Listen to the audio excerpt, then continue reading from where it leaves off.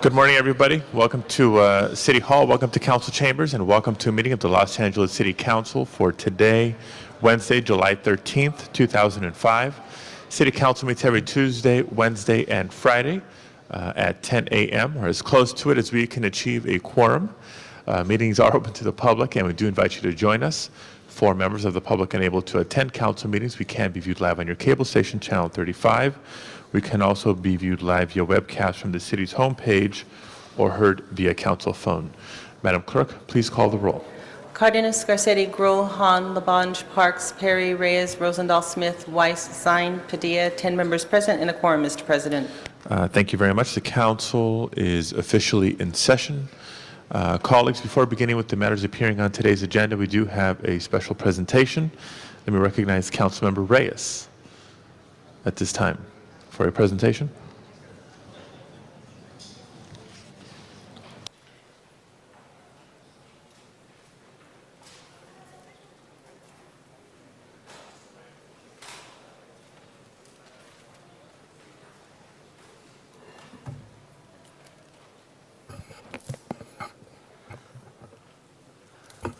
Good morning, colleagues. Muy buenos días.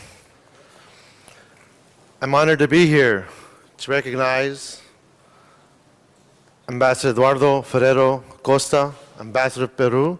Let's please join us. Por favor.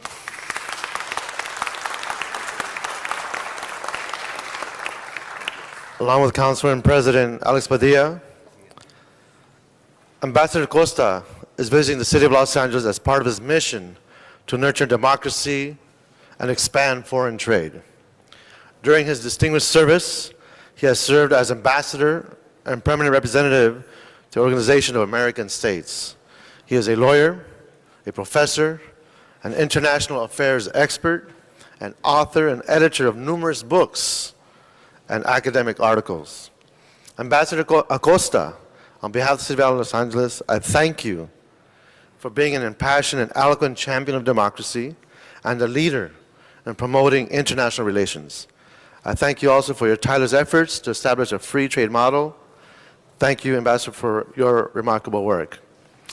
Más brevemente en español, les quiero dar las bienvenidas. Muchas gracias por estar aquí. Yo reconozco que español es el lenguaje de las Américas. Y es un gusto estar aquí con usted compartiendo esta ocasión. Muchas gracias por venir.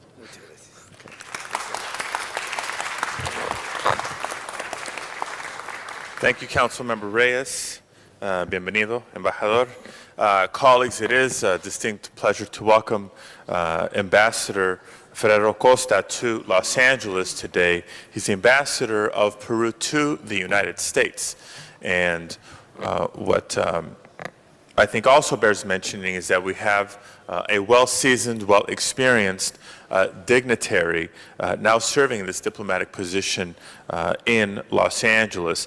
He's been ambassador to the United States since March 31st of this year, but his prior service includes having served as ambassador and permanent representative to the Organization of American States from the years 2001 through 2004, and as Peru's Minister of Foreign Affairs from 1997 and 1998, and Vice President and member of the UN Committee Against Racial Discrimination from 1988 to the year 2000. As Councilmember Reyes mentioned, he has a doctorate in law and has served as both a professor in Peru as well as the United States, having received his education at the Pontificia Universidad Católica de Peru, the University of Wisconsin, and the University of California in San Diego, right here in Southern California. So he's no stranger to Los Angeles, but today comes here in an official capacity. Let's give a warm welcome to Ambassador Eduardo Ferrero Costa.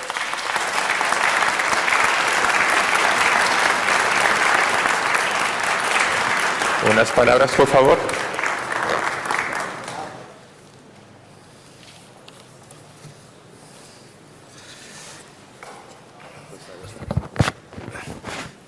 Thank you very much, Chairman of the City Council.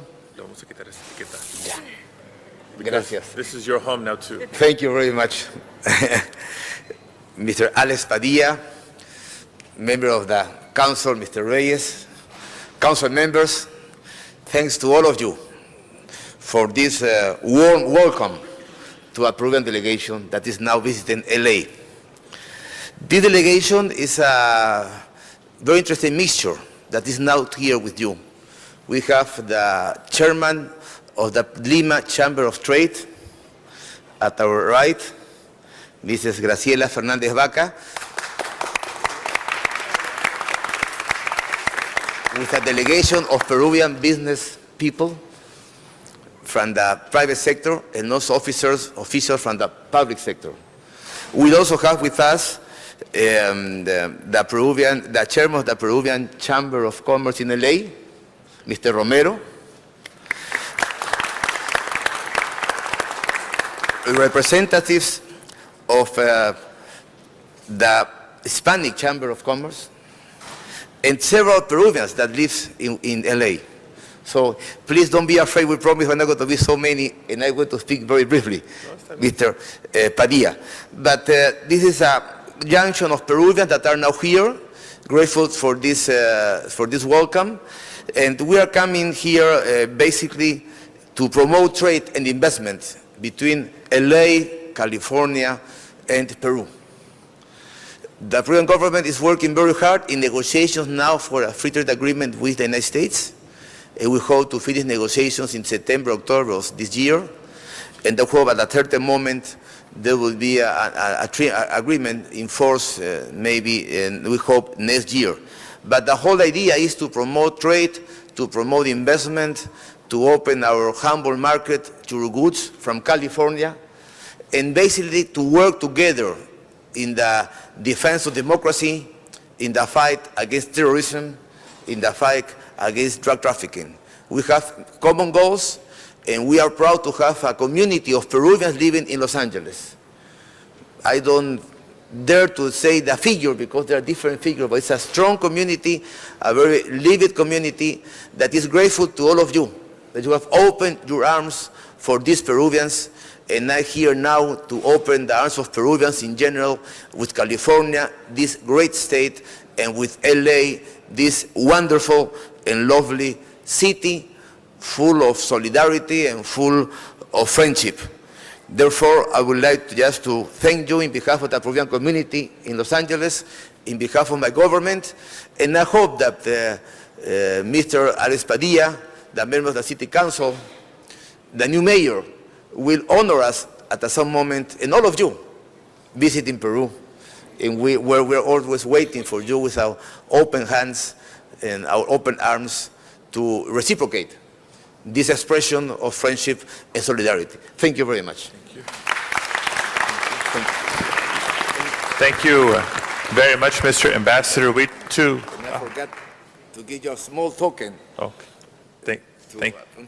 from Peru, and thanks for this certificate of welcome that I will take it always together with me. Thank you very much. Thank you very much for your visit, for your friendship, and I think I speak for the entire council when I say we look forward to reciprocating and visiting Peru. Let me just acknowledge the other members of the delegation who are here. The U.S. and Peru Trade Commerce Commercial Counselor to the United States, Ms. Margaret Hanson-Muse, Mrs. Graciela Fernandez. A round of applause, absolutely. She was introduced earlier, Mrs. Graciela Fernandez Vaca de Valdez, President of the Lima Chamber of Commerce of Peru. Hugo Merida, President and CEO of the Los Angeles Metropolitan Hispanic Chamber of Commerce. Mr. Alberto Massa, General Consul of Peru here in Los Angeles. Bobby Hines, Director of U.S. Commercial Services in Los Angeles. And Mrs. Noelia Pantoja, Foreign Affairs Ministry in Peru. Thank you very much. Thank you, Mr. Padilla. We actually have Councilmember Rosendahl would like to say a few words. I'd just like to say to my friends from Peru, I've had a wonderful time in your great country. I've been to Lima, Los Baños, Cusco, Machu Picchu, and I actually went over on a boat on Lake Titicaca. So it's a great country, and I encourage all Los Angelinos to go to your great country. Thank you. Thank you, Mr. Rosendahl. Thank you very much. And Finally, I would just like to say that always the General Counsel of Peru in Los Angeles, Minister Alberto Maza, is prepared to convince you to go to our country and give you more information. Thank you very much, Mr. Padilla. Thank you very much for your visit today. Madam Clerk, we'll now call the meeting to order. The first order of business, Madam President, is approval of the minutes. Mr. Smith moves and Ms. Perry seconds. Commendatory resolutions for approval. Ms. Perry and Mr. Garcetti move and second that item. On the regular agenda, Madam President, items noticed for public hearing, items 1 through 6 are ordinances relative to street lighting districts, and public hearing was held. And seeing we have no cards, we will go ahead and put those items forward. Madam Clerk, open the roll, close the roll, tabulate the votes. 10 ayes. Next order of business. And the ordinances on those will go over for 1 week to July 20th. Thank you. The next, Sorry. Yes. I thought you just called items 1 through 6. Okay, on Correct. the board it says 1 through 10, so okay, fine, I've got, keep going then. Keep going. the next items are 7, 8, and 9, and they are all street vacations. Okay, seeing no questions on item, we will open the roll. Mr. Weiss, I'm so sorry. If you could hold item 9 on the desk, thank you. We'll hold on item 9 on the desk. And then the instruction on 7 and 8 would be to instruct the city engineer to proceed with the vacation. That will be the order of business then. Then, Madam Clerk, open the roll on those items. Close the roll. Tabulate the votes. 10 ayes. Thank you. The next item, Madam President, is item number 10, and on that item, the applicant consents to a continuance to July 27th. That will be the order of the business. The next items are items for which public hearings have been held, items 11 through 33, and on item number 13, a request from Councilmember Gruhl to continue that matter for 2 weeks to July 27th. Thank you. Any specials? Items number 12 and 33. Okay. Item 14. Item 14. Madam Chair. Ms. Perry? Items 21 and 26. Thank you. Any other, yes. Yes, you said item 15? Or 15 as well? Okay. And just to let council know, on items 11 and 17, the committee reports have been submitted and distributed to council. Okay. So we'll take the balance of the items that have not been called special at this time. Madam Clerk, open the roll, close the roll, tabulate the votes. 10 ayes.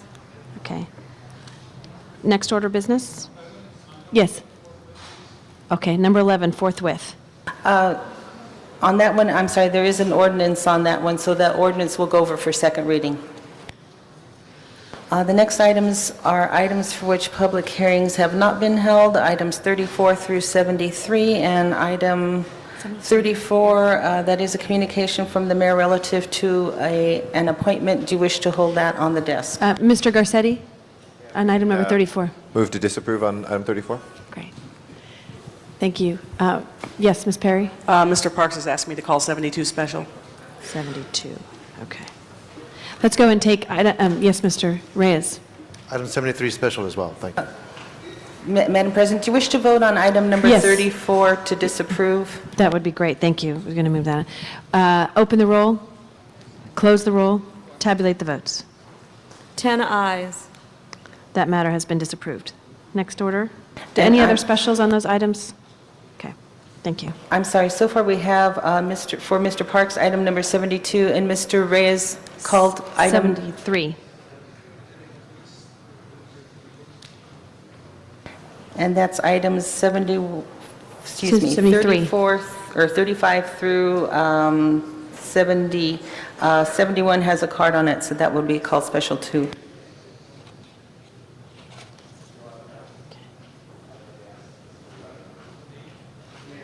He submitted a letter of withdrawing his name.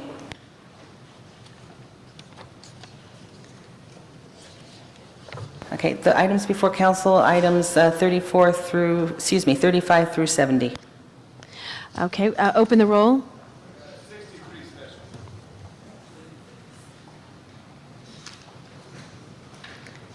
Okay, Madam Clerk, open the roll, close the roll, tabulate the votes. 10 ayes. Those items have been approved. And the ordinances will go over for 1 week. Next item on the continuation agenda is item number 74. Madam President, I'd like to forthwith item 62. Okay, item Item 62. go 74 for it. special. Item 74 has been called special. Okay, that would take council back to the time, this is the time for public comment on items not on council's agenda. And Madam Clerk, are these on the back here? Yeah.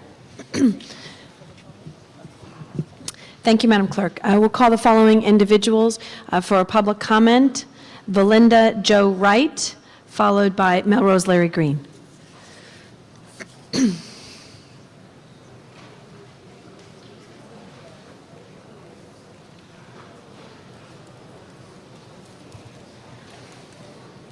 Good morning.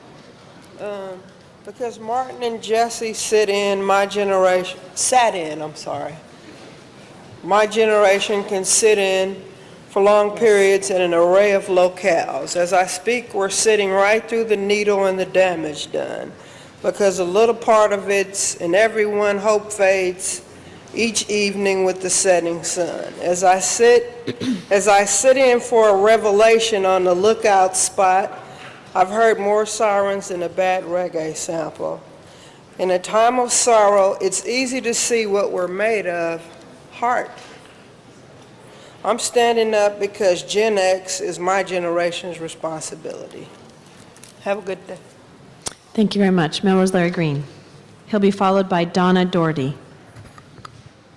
Good morning, everybody. My name is Melrose Larry Green, and I want to start out the meeting by talking. I know at the end of the meetings you have memorials. I don't know what we call it before the adjourning motions. You remember people.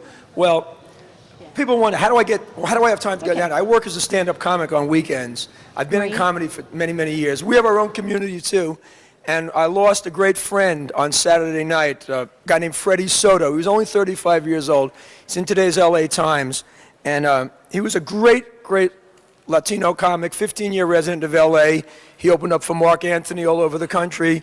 He used to be a limo driver for Richard Pryor, and he was an up-and-coming comic. And I started out with him years ago at the Comedy Store, and I wanted to remember him, and perhaps one of you could mention him during the memorials at the end. I know if you knew Freddie Soto, he was a great. Thank you very much. Secondly, I wanted to say that I couldn't go to yesterday's meeting because I was at the police commission, but I was in the I believe the 7th District on Saturday and Sunday. I went to the ball game, saw Councilman LaBonge there, where the LAPD fought the great game against the reformed gang members, and it was a great experience. And then Sunday, we had about 25,000 people at that event, the Columbian Festival, and it was also in Hanson Dam. And the media only covers the bad things about Lakeview Terrace, but I wish that the media came down to that game on Saturday and on Sunday, where there were 30,000 people celebrating Colombian heritage and Colombian American heritage. I also have good news. I talked to Councilman Garcetti this morning, and he will be the first person of council to ride to work with your councilman. Now, we're going to work out the details. I'm going to talk to his deputy in charge of transportation, but we're going to do it. And what that means is I'm going to go to each one of the 15 districts, and you're going to promote mass transit, you're going to either dash or MTA or Red Rail or Blue Rail with me, Blue Line or Gold Line if you're out in there in Pasadena area, Highland Park area. And we're going to get people out of their cars, and we're going to get them to use the MTA. I left my house at 5 to 8 this morning, and I got downtown at 8:25. I live in the 4th District, the Diamond Silk Stocking District, the beautiful 4th District of Councilman LaBonge. And I got here in 25 minutes, and I walked around. That's how great it was. Had a cup of coffee downstairs. And I also wanted to say one more thing before I'm done. I'm almost done. Alex Padilla's district is beautiful. Hanson Dam is beautiful. I saw Councilman Padilla on Sunday at that event, And the rest of you that worked, I know there's a lot of stuff going on, but I would appreciate it if all of you would make some time to be supportive of your fellow council members. And that event was great. And there were, I ate too much Colombian food. And also, I want to say that we have this new bus on Beverly Boulevard, which I will take on the way home, the 714 from Beverly in Vermont. So this is great. This is great what's going on in LA. My last thing is meet the mayor and meet the councilman. This is what I want to see happen. I told Antonio my idea. In fact, I went up to Mayor Villaraigosa right after he got sworn in, and I gave him a piece of paper with this idea. I would like to have 15 town meetings throughout the city of LA. Meet the mayor and your council person. And at each one of these things, Mayor Villaraigosa would be there, if schedule permitting, and if, for example, in the 4th district, it would be with Councilman Labange, in the 15th district, et cetera, in the 13th with Garcetti, in the 7th with Padilla, because I want everybody in this city to know you wonderful folks. And by the way, I'm not running for anything, in case anybody wonders, not at this time, but I want to tell you, come down to these meetings, get involved. I'm here.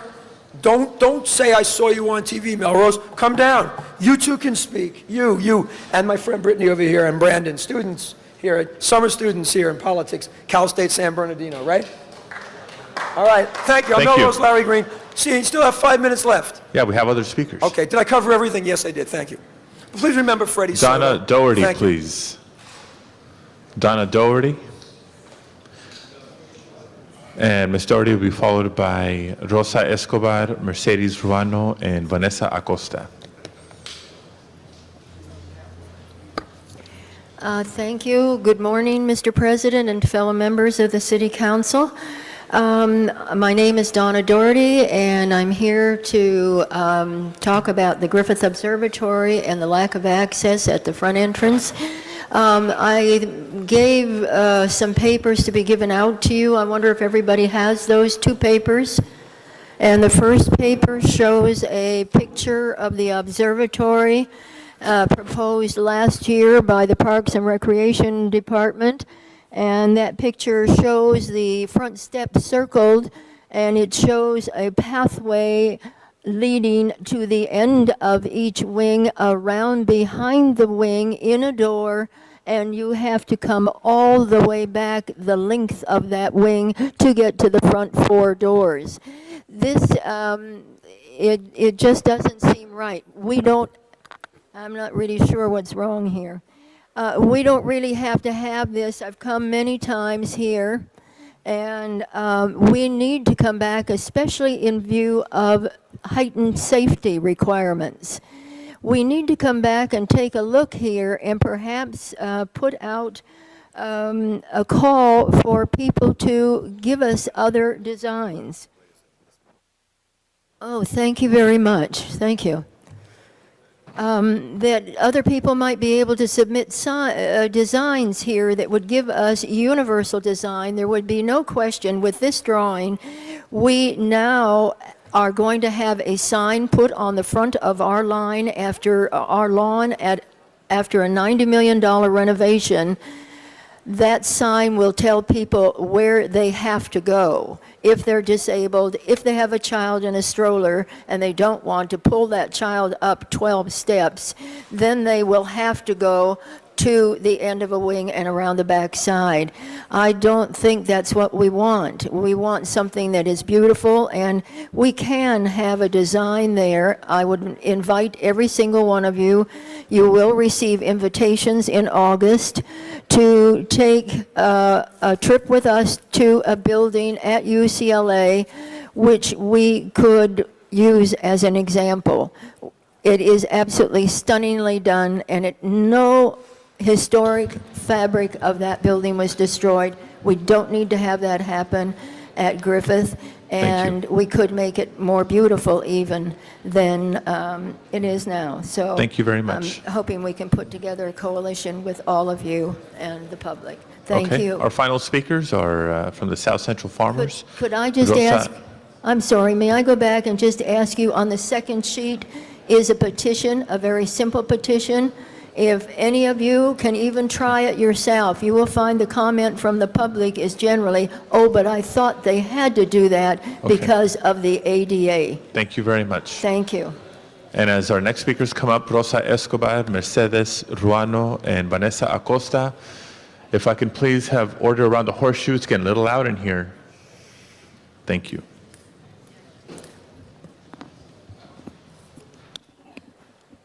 Good morning, Council. My name is Vanessa Acosta, and I am here. I am a friend of the South Central Farmers, and I am here to support them in their plight to save their garden. Today, the South Central Farmers are asking the City Council to please take this current issue and use it as an opportunity to take a stand and to take the responsibility to help the 300 family of farmers who will be displaced within 3 months. That is if the Supreme Court rules against the South Central Farmers. The South Central Farmers keeping the present 14 acres on 41st Street between Long Beach and Alameda Streets in Los Angeles, in South Los Angeles. We asked Jan Perry to hear these families. They each have something to say. Okay. These 14 acres of land that these 300 families have grown food for their families and other families who live nearby is an industrial area. This area will be used as a storage facility by a development firm called Alameda-Barber Investments Company and Ralph Horowitz and Jacob Liebau. These 300 families are requesting the City Council and Ms. Jan Perry to please work closely with these families to help relocate them. Their primary goal is to create an urban garden where they can continue to grow their food, which supplements their very low income families. The food that they grow are very nutritional, and they also feed the local community. Besides the families that are inside, there's a lot of communities that are in worse conditions than the families that own the plots. They also continue to have educational programs for each other. I have learned from them, as I also am responsible for the Southwest Museum's ethnobotanical garden that grows native plants that provide foods and medicinal uses. And these plants and trees that the Native American use as tools and utilitarian items in their everyday living lives. The majority of the South Central farmers are immigrants from Mexico, Central America, Russia, and Asia. They each bring with them a cultural, traditional uniqueness that they share with each other and their neighbors. They are all asking for another plot of land equal to or larger so they can continue to feed their families and other community families. They provide nutritional programs for each other and encourage each other to take outside classes, for example, the Master Garden program offered at Cal State LA. These families are asking, they are asking that these families come from a society known how to take care of themselves and deal with their issues. So they are actually standing here, and I'll let them each tell them their story. Okay, thank you. And if we can ask them to keep it to about 1 minute, please.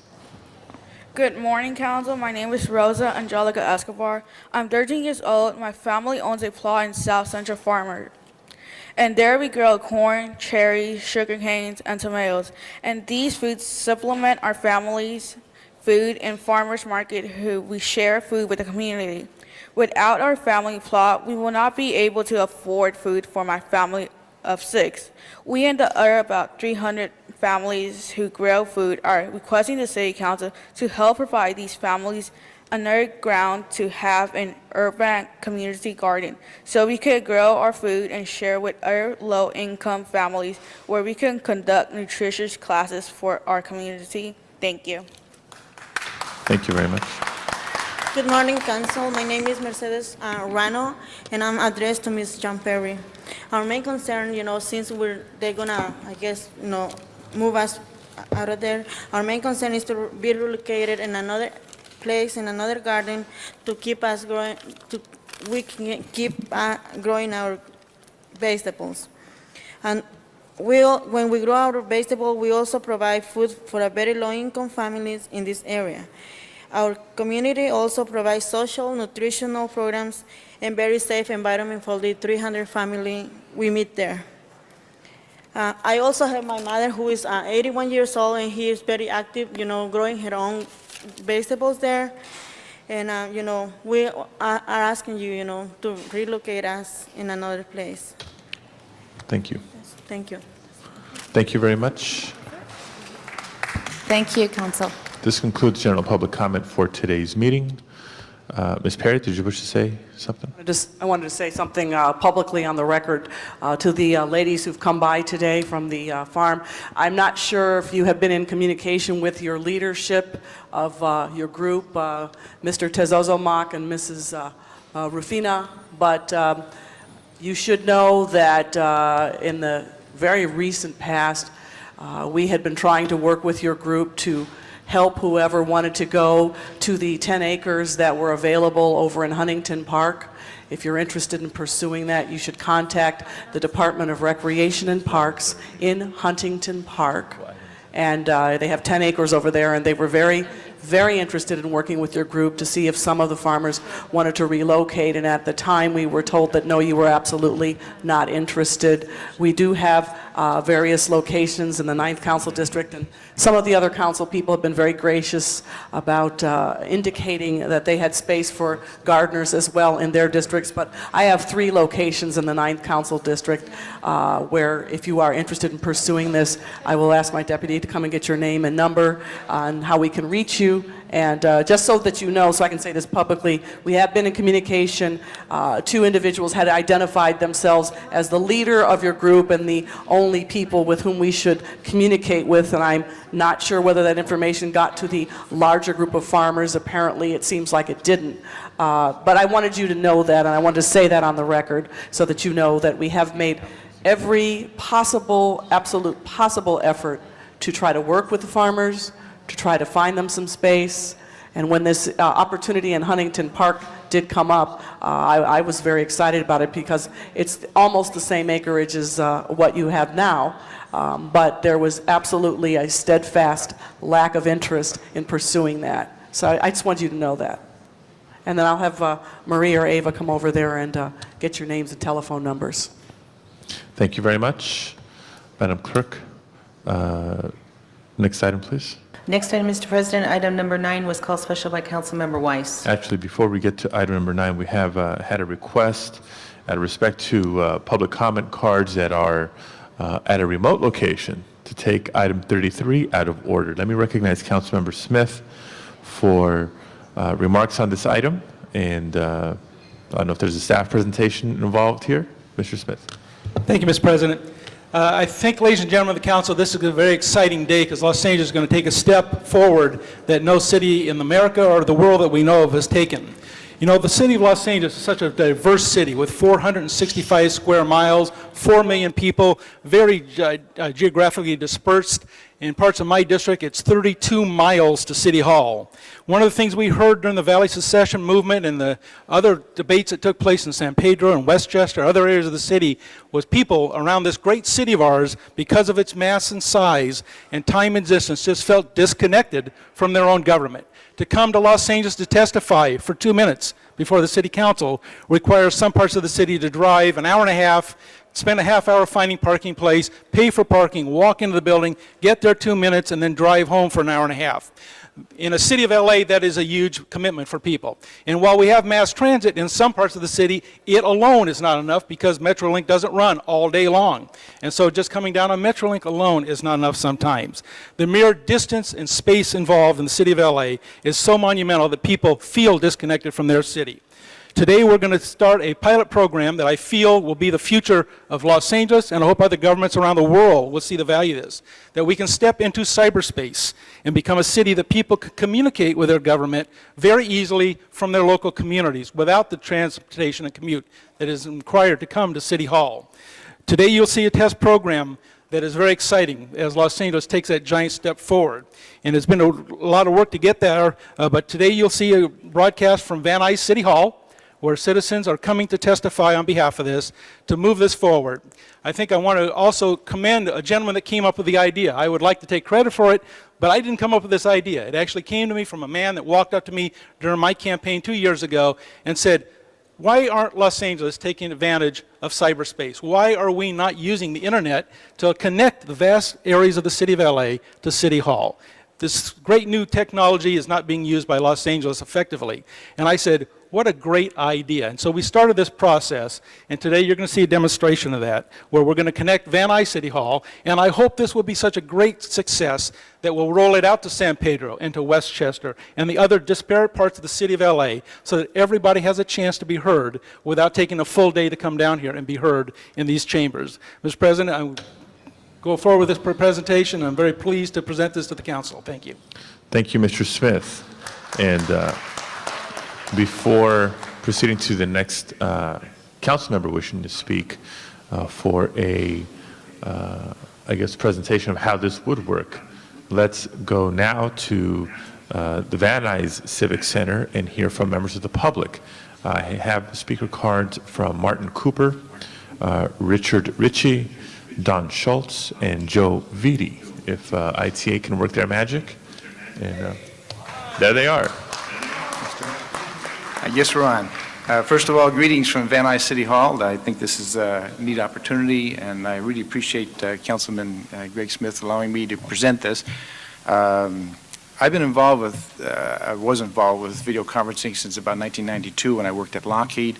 Your name, sir? We had a saying. My name is Rich Ricci. I'm sorry. All right. We had a saying at Lockheed that the communication decreases by the square of the distance of the communicating people. Here in the valley, we're a long way from City Hall. It's very difficult for us to communicate with the downtown, and I think this technology will help that. As Councilman Smith mentioned, I mentioned this to him about 2 years ago in his campaign at a neighborhood meeting in Chatsworth, and I was very surprised when I met him again at the inaugurating of our new library in Chatsworth a few months ago, and he told me that they were going to introduce this and he wanted me to speak here. I'd just like to say that this technology has great potential. To go down to City Hall for us in the Valley, particularly in the Chatsworth area, is literally an all-day operation, and we're never sure whether things are going to happen or not for us. It's hard for us to park and so forth. This gives us an opportunity in a close environment, only 20 minutes or 15 minutes from home, to be able to talk to you. It'll take a while to work out the bugs, I'm sure, but the protocols and all will work, and I think this is a great advantage for the city, particularly for city unity, and I know that's a thing that a mayor wants today, is more unity in the city, and I think this will do a good job. Thank you very much. I appreciate being able to talk to you. Bye-bye. Next speaker, please.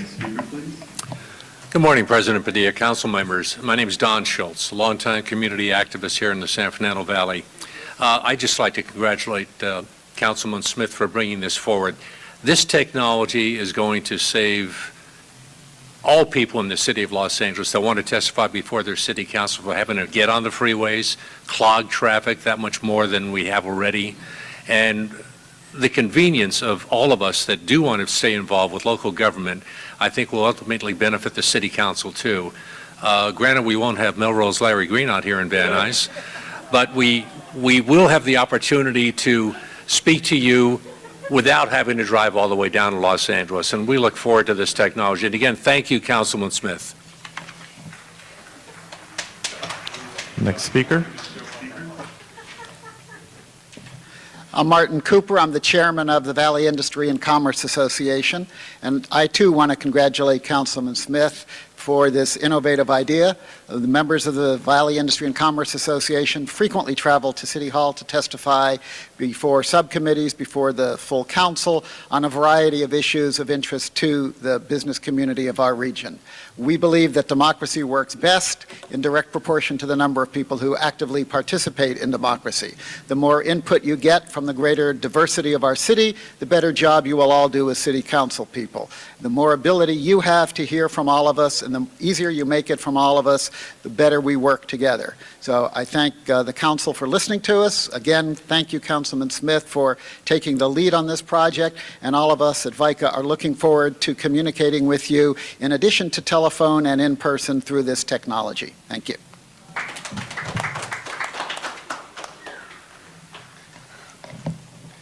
Good morning, council members. Good morning, council members. My name is Joe Vitti. I'm president of Valley Vote, and I'm pleased to speak to you today using this exciting new video conferencing system.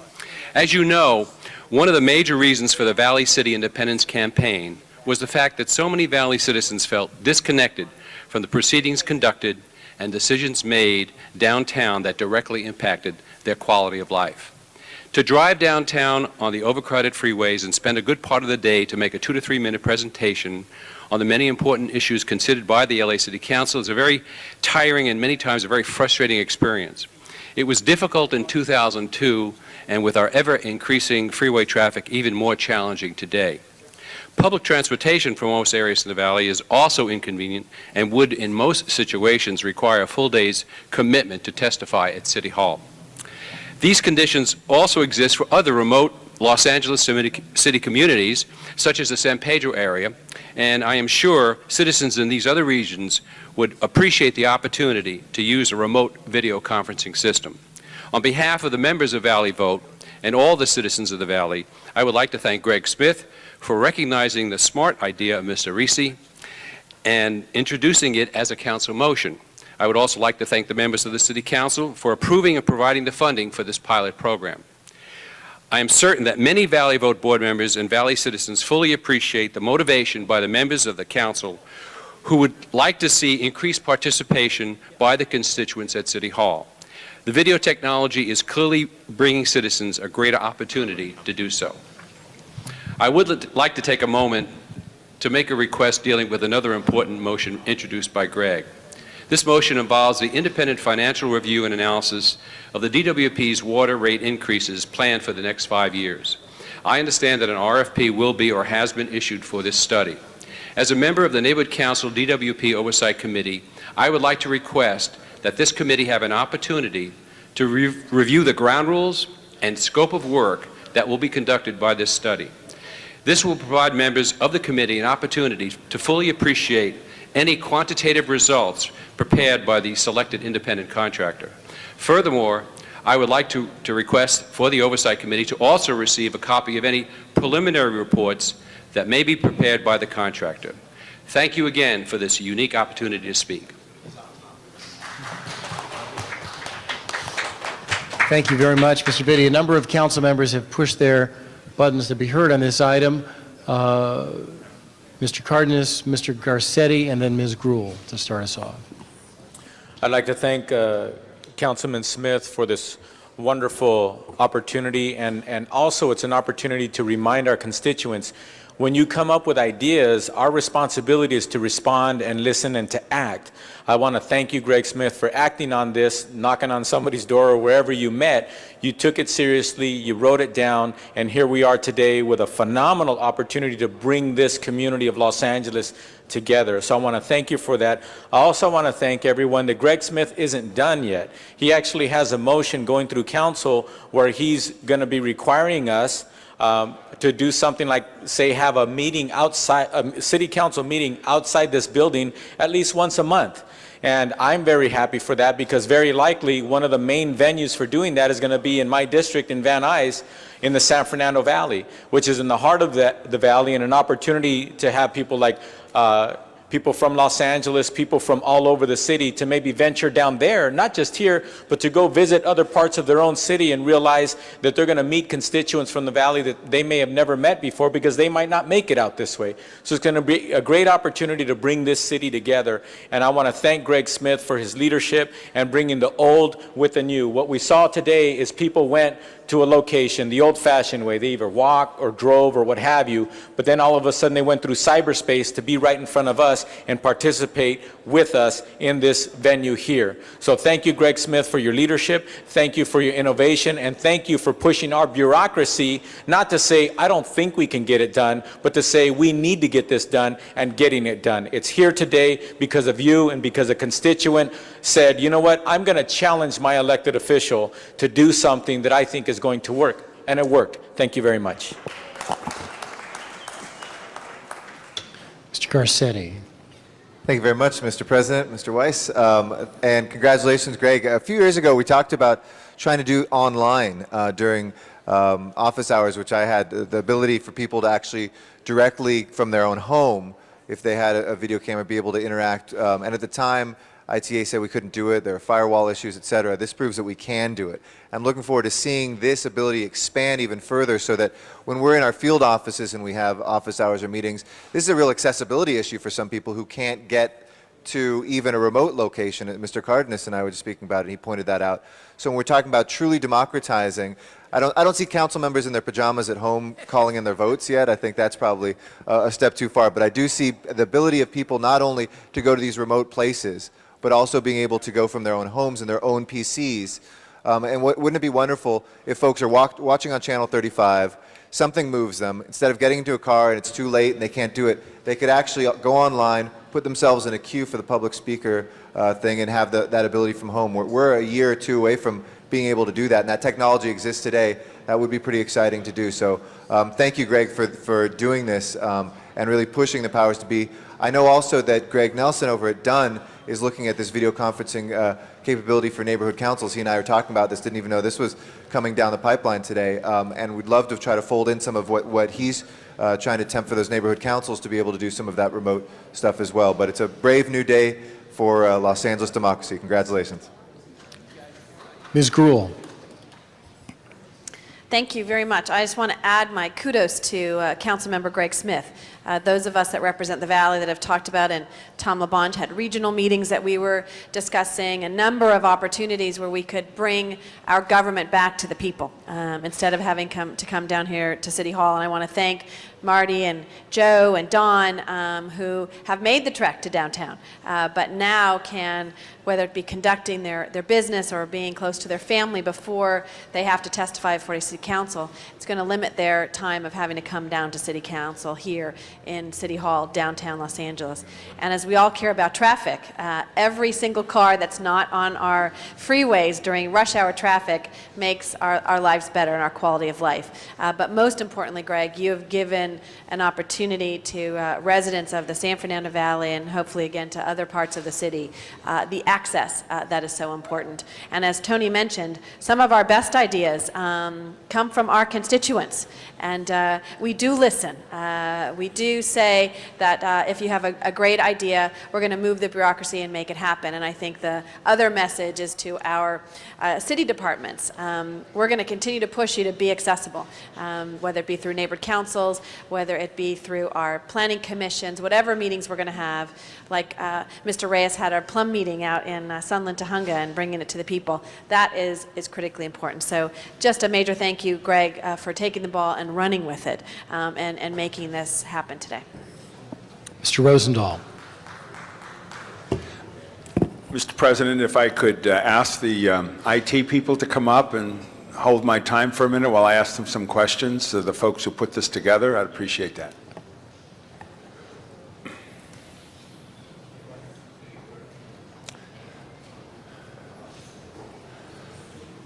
Campen Joe, Assistant General Manager, Information Technology Agency.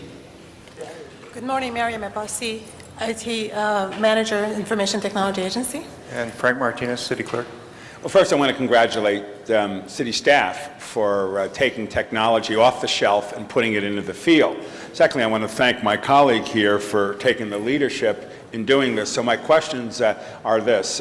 Simply, what did you do to accomplish this, and how far can we go down the road? Because ideally, I would like to have my Westchester office have that, my West LA office have that, something in Venice. I have all these distinct communities, and there are committee meetings that I would like to also be able to get people online. When I was a candidate just a little bit ago, my constituents brought this up, and we were very interactive with our website and with the technology of the internet. And I can also vision some of the cable company studios being used. How do we tie it all together to bring government to all parts of the city? But thank you first for what you've done.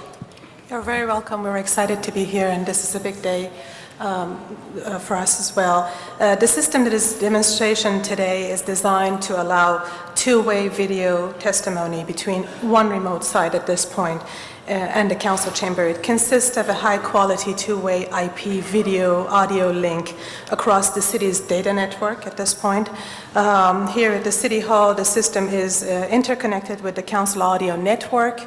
and the Channel 35 video system, and is broadcast on LA City View Channel 35. We do envision working with a number of different infrastructure that it is available to the City of Los Angeles to expand this beyond the one remote site. So what Ms. Sabasi is describing is a specific implementation of what we did for this this pilot. But like Councilmember Garcetti said, there are, from a technology standpoint, the technology is in place to do this, and there are many alternatives that we're looking at. So as we go forward with the recommendations as far as expanding the pilot, we will be evaluating all the different options, finding out what is the best implementation of this technology for the city. I think also in terms of beyond the technology is the logistical and operational support required to expand this program. And we're trying to look at a model that's kind of a self-service model, like going up to an ATM machine and being able to conduct business. So we'll have to see during this pilot program if that's feasible, how much staff support's required on a regular basis. So that's part of the pilot program here. Do you have a timetable going forward and bringing the ideas back to us for our consideration? What we're recommending is, in 60 days, to go ahead and expand this pilot and come back and sit down with the council members, with city clerk, to determine if there are any more requirements beyond of what we understand right now. There are some details as far as the facilities, security questions that we have, staffing, like Mr. Martinez had mentioned also. So there are some details that we need to come up with as far as coming in with the solution, costing, and those sort of things. Well, I just again want to thank you very much for what you've started here. I see it as a new beginning and a new day to bring our great city together, and thank you so much, and my colleague for providing the leadership. Thank you. Mr. Reyes. Thank you, Council President. I also rise to thank my colleague for the great work, bringing us to this threshold, and yourselves for having the capacity to actually put it together and getting it to this level, and Roger Fernandez, who's our liaison, and his work. And I mentioned him because Greg Smith said he was an integral piece of this process. I want to thank him as well. Colleagues and folks here at the table, for me, the issue of democracy and connecting is not only an issue of distance, but it's also an issue of time. The majority of folks in my district are working 2 jobs. Majority of them do have 2 adults working in the same household.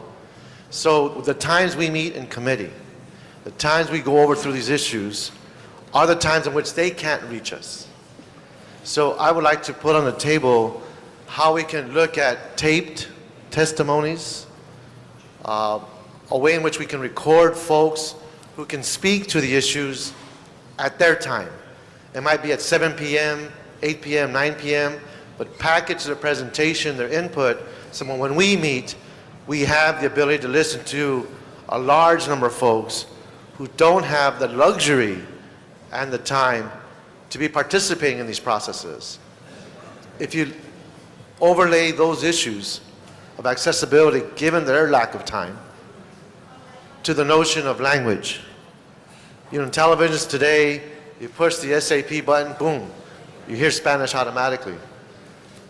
We have the challenge of being an international city, which I think is an opportunity. So then how do you look at the South Pacific Islands, the Southeast Asian countries? How do you look at the Americas, Western Hemisphere? Majority of the language in North and Southern Hemisphere is Spanish. As an international city, we should allow those communities to converse with us. So that becomes another issue of communication, understanding, consensus building. And last but not least is the notion of democracy. When we look at people who vote, our poor turnouts during our voting times is a reflection of their disconnection to us. If we can achieve these goals with these issues that talk about the luxury of time and giving access to them at their moments in which they can actually engage us, which is during the times when they're not working, I strongly feel we would have a different sense of confidence and participation in the democratic process when they vote. Because now their voice means something. We can actually hear them and see them in their respective languages. So I thank you for this. I know we've gone a long way just connecting physically, but now we should start thinking about how we can become more inclusive with the issue of time, and those in the city, the majority being working people who don't have the luxury to connect, and we can give them that opportunity. We're going to take this very, very far, and I thank you for your hard work. Mr. Padilla. Thank you, Mr. Chair, and thank you and congratulations to Councilmember Smith again for championing the idea, for being honest about not having been the one to originate the idea, but carrying it this far, and I think we're just about there. Today was a wonderful example of how it can work in the future. I know we have a few outstanding issues in Kings to work out. And colleagues, I want to join the chorus of people saying how great this is. Because it is a sign of the times, it is taking advantage of technology that now exists, and it is a sign of embracing new ways of enfranchising people and allowing people to participate in the civic process. Want to thank our technical folks who have figured out how to make the physical connections to make this possible. But now I get to feel like the old man in the group and ask questions not in opposition, but just to show you how, the ideas that seem simple and easy are usually more complicated than what they really are. So separate and apart from the technical questions of, what else we can do with it, how else we can expand it, in addition to the questions that Mr. Reyes talked about, how do we give people who can't even take advantage of this technology an opportunity to come? Here's what my concerns are.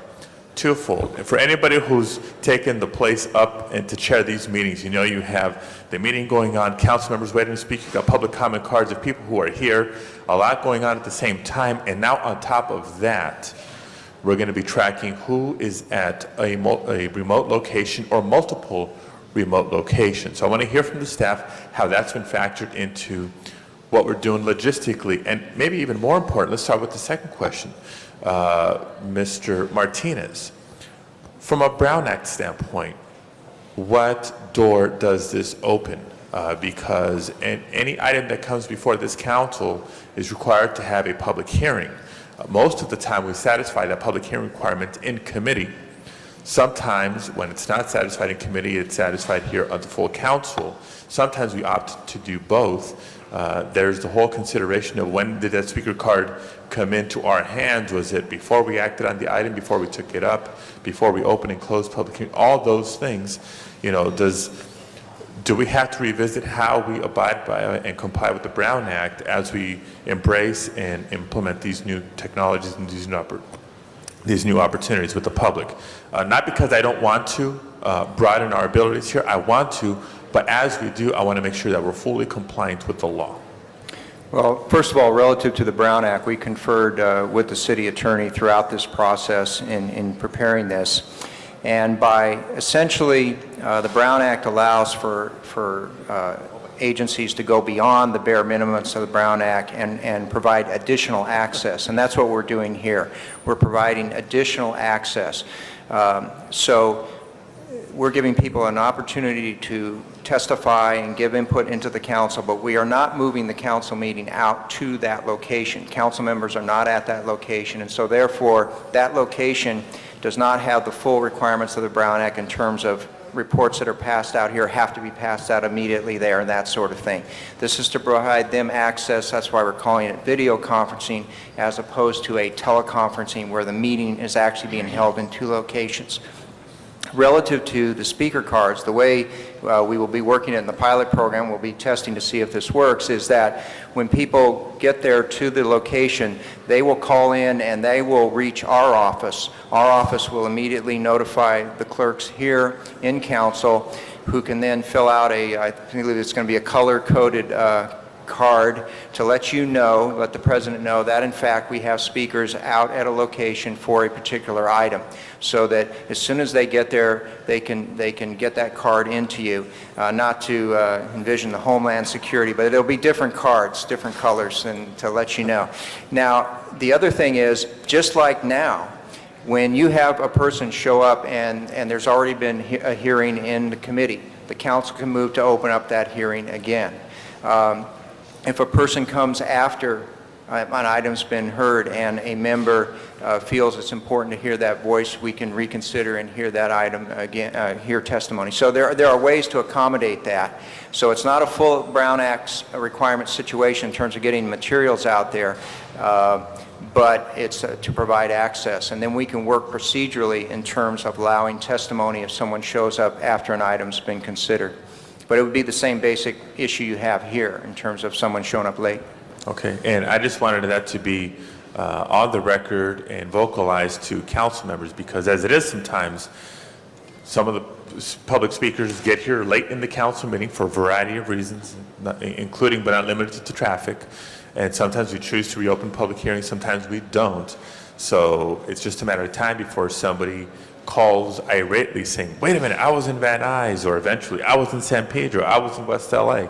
I had my speaker card, but you all had finished with the item and didn't want to reopen the public comment period. We can choose to, and we can choose not to, because agendas tend not to be light and fluffy around here most of the time. So just, again, to put my questions and concerns on the table about Brown Act compliance, what doors or Pandora's box it may open as we venture into this new era with these new technologies. But other than that, great ideas. We're committed to working with you, Mr. Smith, to make this dream a reality, and we're almost there.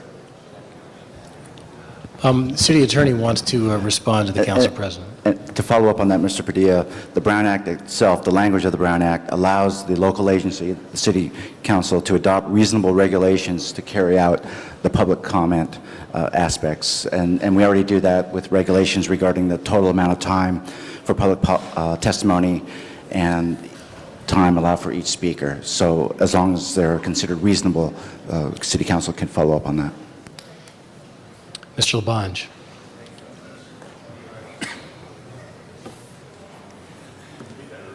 Is the, did I hear that from Mr. Padilla? I did. Is the teleconferencing still going on right now, or is it over with? Yes. So is Joe Vitti, if you could bring him back up if I had a question? What if we had a question? If they're still there. So, Yes, you can establish the connection. Joe, can you see me, Joe? No. And my question on this too is I think it's very important. Hi, Tom. Hey, Joe, are you there? Yeah, I'm here. Can you hear me? No, loud and clear. Good. Can you hear me now? Good. I didn't know you wear glasses, Joe, and I guess the lighting's better. Well. All right. What time did you leave your home, and how soon did you get to the city facility? You know what's interesting is that I'm going to be able to make a 12 o'clock meeting here in the Valley, which I wouldn't have been able to do if I wanted to come down and testify about that DWP request I'm asking for. So that's an example of the convenience of having it here in Van Nuys. It's great, and I'm looking forward to using it more often and getting down and having a say on various issues, and I'm very excited about this. Good. Well, thank you very much. You look good in a beautiful backdrop of the Van Nuys City Hall there. Yes. Thank you. Yes. Mr. Clerk, what I want to do, and let me just ask our Frank Martinez a couple of questions, and staff as well. We could, with this, we could do it anywhere. We could go out to a public park and get this information. We go anywhere. I think we should, and I know some members are anxious to try to expand this as much as possible. I do believe it should be structured in the sense of the regional city halls that are in Los Angeles, be it the Van Nuys City Hall, be it the West Los Angeles Municipal Building, be it the Westchester Municipal Building, be it the Wilmington or the San Pedro City Hall, the Eagle Rock City Hall, the Hollywood City Hall, so that you have some structure to it, because with technology, you could absolutely go anywhere. I remember when I started with this city 30 years ago, they had film cameras, and if the council members talked, you know, they knew if they didn't want to be on film for whatever reason, they kept talking, because by a certain point they had to leave to go process the film, cut and edit it. Now a truck could pull up here on Spring Street, run a cable through the window, and you're live immediately on that. So the technology is there, but I think there should be some structure. And then as far as scheduling matters, if a multiple of regional matters, I'm a big believer in regional government, if a multiple of regional issues could be put on that issue and then people directed to it, because there may be can this be done at 4 different sites at once or 7 different sites at once? Well, I think Within ultimately, the limits? if you put the technology infrastructure in place, yes, you could do that. And obviously, we could work with the chairs of committees and the council president's office in terms of agendizing items that make sense and grouping them together and things of that nature. But that's all part of the committee process and the council president's process in terms of moving things through the council in an expedited fashion. And the council maybe should make a decision, because let's say in my district and Mr. Garcetti's district, which is transit friendly because it's in the core of the city, which has a subway, which has a bus line, Larry Green, the 708 on Beverly, 714 on Beverly got you here in 15 minutes. Maybe we don't want to, we want to go to where it's most difficult.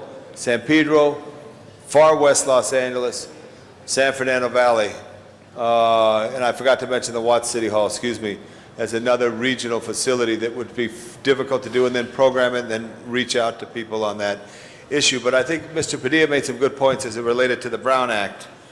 And I didn't realize I'm 24 seconds over, Mr. President. So I think this is all going to come back to us again. We'll have another shot, but let's structure it and try to help it. Lastly, I just want to credit, remember 30 years ago again, one of the first meetings I went to, Herschel Rosenthal was the state assemblyman at the time, how technology changed. Mr. Smith, when I had something to talk to the assemblyman about, he reached in his back pocket and gave me a postcard. Today, Mr. Smith, you brought to us technology through the satellites, through the universe. So how far it's come from a postcard that a politician would put in his back pocket to you listening to someone coming up with this idea. I really credit you on that. Great. Congratulations. Thank you, Mr. President. Okay, we have three more speakers, Mr. Cardenas, Mr. Padilla, and then Mr. Smith to close. Mr. Cardenas, you're up.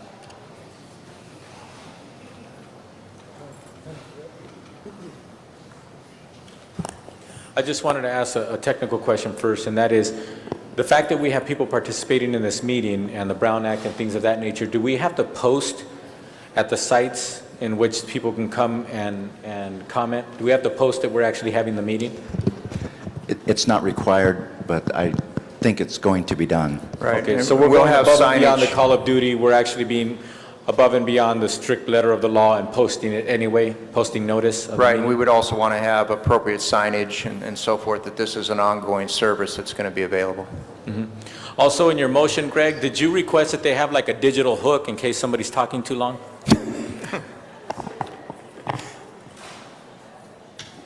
Mr. Padilla. Thank you, Mr. Chair. Just one specific area with a couple of follow-up questions, something along the lines of what Mr. Reyes was talking about. He asked specifically about broadening this to allow people to maybe tape messages on their own time and having that be incorporated as part of the public comment component, right? If I understood that correctly? Is that your understanding? Yes. Yeah. Okay. Now, council members, any of you get letters urging you to vote for or against items that sometimes come before us? Sometimes? You ever get a videotape, maybe on an issue to help educate you before you vote, or on a planning item, here's pictures and stills of traffic in an area? So when Mr. Reyes was asking that question about pre-videotaped public testimony, there seems to be a fine line between what already happens. I mean, people can send us videotapes, people can send us letters, people can send us pictures of things to consider before we vote on items. Now we're taking a small but significant step towards asking the question, should we be required to have read those letters, viewed those videotapes, seen all those pictures before we come in here and take up those items? Because I can easily see this as 1,000 videotapes, a minute each, for every single item on the agenda. And going back to what the city attorney said, what's a reasonable expectation of how much we're forced to read and watch versus, okay, I have a sense for both sides of the argument now, and that's enough. So I just want to, again, put that on the table as Mr. Reyes requested that report back, remind all of our colleagues that our constituents can already today send us letters telling us what they think about issues that are before us, send us pictures, send us messages on video. They can already do that. We're not opening the door in that sense is something completely new. The only difference being, from a legal standpoint, how much we're going to be additionally required to have taken in. Right, and I think if we would obviously have to confer with the city attorney too, but if we take the step where we're creating the infrastructure, we're creating the meeting and the infrastructure or the opportunity to do that taping, that's a different activity than an individual taking it upon themselves, and that would be the step that we would have to look at.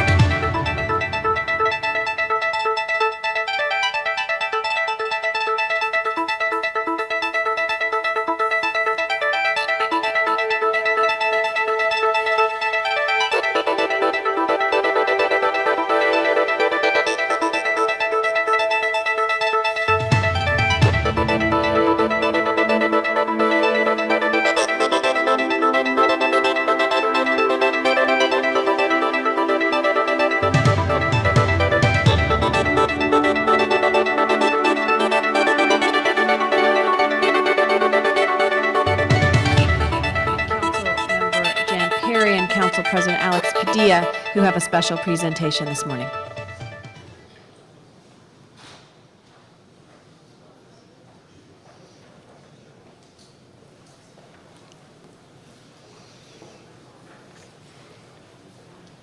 Which should begin momentarily.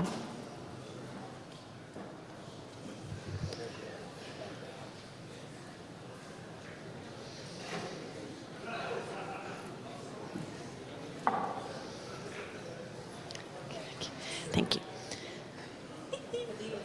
I saw that. It's a stretch. Okay. So, is anyone's birthday today? We have a special visitor today, a special clown.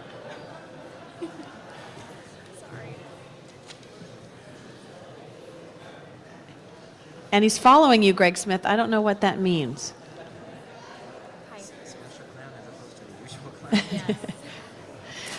Colleagues, your patience. We'll begin in just a moment.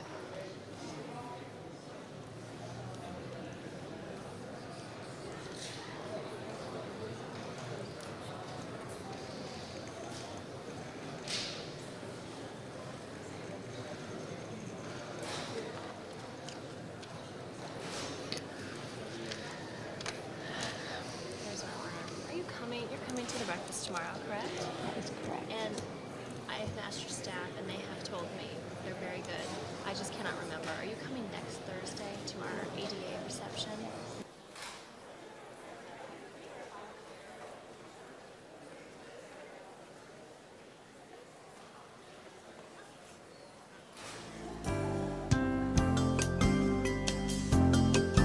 Colleagues, as we're waiting for the presentation, does anyone have any announcements they'd like to make this morning about events we're having this weekend?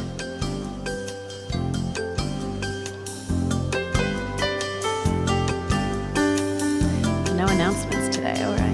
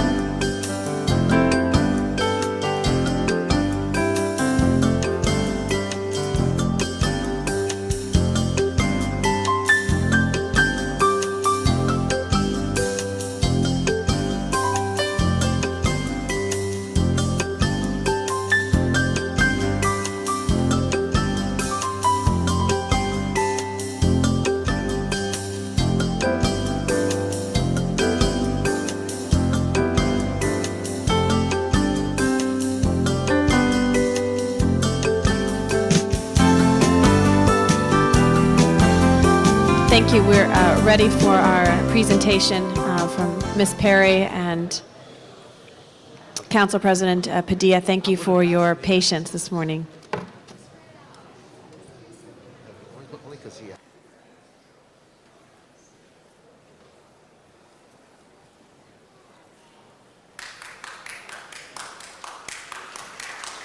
We're also joined this morning by our Mayor, Antonio Villaraigosa.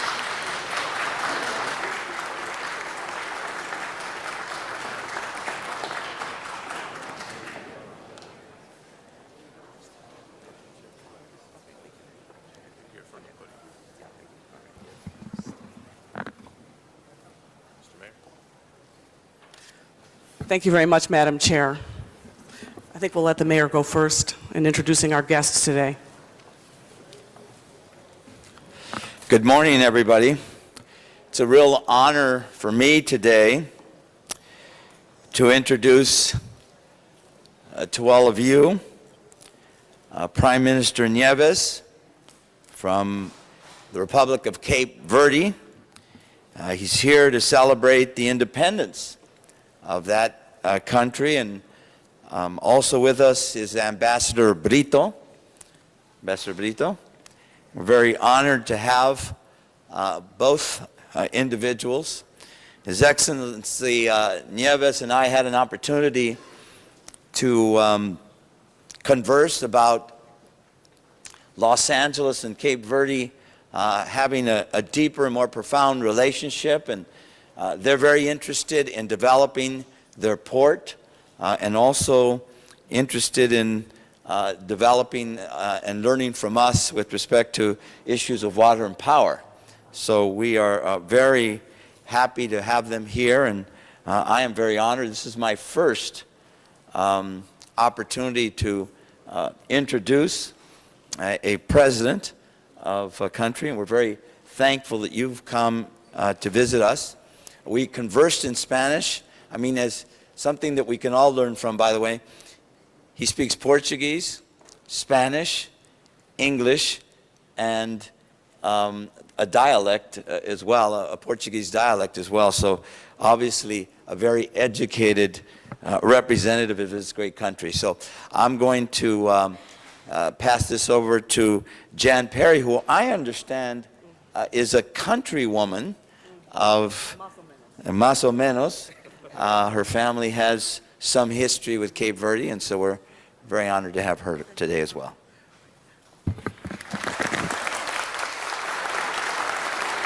Thank you very much, Mr. Mayor. And it's an honor to make this presentation this morning along with my Council President, Alex Padilla, to the Honorable Prime Minister of Cape Verde, Jose Maria Nieves.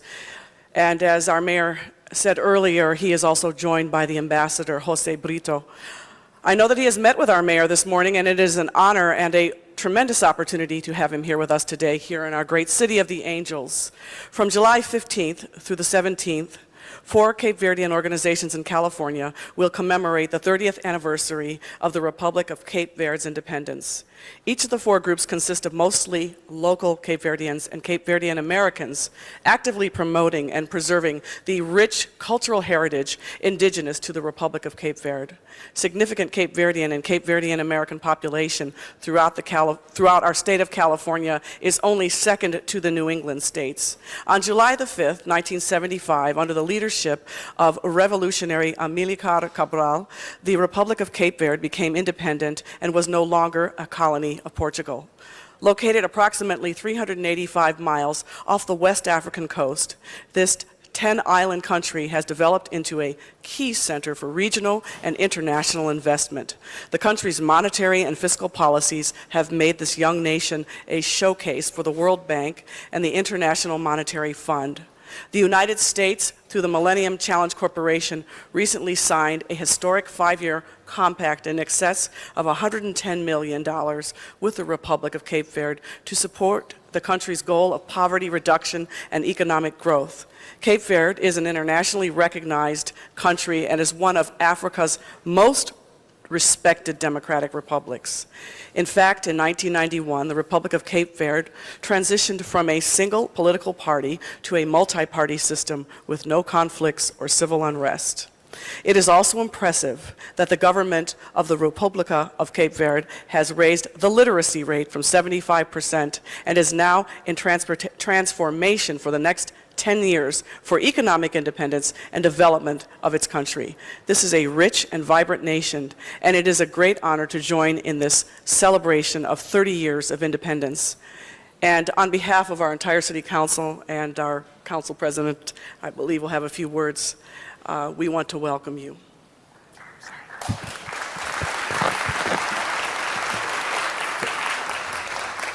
Thank you, Ms. Perry, and welcome, Mr. Prime Minister. It's an honor for all of us here in Los Angeles to receive you.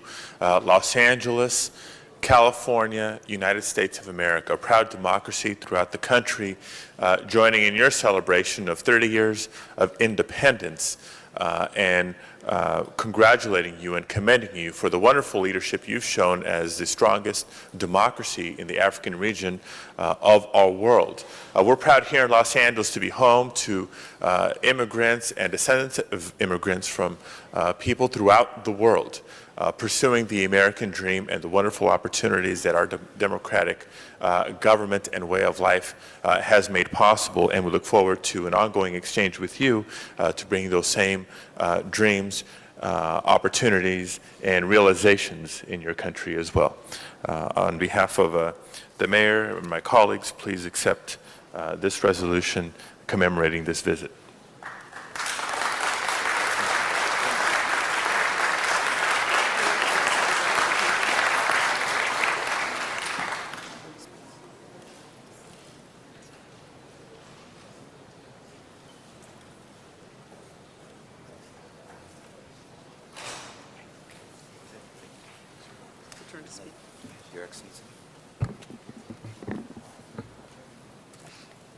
I speak in Portuguese.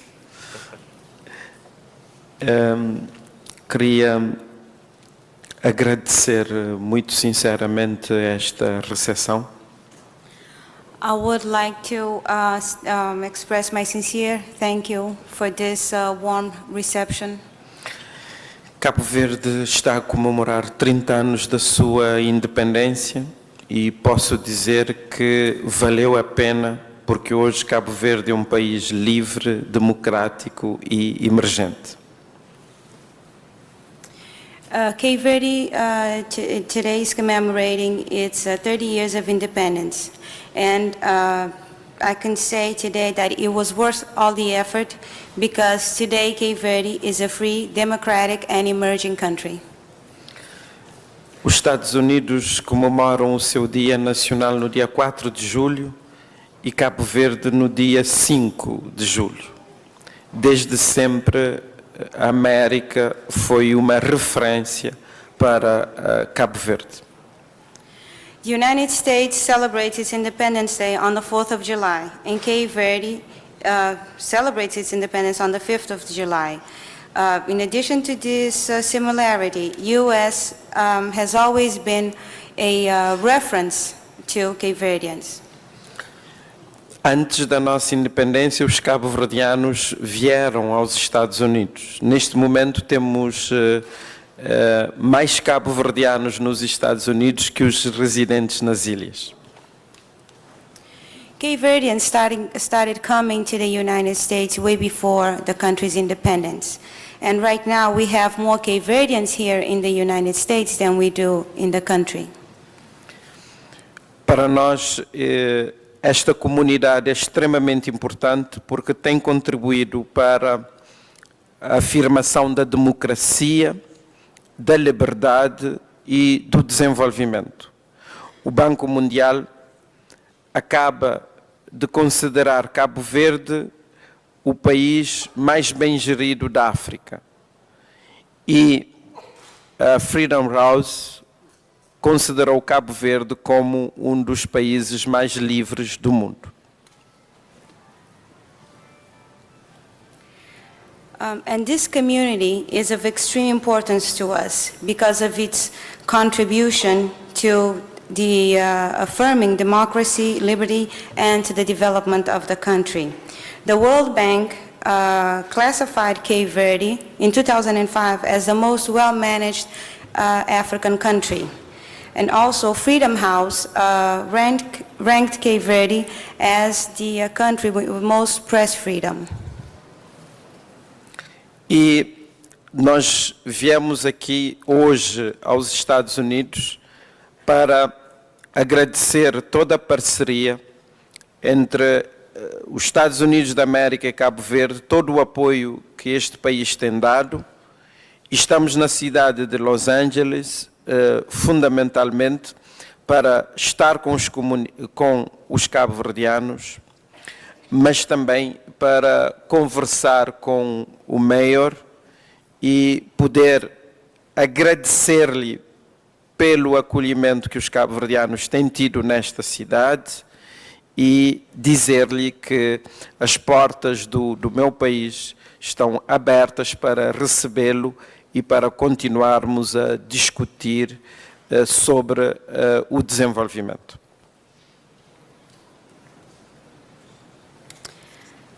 We're here today to thank for the existing partnership between the United States and Cape Verde, and to thank America and its citizens for all the support they have provided to Cape Verde. Here in Los Angeles, we're here to be with our Cape Verdean citizens, but also to establish a first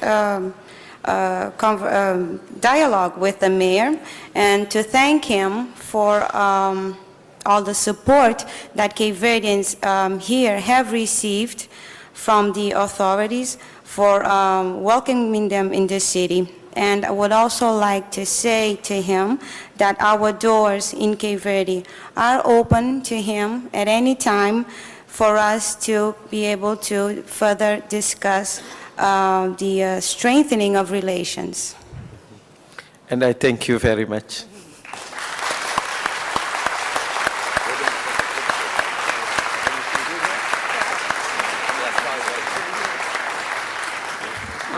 Colleagues, if you would join us around the table for a picture, and also want to make sure to mention we have a resolution as well to present to Ambassador Jose Brito, who's arranged this visit.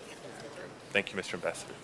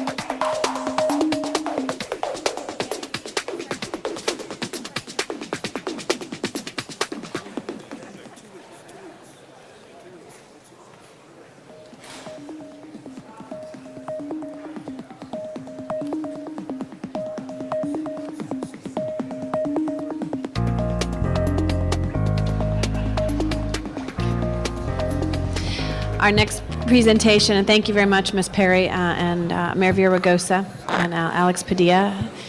Ed, we'd love to have you make your next presentation. Thank you, Council President, and allow me to move in this order while Councilman Perry takes the ceremonial photos. I'd like to take this opportunity to honor Los Angeles Police Department Captain Kyle B. Jackson for providing more than 27 years of honorable and distinguished service to the people of the City of Los Angeles and the Los Angeles Police Department. During his service, Captain Jackson has been assigned to a wide variety of duties, ranging from patrol officer to his current assignment as the commanding officer, Robbery Homicide Division, which directs a group of detectives responsible for investigating homicides, bank robberies, other selected robberies, extortions, sex crimes, and kidnappings. Captain Jackson has held the position of commanding officer for more than 14 years. He was commanding officer of the Southwest Community Police Station, where he reduced major crime to the lowest rate in the City of Los Angeles. Captain Jackson has also served as Northeast Community Police Station, where he reduced crime for 3 years. At the Burglary Auto Theft Division, he increased arrests 200%, 200%. And the Devonshire Detective Division, he assisted the division in attaining the highest clearance rate in the city of Los Angeles. And all of these assignments, Captain Jackson proved to be a focused leader with a vision. He has accomplished many great things in all his assignments. Because of his extensive knowledge, experience, and leadership, he has been assigned to the highly coveted and prestigious Robbery Homicide Division. He has received commendations from various members of the city's diverse communities and from members within the department. Captain Kyle Jackson, the Los Angeles City Council honors you for your dedicated service, ability to investigate complicated cases, outstanding accomplishments in the field of law enforcement, and your positive impact on the morale of your fellow officers and the LA Police Department. On behalf of the people of the city of Los Angeles, you are to be commended for outstanding service, dedication, and leadership in making the city of LA a safer place to live, work, and recreate. Colleagues, I can tell you, for the years that I've been council member and staff in District 1, Captain Jackson has been a gentleman. He approaches people with the utmost respect, has been able to deliver a very professional program in dealing with communities, no matter the stress level. I've seen him work with our youth, our recruits, early in the Saturday mornings, a gym full of young people, and he leads and establishes a sense of order and commitment that is incomparable. So with that, Captain Jackson, thank you so much for your great service. Continued good luck, and for all your efforts, thank you so much.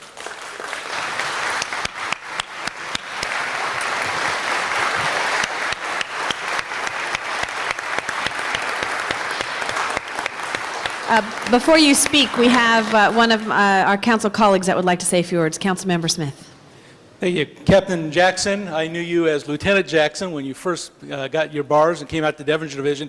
I don't know if people understand, but what Lieutenant Jackson did when he was at Devonshire Division was create a program called the VST, the Volunteer Surveillance Team, which is now run throughout all the departments of the city of Los Angeles, but also got recognition on, I think it was CBS and on Newsweek magazine as one of the most outstanding volunteer programs in the country, bringing people into the police department.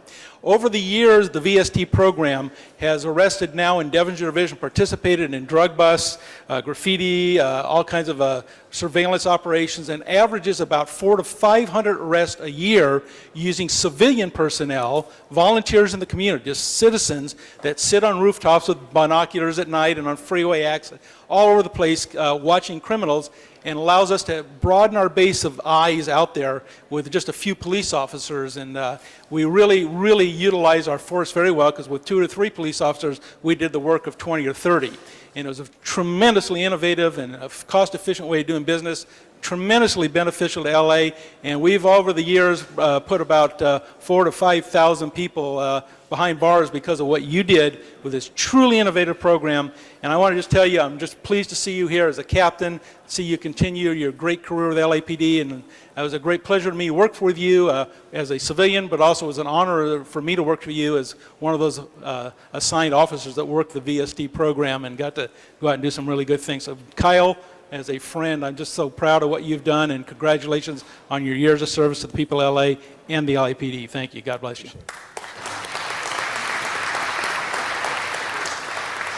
Captain Jackson, please. Oh, I'm sorry.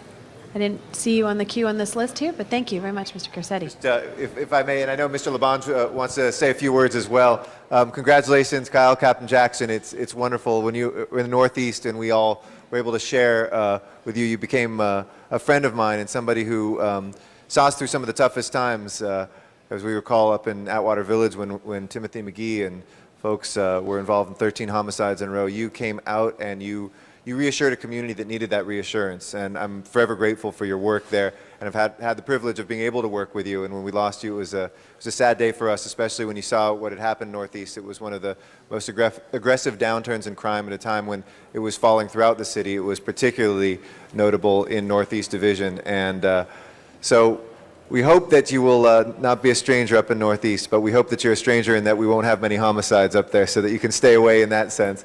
But congratulations on what you've been doing. We look forward to seeing you throughout your career continue to rise, and thank you for being such a great friend of the community and a friend to me too. Thanks, Kyle.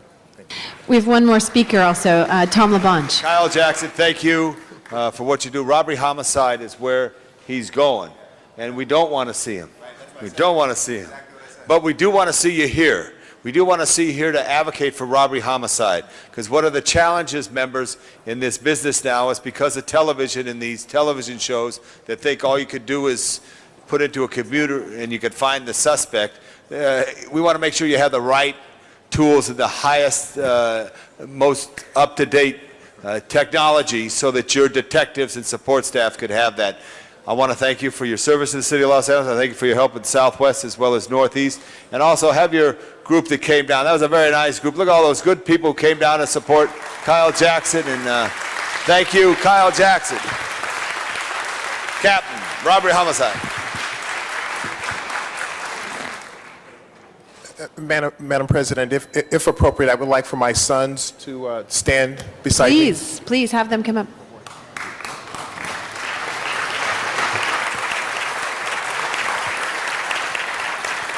And certainly my wife, who serves the Los Angeles Police Department in the capacity of a Detective 3, she's about to take a photo, but I would like for her to stand with me as well.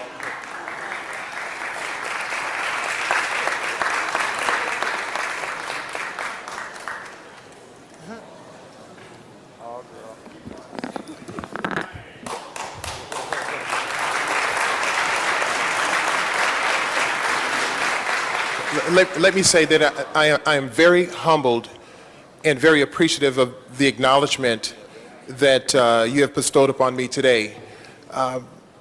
You know, I'm on the last leg of my career. I have maybe about 4 years to go before I retire from the department. And these most recent years have created a situation where I feel that there's a sense of urgency to get work done, to push crime down, to deal with issues that relate to the perception of fear, so our community members can live in a city where there's quality of life, where there are safe streets, safe schools, safe recreational areas. And that has been my task, that has been my drive, that is what is in my heart. And it is because of those feelings and those ideals that I have fought crime, not just in the Southwest area where we completely turned crime around significantly. And when I left, we had the deepest decrease in crime in the city of Los Angeles. And as you may or may not know, Southwest has been, historically, has been #1 in the city as relates to major crime in 6 of the last 8 years, and we dramatically turned it around. And I'm very, very proud. And many of the individuals from the Southwest area are here, and they were a big part of that. And I want them to stand again because they are the ones that helped me provide the leadership. They are the ones that directed the officers and the detectives to get the tough work done in Southwest. So would they please stand again and let me acknowledge them?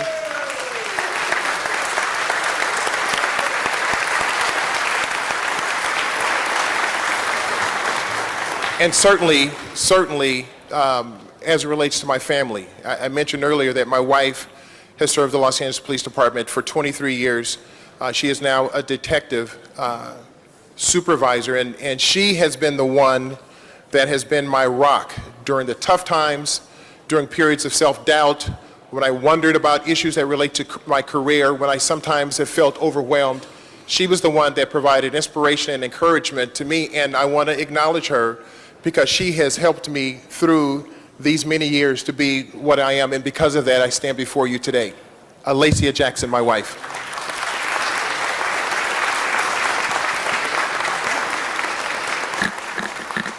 And finally, these fine young men. These are 3 of the 4 Jackson sons, and if you look at them, it's very clear it should be clear to everyone that these are proud young men, that they're contributors to our city. These are not the young men that the police are chasing. These are the young men that are trying to make a mark in this city, and they're proud to be here, and I am proud to be their dad, and I'm so glad that they are here with me today. This is Kevin, this is Kyle Jr., and this is Kendall.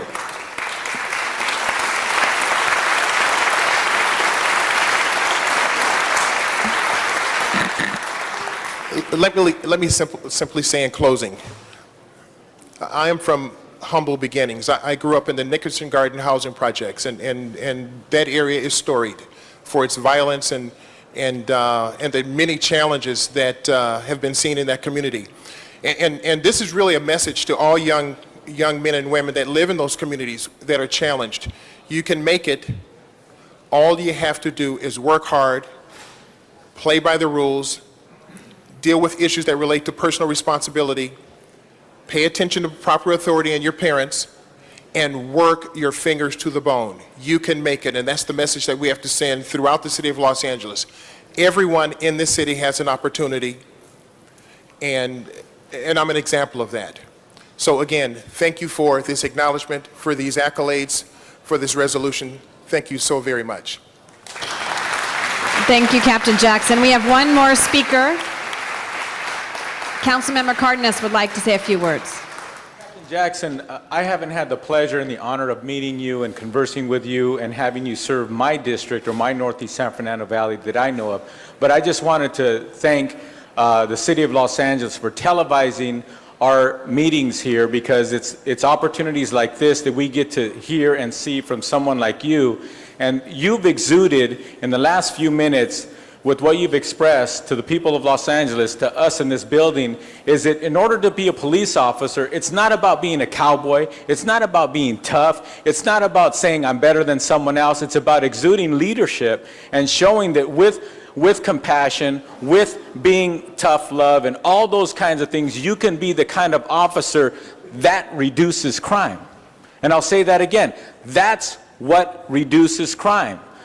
Not necessarily busting in doors 10 times a day. It's about getting into people's hearts and into the community and letting them understand that we have over 9,000 officers who are ready, willing, and able to protect and to serve. A lot of times people think about protecting, they think about somebody drawing their gun out of their holster. That's really not what it's about.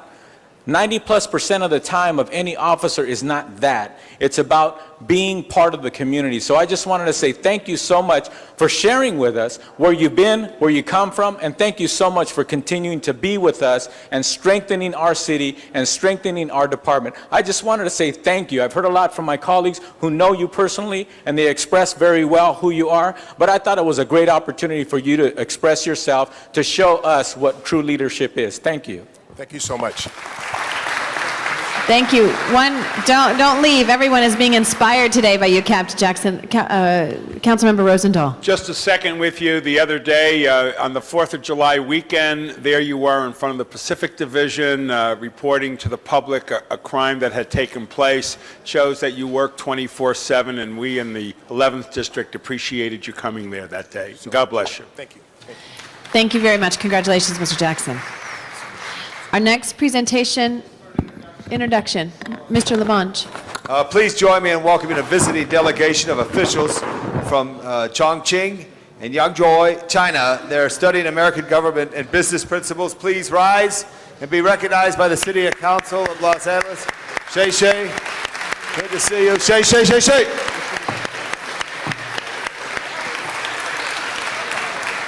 Welcome to our City Council. Thank you very much, Mr. Labange. Ms. Perry. Okay, great. If I could ask the members of Phi Beta Sigma to join me here at the podium.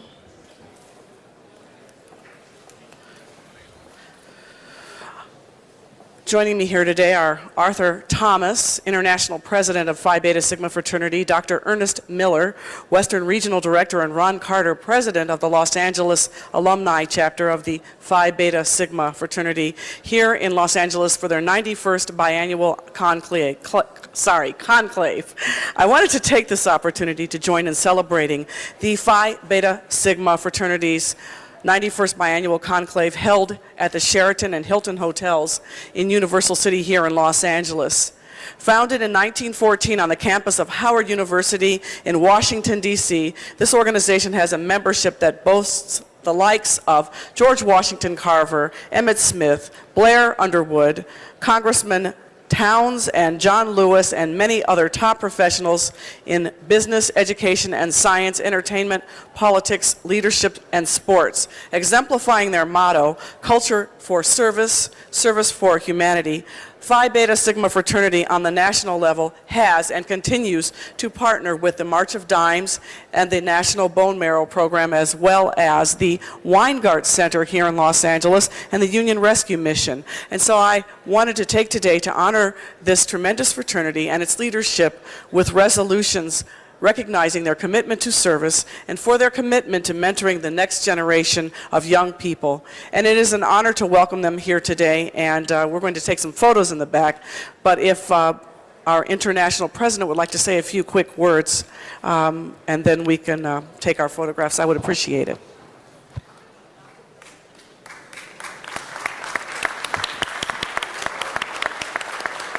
Let me take this opportunity to first thank Councilwoman Jan Perry for allowing us to come here and to receive this honor.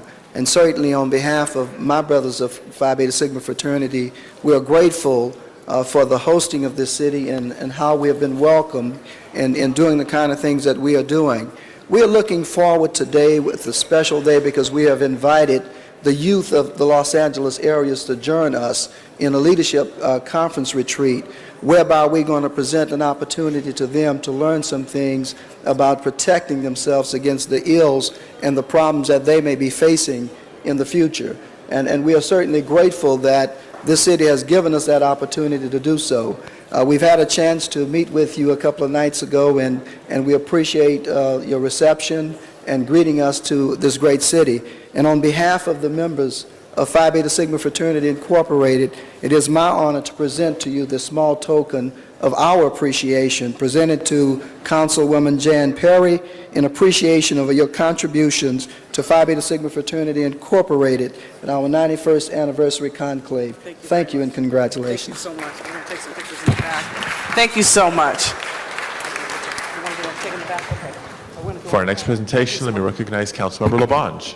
Oh, don't leave yet. She said don't leave. Okay. You got one more? I've got one more. Okay, I'm sorry. Okay, we'll take the back. Okay, thank you. All right, and then for me to close today, I have a very unusual presentation. Where'd they go? Oh, okay, here they are. Okay, great. It is a real honor to welcome the representatives from the Ringling Brothers and Barnum and Bailey Circus. And you can all put your fake noses on now. Okay, and this year, for the first time, Ringling Brothers will appear at the Los Angeles Staples Center from Wednesday, July the 20th through Sunday, July 24th, before moving to the Anaheim's Arrowhead Pond through August the 7th.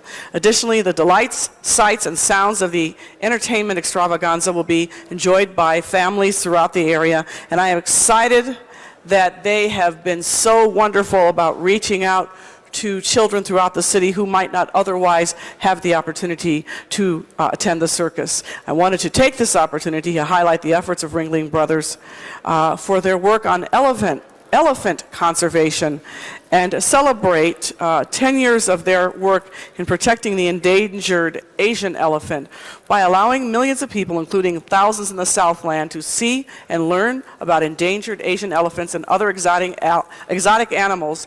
This circus is playing a vital role in educating the public about these magnificent animals and the need to preserve them and their place in the world.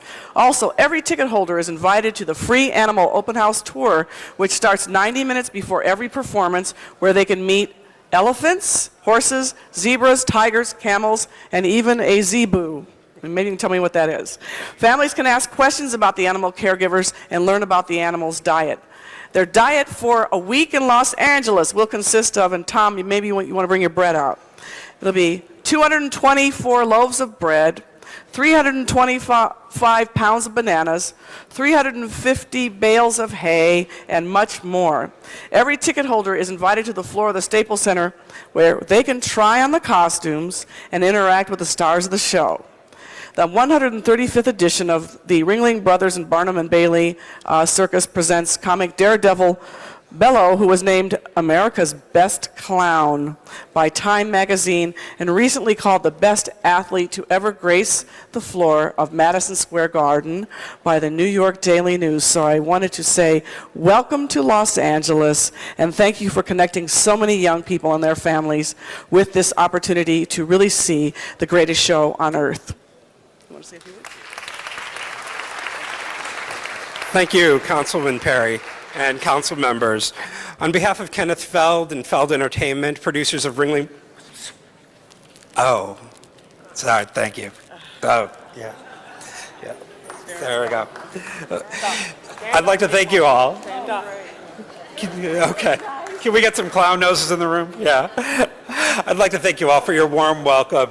And this is going to come off to us, to Los Angeles, and we are excited to be here and to work with the City of Los Angeles to send underprivileged children to come see our show and experience our animal parade walking next Tuesday through downtown. Now, since 1922, we've been coming to Los Angeles, and millions of children of all ages have been educated and entertained through our programs. As Councilwoman Perry said, thank you, the Center for Elephant Conservation is celebrating its 10th year. In the summer, we had our 17th and 18th birth of an elephant calf. We are doing our part to save the endangered elephant. As we say at Ringling Brothers, endangered, not if we can help it. We're so proud of our animals, and we do invite you all and the public to come to our animal open house 90 minutes before each show. And our clowns, our daredevils, our acrobats, our elephants, and that zebu, which is basically a cow with a big hump, are all ready to come here next Tuesday. We thank you so much for your warm welcome, and we love LA. Thank you. We love LA. Thank you. We love LA. Okay, we're going to go in the back. Thank you. Jan, and here I thought they were here to fill the 2 council vacancies. Mr. Labange. I'm sorry. Hold on, he's going to say, Mr. LeBon's going to say something. He wants to say something to you. Oh, right. He's next. Okay. All right, you ready? No, we're done. What did you want to do? Just present. Okay, all right. He wants to make a presentation. I'm sorry, I neglected to present our own 6-ton diva version to Councilwoman Perry. We appreciate this. And an honorary Ringling Brothers and Barnum and Bailey clown nose. Oh, thank you. I'm not wearing it. No. For later, she can wear it I'll out. wear it later. I promise. Thank you. Okay, thank you. Thank you. Thank you very much. Thank you. Mr. President, it's been a very exciting moment all through today, and there'll be an exciting moment on Sunday out at the Page Museum in the Miracle Mile District, because the Greater Los Angeles community is welcome to join with the French community for Bastille Day. And with me today is Pasquale Fortunat and Carolyn Schwein, who is the co-producers of this wonderful event of food, festive activity, music, dance, at the beautiful Page grounds adjacent to the County Art Museum. And on behalf of Sister Cities of Los Angeles, which we share a sister city with Bordeaux, France, I wanted to present this commendation to our dear friends from the French community to celebrate Bastille Day, and ask you to say a few words, Pascal, in French for everyone to understand, because we all know, Mr. CAO, who was Vignes? It's a street over by Piper Tech, but it was a great French immigrant who made wine in Los Angeles in the early days. You learn a little hillies. First one to make wine in Los Angeles was a Frenchman. Pascal, please, for a few words. Well, we celebrate Sunday the friendship between American and French people. We share a lot of the same values, and we hope you're all going to come. It's a lot of fun. It's the fourth time we've done it. Free. It's free. Very important. So please come to the event. This is Caroline, my partner, at the Page. Yes, there's going to be live, nonstop entertainment from around the world, not only French jazz bands, but also African singers and Tahitian dancers. So we really hope all Angelinos will come out and have a great day. Au revoir, Mr. President. Merci beaucoup.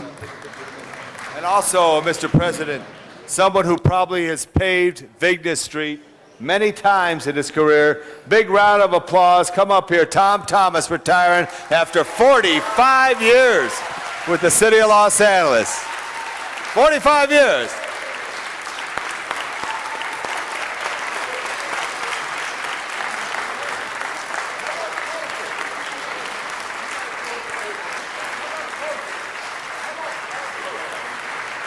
This is a very special ovation for a very special man who all of us know, who has served this city so well, and he's worked the city for 45 years.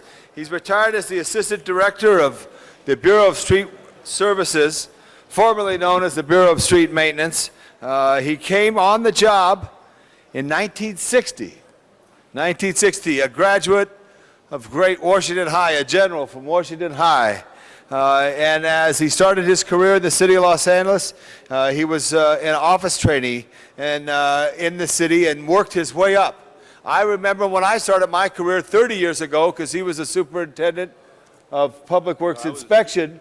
Well, I call everybody a superintendent. He was a street use inspector for Hollywood when I started 30 years ago on Romaine in Hollywood, and we've known each other for 30 years. But Tom is truly one of the very special people who gave his career the life that it needed to do a great job for the city of Los Angeles. He was involved a lot with our street use inspection, which is a very important aspect of our street services, as Mr. Smith knows, as our chair of Public Works. He also was the assistant director for many of our projects, especially most recently the cold-in-place recycling program that is very innovative, where we grind up a street and we lay down that asphalt right there all in one piece, which is now being expanded throughout the city of Los Angeles. His accomplishments are very too numerous to mention, but you've absolutely made a difference in the lives of people. I know some of us have hit potholes motoring Los Angeles, but I'm sure many didn't because of your hard work, Tom. His beautiful wife, Jill, is here. They reside in Pasadena. He's the father of 2 sons, Todd and Timothy, daughter of Nicole with 4 grandchildren, Maggie, Kelly, Joy, and Maya. And he looks forward to spending more time with them. I just wanted to say, Tom, that all of us, including Mayor Villaraigosa, salute you with this commendation for your 45 years of service. And I will be presenting this to you momentarily, but before I have you speak, I'd like to have the great Director of Street Services, Bill Robertson, speak on behalf of the Bureau, and then some council members as well. Thank you very much.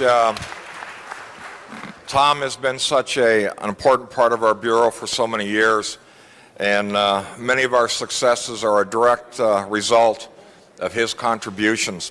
Probably the biggest thing about Tom is he's the only one in the city of Los Angeles who knows more about streets than Tom LaBonge. So Tom knows them all. He's driven them all. His dedication to our Bureau in the city is just remarkable. He's in early every morning. He's late. He's still attending night meetings. The guy is just unbelievable, and I can only hope that I can accomplish half as much as he has in his career. So, Tom, I want to thank you for your dedication, your loyalty, and basically for being my right hand for so many years. Thank you very much, and congratulations. And Mr. President, Yolanda Fuentes, Valerie Shaw, and Janice Wood, the members of the Board of Public Works, please come up. Janice, just come up. And Mr. LaBonge, we do have council members waiting to speak as well. I got that. I'm just trying to expedite it. Thank you very much, Mr. President, Mr. Councilman. I just want to say that Tom Thomas is not only a great employee, but a wonderful person, and that he has always been tough enough to get things done and kind enough to make people happy to get them done for him, and that there will be a great void in the Department of Public Works when he leaves, but that, of course, we are also thrilled that he is going to do the things that he wants to do with his life after giving so much to all of us. Tom, thank you. Now, before you speak, Tom, I'm going to turn it back to the President of the City Council, because I broke protocol there. Ms. Gruhl. Thank you very much. Tom, I can't believe you're retiring. Now, Eric turned to me and he said, Tom Thomas, that'd be like your left hand being gone, Wendy, as we count on you. My right hand is, of course, Bill Robertson. But for all the things we do in our district, and no matter what, either catastrophe or good thing that we were doing in my district, you were there. 24 hours a day, 7 days a week, with a smile, with a we can do it attitude, and there are not enough Tom Thomas is in the world and the city some days that say, I'm going to roll up my sleeves and just make it happen. And street services under your leadership and Bill's and the commission has been extraordinary. And so we will miss you tremendously, not only as a wonderful city worker, but as a friend and a colleague and someone we knew we could call at any time and give us good advice and be there for us. So I just wanted to stand and say congratulations. You'll be sorely missed. Thank you. Mr. Reyes.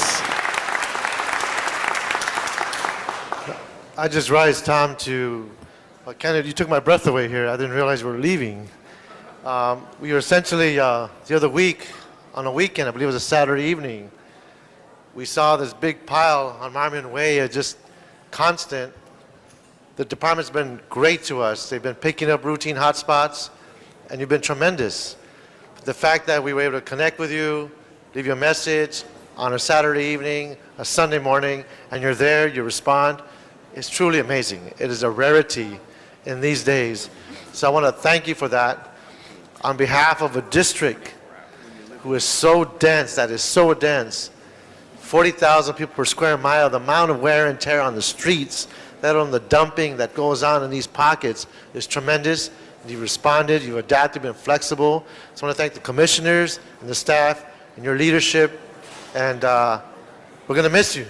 Because folks don't realize that when you have dirty streets, you invite crime, and it starts going a downward spiral. So you are the ones that land on the beach first, take on those first bullets, and pulling out all that which harms our communities, which is the trash, debris, the broken window theory. You're the implementer. Thank you so much. On behalf of the thousands and thousands of families, we made a huge difference. Thank you so much.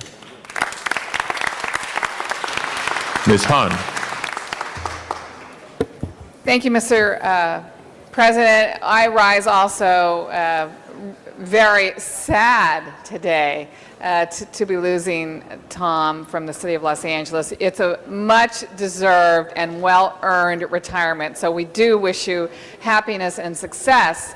But it's true, just listening to the other council members, I thought I was the only council member that you made me feel like you always answered to me 24 hours a day, 7 days a week. And I'll never forget, many of us hold Saturday hours sometimes. I had a meet your councilwoman, no appointment necessary, several times on a Saturday. And naturally, the majority of complaints that come into our offices are about public works. They're about streets, they're about sidewalks.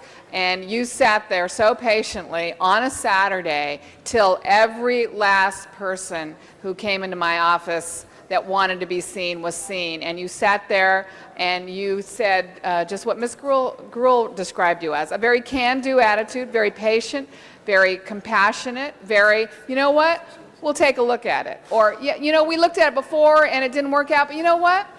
I'll come out there, and you promised people that you would come out there on the next Monday morning, or even that afternoon, I think on the way home you said, I'll drive by a couple of these places and look for myself and see what we can do to solve the problem. I feel like I'm losing a staff member. I feel like in our staff meetings, we talked about you, we assigned you work, and we assumed that you would take care of it, which you always did. So you are the epitome of a dedicated, loyal city employee, and you certainly have made all of the council members look good to our constituents because you solved the problems that meant so much to their quality of life. Thank you. Good luck in your retirement. It's truly a sad day for us, but it's certainly a happy day for you and your family. Thank you. Mr. Smith. Well, thank you, Tom. You know, one of the great things we get to do around here is talk about all the wonderful things our city employees do. One of the sad things we have to do is say goodbye. So I hope this isn't goodbye forever. I hope you come back and see us. But as Chairman of Public Works for the last couple of years, I have enjoyed working with you. You're one of those guys like Bill that solve problems. Whatever the problem is, you go out and solve it. You meet with the people in the neighborhoods when there's a lot of upset people and try and resolve their issues. And in good times when we've had money, you've been out there really doing a great job. And in bad times when we had no money, you went out and told people what we're trying to do when we had no money. But the wonderful thing is I had the great thrill of being out with you when we unveiled the Cold in Place machine. And you were like a child on Christmas out there talking to the news media about your great new toy that we had that now has turned out to be 50% more efficient than the old machines we used. And so as you leave, and you leave us with a huge hole in the Bureau of Street Services, we know at least we got this great machine that you got us that's 50% more efficient than the old machines, and at least some of that work will get done in your absence. So thank you for being with us. Thank you for bringing us that machinery. But more importantly, just thank you for 47 years of committed service to the people of this city, solving some of the biggest problems we have, and that is keeping our street system working. And you've been a great joy to work with, and I'll miss you in the committee and working with our cabinet in the district and stuff like that. But God bless you on your retirement. Come back and see us once in a while, okay? I will. Thank you. Thank you.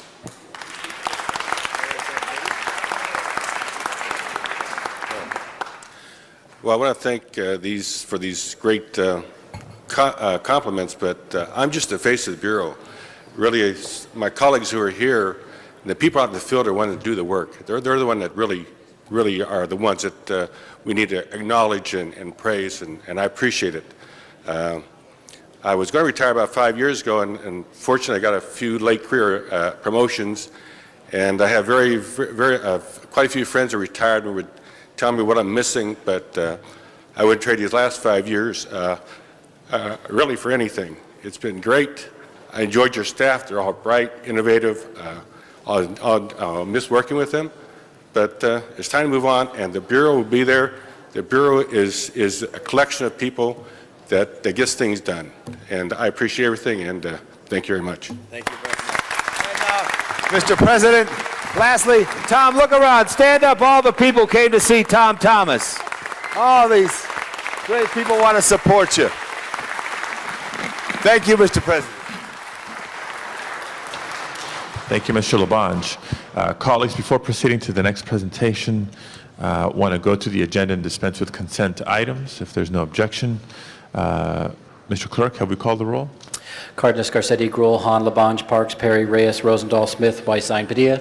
12 members present and a quorum, Mr. President. Thank you very much. The council is officially in session. First order of business, please. Approval of the minutes. Mr. Smith moves. Ms. Hahn seconds. Commendatory resolutions for approval. Mr. Cardenas moves, and Ms. Gruel seconds. On the regular agenda, items 1 through 18 are items for which public hearings have been held. Mr. President, item 1 is a commission appointment. Do you wish to hold that on the desk? Actually, why don't we take that up at this point in time if our nominee is here? And also, on item 18, the Budget and Finance Committee has submitted a report that has been circulated to all members. Okay.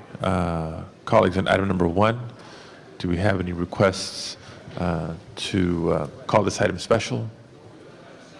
Seeing none, let's open the roll just on item number 1, close the roll, and tabulate the vote. 12 ayes. Okay, we can send that item forthwith, please.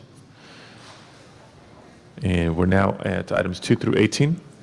That's correct, Mr. President. Okay, colleagues, items 2 through 18 are before us, and I do not have requests from members of the public to address the council on these items. Public hearings are open and closed. Ms. Perry? 2. Item 2, call special by Ms. Perry. Any other specials? Number 18, we'll have a amending motion to be circulated just shortly. Okay, item 18, call special by Mr. Parks. Other specials, colleagues, and items 2 through 18. Seeing none, let's open the roll, close the roll, and tabulate the vote. 12 ayes. Those are approved. Next items, please. Items 19 through 33 are items for which public hearings have not been held. 10 votes are required for consideration. And I do have a card on item 21. Let's call that special to hear from members of the public.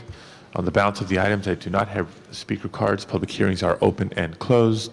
Members wishing to call any specials, Mr. Reyes? 31. 31, call special by Mr. Reyes. Any other specials? Seeing none of the balance of the items, Mr. Clerk, please open the roll. Please close the roll and tabulate the vote. 12 ayes. Those are approved. Back to presentations. Ms. Gruel. Thank you very much, Mr. Padilla.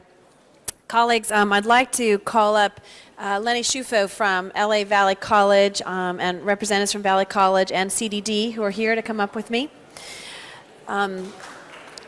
We are here today to honor and thank one of the most active supporters of our youth in the Valley. Until this morning, he didn't know exactly why he was coming down to City Council, and we were going to really surprise him, but I think my staff thought maybe we didn't want to surprise him that much, so he is here under false pretenses, but good ones. Lenny is the director of the Job Training Program Center at Valley College. Through his perseverance, he was able to acquire 20 computers for home use by disadvantaged youths in Watts and Pacoima. Though this is just really one example of all the great work that Lenny does for the San Fernando Valley and the City of Los Angeles. CDD approached him with a simple request of acquiring computers for some needy youth, and as always, he delivered. Lenny has been the driving force in bringing great programs together. He started with the logical idea of combining basic job skills training with customized workplace training, and today we have the very, very successful Regional Workforce Collaborative of the San Fernando Valley. In the last year, Lenny has brought together all of the workforce centers in the San Fernando Valley to work together to achieve the common goal of keeping businesses in the valley and putting people to work. Through his efforts, the WorkSource centers have formed a collaborative that has placed thousands of displaced workers back to work. Businesses in the San Fernando Valley have been able to either stay in the city or expand their workforce because of the workshops and customized trainings he has provided. In May, I worked closely with Valley College for the first annual Business Appreciation Breakfast with the college. There, we honored numerous businesses and organizations that recognize the great works and benefits of the coalition and collaboration, and under Lenny's leadership. So we know that Lenny hates to be put in the spotlight. That's why we didn't tell him ahead of time. But CDD, Valley College, and I felt very strongly about ensuring that we recognize Lenny for his great work he has done on the behalf of the businesses of the City of Los Angeles. And I know at that business breakfast, we were all singing your accolades, and Tyree Weeder told everyone there that they could not steal you. You were great, but they could not have you. So I'll say that publicly again. We want you to stay where you are to make sure we expand these programs. I'd like to acknowledge Dr. Carrie Tronte from Valley College, and also Cliff Graves and Manny Chavez from CDD, and ask them if they'd like to say a few words before I make the formal presentation.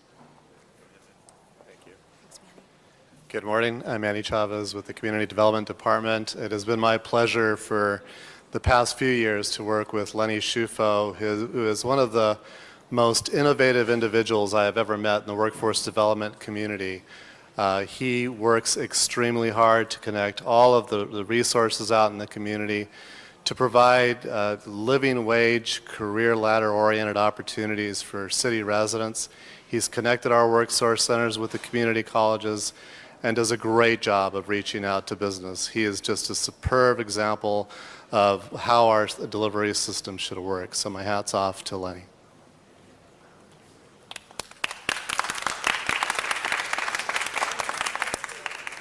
Just a comment, as most of you know, CDD does not succeed without good partners.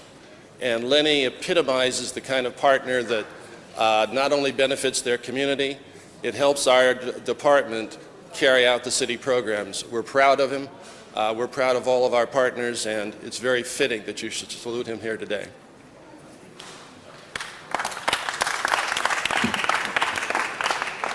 I don't think there are enough words to describe Lenny Shufo. I've had the opportunity to work with him at Valley College for 5 or 6 years, and Lenny is a remarkable man.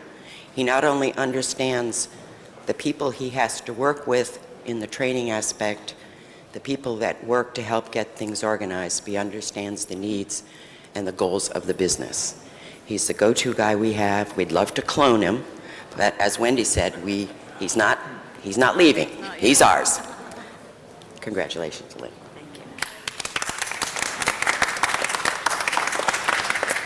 So Lenny, on behalf of the entire City Council, we'd like to present this certificate of recognition to you for all of your hard work, not only that you've accomplished in the past, but that you're going to do in the future, and our congratulations. And I think we'll put this down.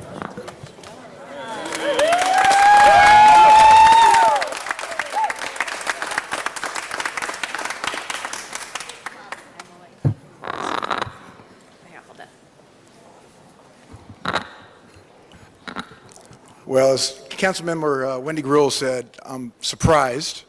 They did call me in and come down here, but I'm deeply honored and for this recognition. I want to thank everybody. And obviously, when they recognized me in a lot of different ways, they should have replaced he with we, is because what we do is we work together as a collaborative, and none of our accomplishments would have happened without first of all, without the great support of Council District Number 2, which we're so lucky to be in Councilmember Wendy Gruhl's district, and she's been such a great supporter of our college. The great administration of Los Angeles Valley College with Carly Tronto, our vice president, and mostly with our president, Dr. Tyree Weeder.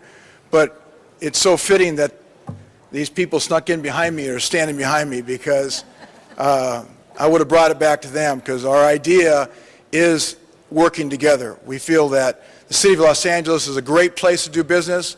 We have great services to offer. We want to enhance the businesses in our city and expand the businesses, and we can do that as a collaborative.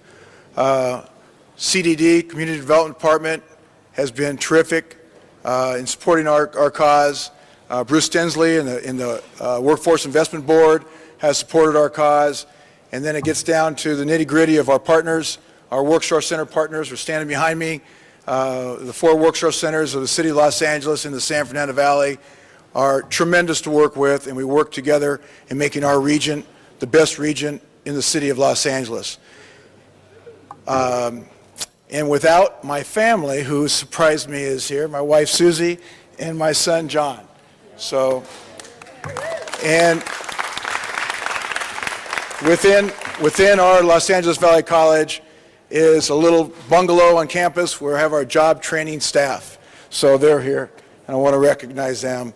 And we get great support, and it starts with Councilman Wendy Gruhl and Dr. Tyree Weeder, and we're so happy to be part of it. And we want to send the message of making Los Angeles a great place to host businesses and to expand our businesses. So thank you very much for the recognition. I really appreciate it, and I'm still surprised. Thank you very much.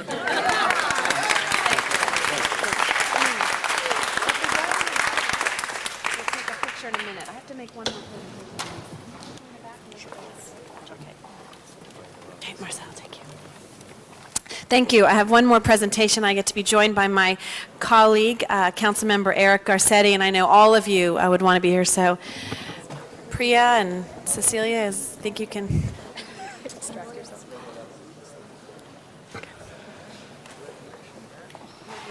Thank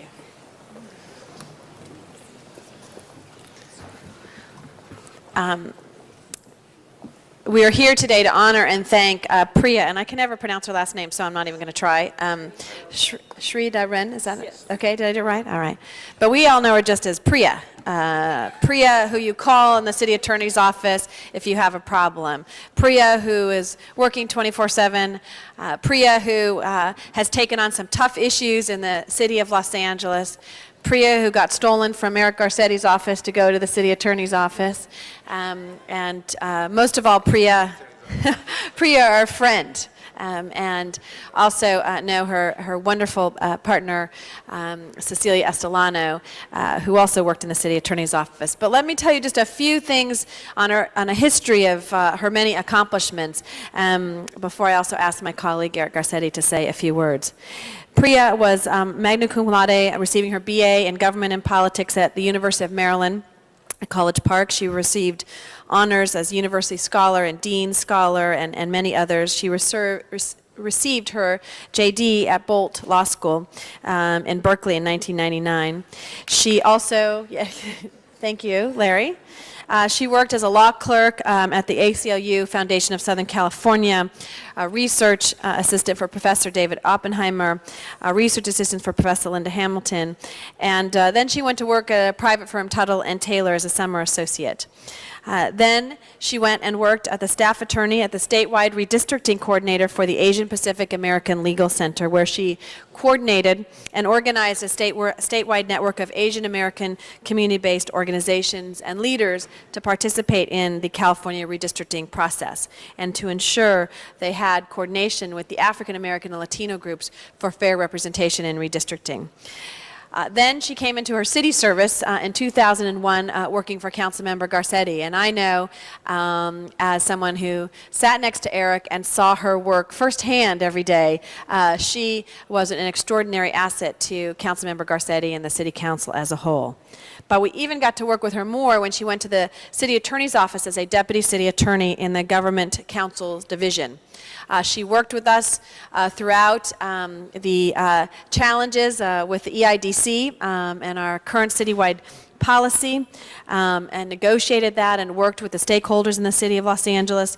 She also reviewed the legislation prior to City Council adoption, revising the City Attorney regarding policy affecting lesbian, gay, bisexual, and transgender community, including expanding the Equal Rights, Equal Benefits Ordinance. Yeah, thank you, Linda. So we are particularly pleased to be here to honor Linda, not only with her family, but also Priya. Did I Linda? Linda Wade, an extended part of the family. You got me off my stride there. Priya, with her family here, but also her extended family, which includes so many members of the City Attorney's Office and those of us in the City Council, in the Mayor's Office, you name it. Priya touched our lives. And so we're sad that she is retiring, but she's not going to be far. She will be just down the street as the Assistant Director of Career Services, Clerkship Coordinator at the UCLA School, USC. See, I wanted to go to UCLA. USC School of Law. So it is my privilege and pleasure to stand here today with my colleague, Councilmember Eric Garcetti, to honor and acknowledge our friend Priya, as well as a friend to all of us. So let's give her a great round of applause before we have Eric Garcetti come up and say something. Sorry, sometimes. Thank you, Councilmember Grewal, and thank you for honoring Priya. If you can't pronounce that last name, we were saying, Cher, Madonna, Priya, just the one name. She's one of a number of legends in our time. Priya is an amazing human being.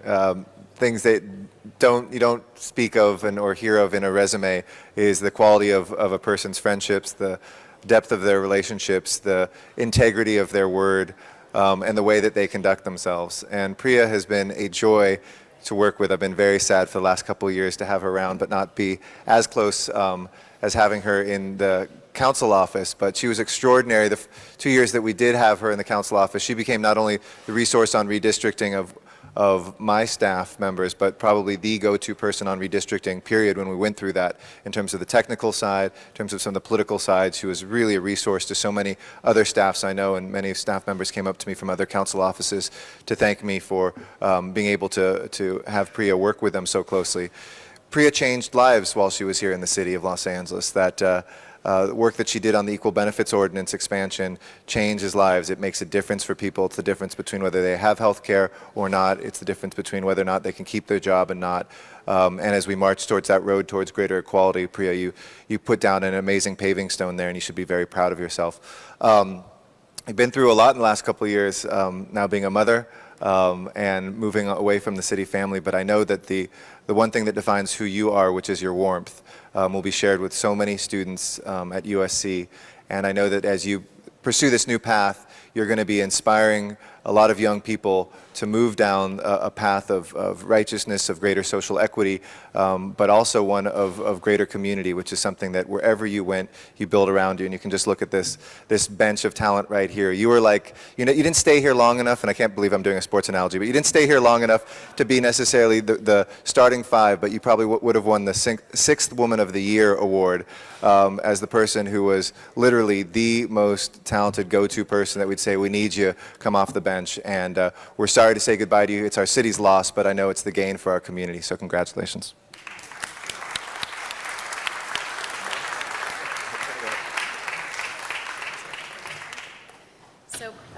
Mr. Cardenas. One more. I just want to piggyback on the term another great loss from a very beautiful family, very intelligent, very dedicated people to the city of Los Angeles. I hope we don't have to wait another, 18, 19, 20 years to see this family come back and dedicate that time and energy to this city. Hopefully we'll see one of you or many of you soon back here in the city family formally, but you never really left the city. We know how dedicated you are to the community, and we know that you're giving in every capacity. But we are going to miss you, your day-to-day dedication, and you've been a wonderful asset to this city and a dedicated individual and professional. Thank you so much for all your years, and we look forward to working with you in whatever capacity. Thank you.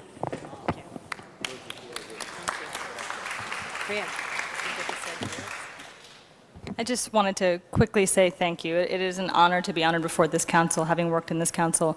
I want to thank Councilmember Garcetti for having brought me to the city family and for being such a joy to work for. You lead with a really deep, good heart, and that is a special, special thing. And I want to thank Councilmember Gruhl, who I've gotten to work with more as a city attorney, and I've had the chance to work with you and learn from you and your staff so, so much.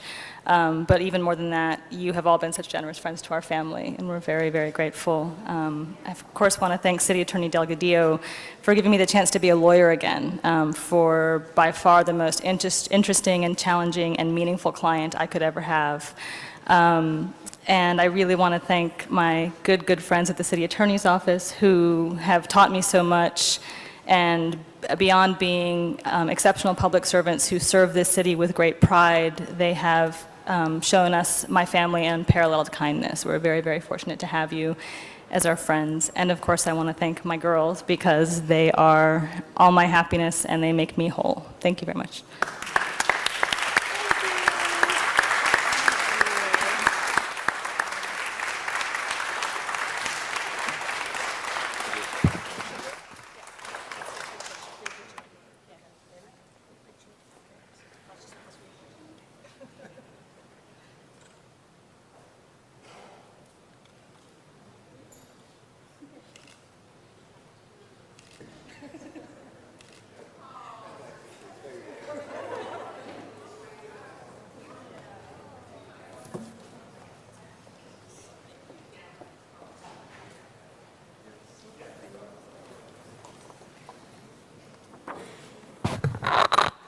Thank you, Mr. President. If I can ask Mr. Joel Fisher to step forward, and Mr. LaBonge is going to be joining us in just a moment as well.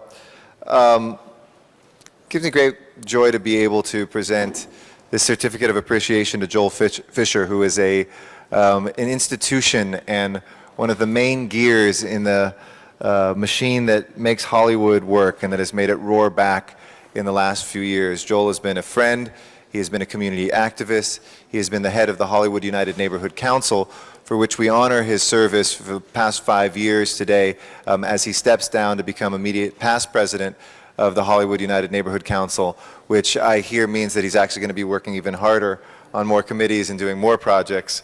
But you've been an extraordinary addition to the work that we have done. You've really set the bar in many ways for what a neighborhood council can and should do. Of course, you haven't done it alone. You've had an amazing neighborhood council behind you. But your leadership, your sense of humor, your willingness to weave in and out of some of the complexities, whether it be land use or transportation or public safety issues, and the internal politics of any body, any legislative body, you've done that with great aplomb, and you've done it as well in a way that I think has made Hollywood something that we can all be very proud of in the world today. You have also served as the co-chair for HALO, which was the campaign, one of the campaigns to keep the city together. And we got the chance to work together in that political context because we believed very much that the heart of the city, Hollywood, should stay in the city. I think the voters not only agreed with us, it was a resounding yes that Hollywood wanted to continue to be a part of Los Angeles. He's also served as chair of the Hollywood Partnership Against Drugs, the treasurer and vice president board member of the Hollywood Entertainment District's Business Improvement District, and a member of the board for the Hollywood Wilshire YMCA. So for those of you who know Joel, he is also a great wine connoisseur, a true Renaissance man, a professor, a man who does incredible wine tastings. And The certificate of appreciation ends with, "We lift a glass in your honor." It's a symbolic one because we don't drink alcohol here or we shouldn't be. I don't know what you guys have in your drawers, but we shouldn't be. We shouldn't be drinking alcohol here in the city building. So we lift a symbolic glass to your honor. And thank you for an amazing 5 years of service. I know my colleague, Mr. Labange, would like to say a couple things too. We know that we don't have to miss you because you're going to continue to stay involved, but thank you for your friendship, your dedication, and your activism to the Hollywood community and to the city beyond. Thank you very much, Mr. Garcetti. And Joel, come up here. You're a very special man in this city. There's very many great people in our Los Angeles. And throughout the city, there's certain beacons. And you were a beacon in Hollywood, a beacon for Los Angeles, a beacon for your community, a leader. I'm glad to call you a friend, and thank you, and always be around. Now you're a President Emeritus, hereby proclaimed by Councilman Garcetti and myself. Members of the council, please salute Joel Fisher for his work. You want to say a word? Yeah. That's good. Say a word. Say a word. Mr. President, members of the council, it's not the first time that you see me at this mic, but it's not public comment time. And they're right, I will be back before you the next couple of years and other issues. But I also would like to note how much this chamber has changed since I first wandered around here after coming back from Washington with Ms. Gruhl's predecessor being my member. I can remember breaking bread at the home of one of the members to my left when she was just out of school and before being elected to the council, and listening to her talk about the influence on her of her parents who were involved in local politics in a suburb in Ohio. And I've never forgot that, Jan. So with those comments and looking around at other people, including Mr. Garcetti's assistant standing over there, who I've known for a long, long time. It's just that there are a lot of coincidences. And I wish I could say that I was starting a tradition, Mr. President, and my family. But I can't say that because your predecessor, John Ferraro, gave my daughter one of these certificates for community service 15 years ago. Thank you very much.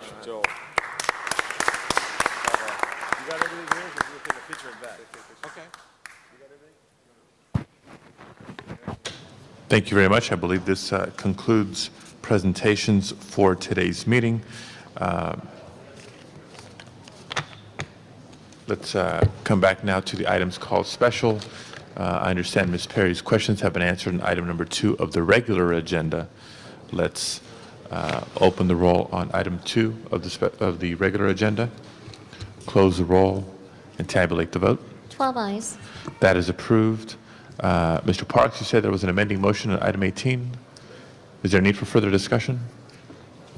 The amending motion, and we'll get Mr. Smith and I just talked about it, get it seconded. Basically, it just instructs Bureau of Sanitation in conjunction with CAO-CLA to develop criteria for the use of the Integrated Solid Waste Management Trust Fund and its administration. Okay, we'll wait till that gets circulated then. Let's temporarily adjourn the regular meeting, and Mr. Clerk, please call the roll on the special meeting.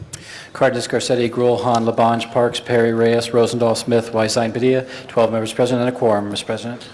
Members, we have 2 items on the special meeting agenda. Both have had public hearings in committee. A motion from the floor would be required to reopen the public hearings. Seeing no such motion, request for specials. I believe Ms. Perry wants to call item 2 special. Yeah, item 2. I just want to know, is there anybody here from the city attorney's office on item 2? There's nobody here. We can this is continue a the very, item, or do you want to continue the item? Well, you know what? I can say what I need to say, Go and ahead. Go ahead. you know, they're not here, but they'll hear about it, I'm sure. This is an important area where we need to desperately and expeditiously establish a parking meter district in CD9, and this needs to be moved quickly. And I just want to put on the record that I'm asking the city attorney to prepare this ordinance and get it back to us in 2 weeks, or sooner if possible. It's not complex. So if you all would support me in that, I would appreciate it. Thank you very much. Yeah. Further comments on item 2? Yeah, Mr. Chair, I sat as chair with Mr. Rosendahl, and we want this expedited as well. We asked the department staff was there, Ms. Perry, and they knew the interest in moving rapidly. Thank you. Thank you. Okay. And if there's no further comment on item 2 or request to call item 1 special, let's open the roll on both items. Close the roll. Tabulate the vote. 12 ayes. Let's end item 2 forthwith. And that concludes the special meeting. Let's now adjourn the special meeting, return to the regular meeting. And Mr. Clerk, next item, please. Item 21 was called special for cards from the public. Okay, public comment for item 21, and the council calls forward Thomas Van Cott, Deborah Bauman, and Melrose Larry Green.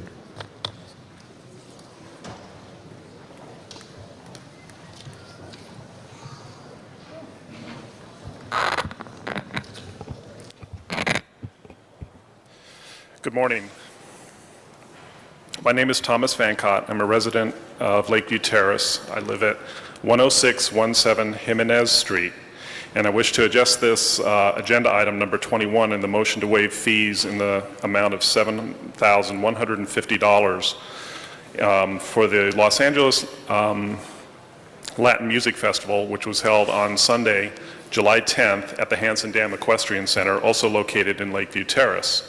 From what I understand, this event had been known and planned at least 3 weeks prior before the scheduled start date, but our local neighborhood groups and community did not receive any notification until at least 3 days before this event. As a result, when Department of Transportation was contacted to post no parking signs in the neighborhood streets, they said it was too short of notice. The result, after the parking lots were filled, or by people who did not wish to pay the $5 to $10 fees for parking, it was a mess for our community. I went outside to find my street, Jimenez, with no available street parking, cars parked illegally, trash already on the street in front of my house, in which my front lawn was also being used as a unloading zone for some of the parked cars. At about 3 p.m., I got in my car to investigate what was going on, as I had no idea what was going on. Cars were illegally parked on the corner of Jimenez and Brainerd Avenue, making it difficult and unsafe to make a left-hand turn. Turning onto Foothill, heading west, cars lined both sides of the street for over half a mile. Orcas Avenue south of Foothill was totally blocked off by parking enforcement due to the fact that parking had filled at Gabriano Park and at the Equestrian Center. Looking north of Foothill up Orcas, it looked like a parking lot within itself. The Lakeview Terrace Recreation Center parking lots were at capacity. I was able to find a place to turn around and finally headed home. That evening, after the event ended and people came back to their cars, more trash was left on my street, and I must have picked up at least a half a dozen beer cans. People loitered, and one person urinated on my parkway. It totally ruined my Sunday afternoon and evening for me and my neighbors. I find it totally unacceptable that my community was not informed of this event well in advance so the community could provide input as to whether this event was appropriate. I also find unacceptable for what I consider poor planning for parking and traffic control. And now I find it unacceptable that there is a motion to declare this a special event and have the city absorb $7,150 worth of fees and costs. What fees and costs? It certainly was not for traffic and parking enforcement. How many more potholes could be repaired with this money? How much more graffiti could be removed from the area? This money would be better spent improving communities than covering the cost for a private profit event. These costs should be absorbed by the event organizers and not the city. Thank you very much. Thank you very much. Appreciate your testimony. Next speaker, please. If you could just identify yourself for the record. Thank you. Good day, members of the Los Angeles Neighborhood Council. My name is Deborah Bauman. I live at 11366 Orcas Avenue in Lakeview Terrace. I'm usually here under happier circumstances. You've seen me here before. I've been very involved in our neighborhood council with the Tujunga Watershed doing environmental work in the Northeast Valley. And you've also seen me here for the past several years as one of the producers of the Day of the Horse that we hold in Hanson Dam. Today I'm here to oppose a motion, and that is the one to waive fees for $7,150 for the event held on July 10th for the following reasons. This was a very expensive private event that generated many hundreds of thousands of dollars in parking and admission fees for those who attended. The event made a public park unavailable for public use for the entire Sunday. The event caused enormous disruption in our community. The adjacent Gabrielino Park, which was completely unavailable for its normal use that entire day, is a small community park. This event violated the spirit and intent of the park's existence. Our community did not receive advance notice with which to coordinate with the Department of Transportation for parking restrictions. Consequently, there was gridlock and illegal street parking and blocked driveways for up to a mile from the event. I live a half a mile from the event site, and I have many photos of the gridlocked parking for your records. I was able to take these photos because I had to cancel my evening plans that day because I couldn't get out of my driveway. So instead, I went out with my camera, took a long walk, and took lots of photos for you.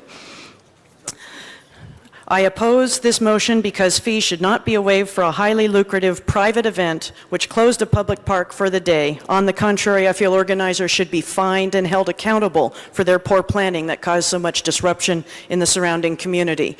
Our community did not benefit from this event. We were held hostage by it. Thank you very much. I'd like to enter this into the record. Thank you. You can give that to the sergeant over here, and we'll make sure we have that. Thank you. Melrose Larry Green. First of all, I request equal time with the previous two speakers. Thank you. That's the first thing. You know, I think the previous two speakers, are you insane? That's my question to you. Are you insane? I was at that event. You know, one of the problems in this city is that people have this NIMBY, not in my backyard mentality. This is one of the greatest events I've been to in my 25 years in LA. My first time I went to the baseball game the day before in Hanson Dam. That was great too. But first of all, it was $25 to get in, and it was well worth it. And by paying $25, you kept out some people that might have caused a lot of trouble at a great event. I saw President Padilla there. It was a festival which, sure, there was traffic, but that's too bad. Deal with it. We're living in a city. We want this city to be business friendly, and we want people to have something to do on Saturday and Sunday, besides make trouble and sit home and do nothing. This is a great event. And you know, sure, it costs money. It costs a lot of money to put that event on. Nobody made any profit on this event. And it was all of $5 to park. And you know what? If you should pass this thing, and you should waive the fees. This was a great Colombian festival where everybody was welcome. And I don't know what they're talking about, these people. How much notice do you want? What do you want? 2 years notice that there's going to be a festival in town? Sorry it was successful. Sorry there were 20,000 or something people there. Sorry the people in LA want to have a good time. As for the lady that urinated on your lawn, they do the same thing at the Boston Marathon. People, maybe there weren't enough bathrooms there. Maybe that's another problem. But let me tell you something, Alex. It was a great event. You were there, I was there, and look, everybody knows, wait till you hear me in public comment, I don't always come out on the side of the city or what's going on with the popular view, but let me tell you, this is a great festival, and I wish we had these in the 4th District, these kind of events. And it was a wonderful, wonderful day. And gridlock, and the park wasn't closed to anybody. And you know what? Sometimes when you have gridlock, you can sit in your car and you can think and you can meditate. We're at war right now in Iraq. We have terrorism, and they're worried about not being caught in a little bit of traffic. That's nonsense. Let's look in perspective. You want to have a good time in this town, sometimes you're going to have to be a little inconvenienced. But that was nonsense. I was at this event on July 10th. It was a great event. I signed up, never thinking anybody would be against it. I signed up to say how great it was. And those against it, try living in New York. If you want to know about gridlock, go to some of the festivals in New York. Forget about it. Thank you. I'm Melrose Larry Green. You got 6 seconds extra.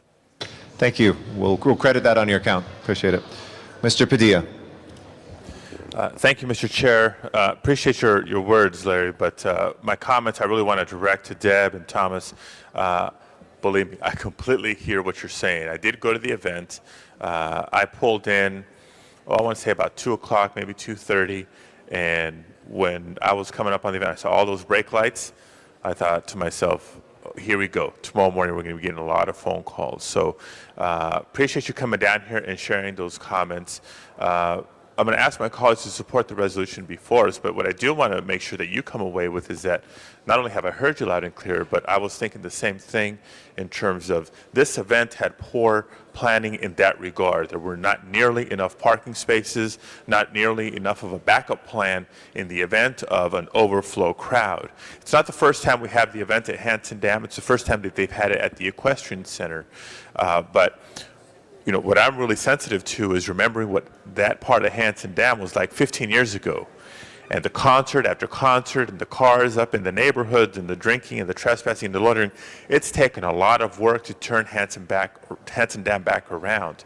And I think for the most part, over the last several years, you'll agree with me that it is much quieter, it is much more controlled, it is much more contained to the nightmare days that we all remember. And I just want to make sure that the residents don't think that we're going back there again to what it once was. The message has been sent loud and clear to the organization that if they want to bring it back next year, that we're going to have to, you know, go above and beyond the extra mile with Rec and Parks, with the Department of Transportation, with LAPD, with everybody to make sure that the organization and the parking and everything else is as tightly done as possible. In previous years, they had it more in the amphitheater and the sports complex areas, which is up the road a little bit, less of an impact to the neighbors, and that sort of thing. So please know that I'm very conscious about it, very sensitive to your concerns. We're going to take care of it, but the upside is, unlike the events that we saw there 15 years ago, we had thousands, I don't know if it was 25 or close to 50,000 people there. Not one incident of violence, not one incident of, you know, somebody completely intoxicated causing mass disruption on the site. It really was a family event with a lot of both, you know, for-profit people having booths, but a lot of nonprofit organizations putting their materials out as well. It was a healthy family environment, and that I do think is welcome in the city of Los Angeles. So if we can have the same events in the future without an impact on surrounding neighbors when it comes to parking and litter and all that stuff, then I think we're in business. But we're going to have a lot to learn from and talk about as we debrief on this particular event. And again, thank you for coming down and expressing with the council what your experiences were, because it's going to help us as we negotiate next year. But we're on it. Thank you. Thank you very much, Mr. President. If we can open the roll on this item, please. Close the roll and tabulate the vote. 12 ayes. That is approved. Thank you. Next item, please. Mr. President, the amending motion on item 18 has been circulated. Do you wish to take that up? Okay, let's take that up. Item 18, Mr. Smith. Actually, Mr. Parks, they called a special. I'm sorry. Okay, I saw you on the speaker queue. Must have been by accident. Mr. Parks, do you want to just vote on this, or do you? Yeah, I think that a motion is amended, is self-explanatory, and we can just go and vote on it. Okay, great. Nobody else wants to be heard on this. Let's open the roll. Please close the roll and tabulate the vote. 12 ayes. That's approved. Next item, please. Item 31 was called special by Councilmember Reyes. Councilmember Reyes, we have item number 31 on the block grant. Yes. Thank you, Council President. Item 31, the reason why I called it special, and it is related to the item before the city attorney responds to what I'm going to say, but it is regarding the block grant process. And we asked for an early warning system. It's now July. My motion went in February of this year. And I just want to put that on the record. If maybe we can hear from the department about the early one, about the block grant process, because we know as a result of going to League of Cities that there was going to be cutbacks from the federal level and actually transferring block grant to the Department of Commerce, which leaves a lot of nonprofits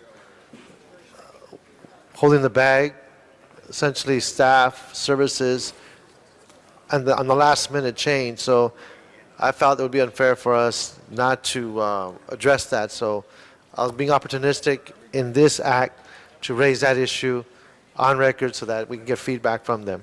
Okay, great. Thank Would you like to hear from the department right now? Please. Okay, Delphia Jones, Community Development Department. We received a notice recently from our National Advisory Agency that there is a threat to the Community Services Block Grant, that it may in fact be cut in half. And this is preliminary negotiation, so we thought it best to introduce a motion. We've been talking to the lobbyists in Washington. We've informed our Community Advisory Board of the possible threats. We currently receive about $7 million in Community Services Block Grant, and the threat is that that could be cut in half. Thank you for that input. So knowing that cut is imminent, how have we notified our nonprofits, our service providers? This is the question. Okay, we have notified our Community Action Board, which is the board that is responsible for advising the Department on Community Services Block Grant, and we are talking to our agencies about that cut. So they've been notified? Yes. Okay, thank you so much. I Thank appreciate you. all your hard work. Thank you very much.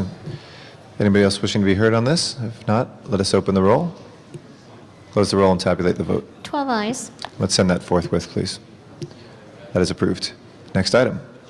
Mr. President, Special 1 has been introduced, and the city attorney will speak to the findings. Okay, Mr. City Attorney, on the findings, Special 1. Mr. President, members, this is a motion being introduced by Councilman Weiss. The upshot of this motion is that it would authorize the Los Angeles Police Department to sole source the purchase of 4 Talon bomb robots from Foster Miller, Inc. In view of the fact that the incident on July 7th in London, when the Homeland Security raised a terror alert level from yellow to orange, and the need to take action on this requires that the council make a finding that pursuant to Rule 23 of the Rules of the City Council, as well as the Government Code of the State of California, that there is a need to take immediate action on this matter, and that the need for action came to the attention of the City Council subsequent to the posting of today's City Council agenda. Okay, thank you. Does anybody wish to be heard on the findings? If not, let's open the roll on the findings, please. Close the roll and tabulate the vote. 12 ayes. That determination has now been made by the City Council, and this is before us. Mr. Weiss. Thank you, Mr. President. I want to thank the Mayor's office and the office of and the Police Department for their work in bringing this matter to my attention and before us today. I don't know if Mr. Miller is still here. No? Mr. Jackson, you're here. If you could come forward, please. Mr. Miller from the Police Department was here a few moments ago. Mr. Jackson and other folks from the bomb squad are here. Could you just briefly tell the council about the robots that this motion will enable the Police Department to purchase? Hold my time, Mr. President.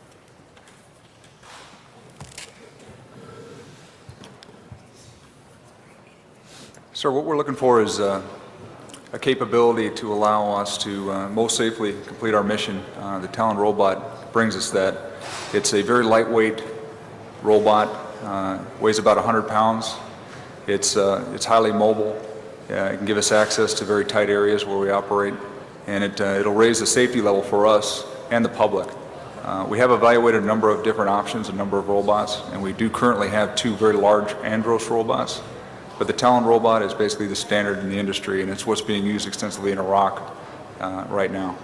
And the sooner the city approves the purchase of these robots, the sooner fewer of you will have to physically and personally approach suspicious objects that have been called in as potential bombs. That's my understanding. That's correct. Okay, well, thank you for that. Colleagues, this is a very important matter. I want to congratulate the office of Mayor Villaraigosa. They swept into office and they discovered that this was a purchasing request that had been put in some time ago. And it's of just the absolute urgency. I don't know why it hadn't been acted on sooner, but this is something where literally every minute counts, every day counts. The sooner we can purchase these robots, the sooner officers such as the ones here from the bomb squad won't have to personally approach as many suspicious packages as they have to right now. It's a critical matter, and I appreciate your aye vote. Thank you very much, Mr. Weiss. Our next speaker is Mr. Rosendahl, to be followed by Mr. Cardenas.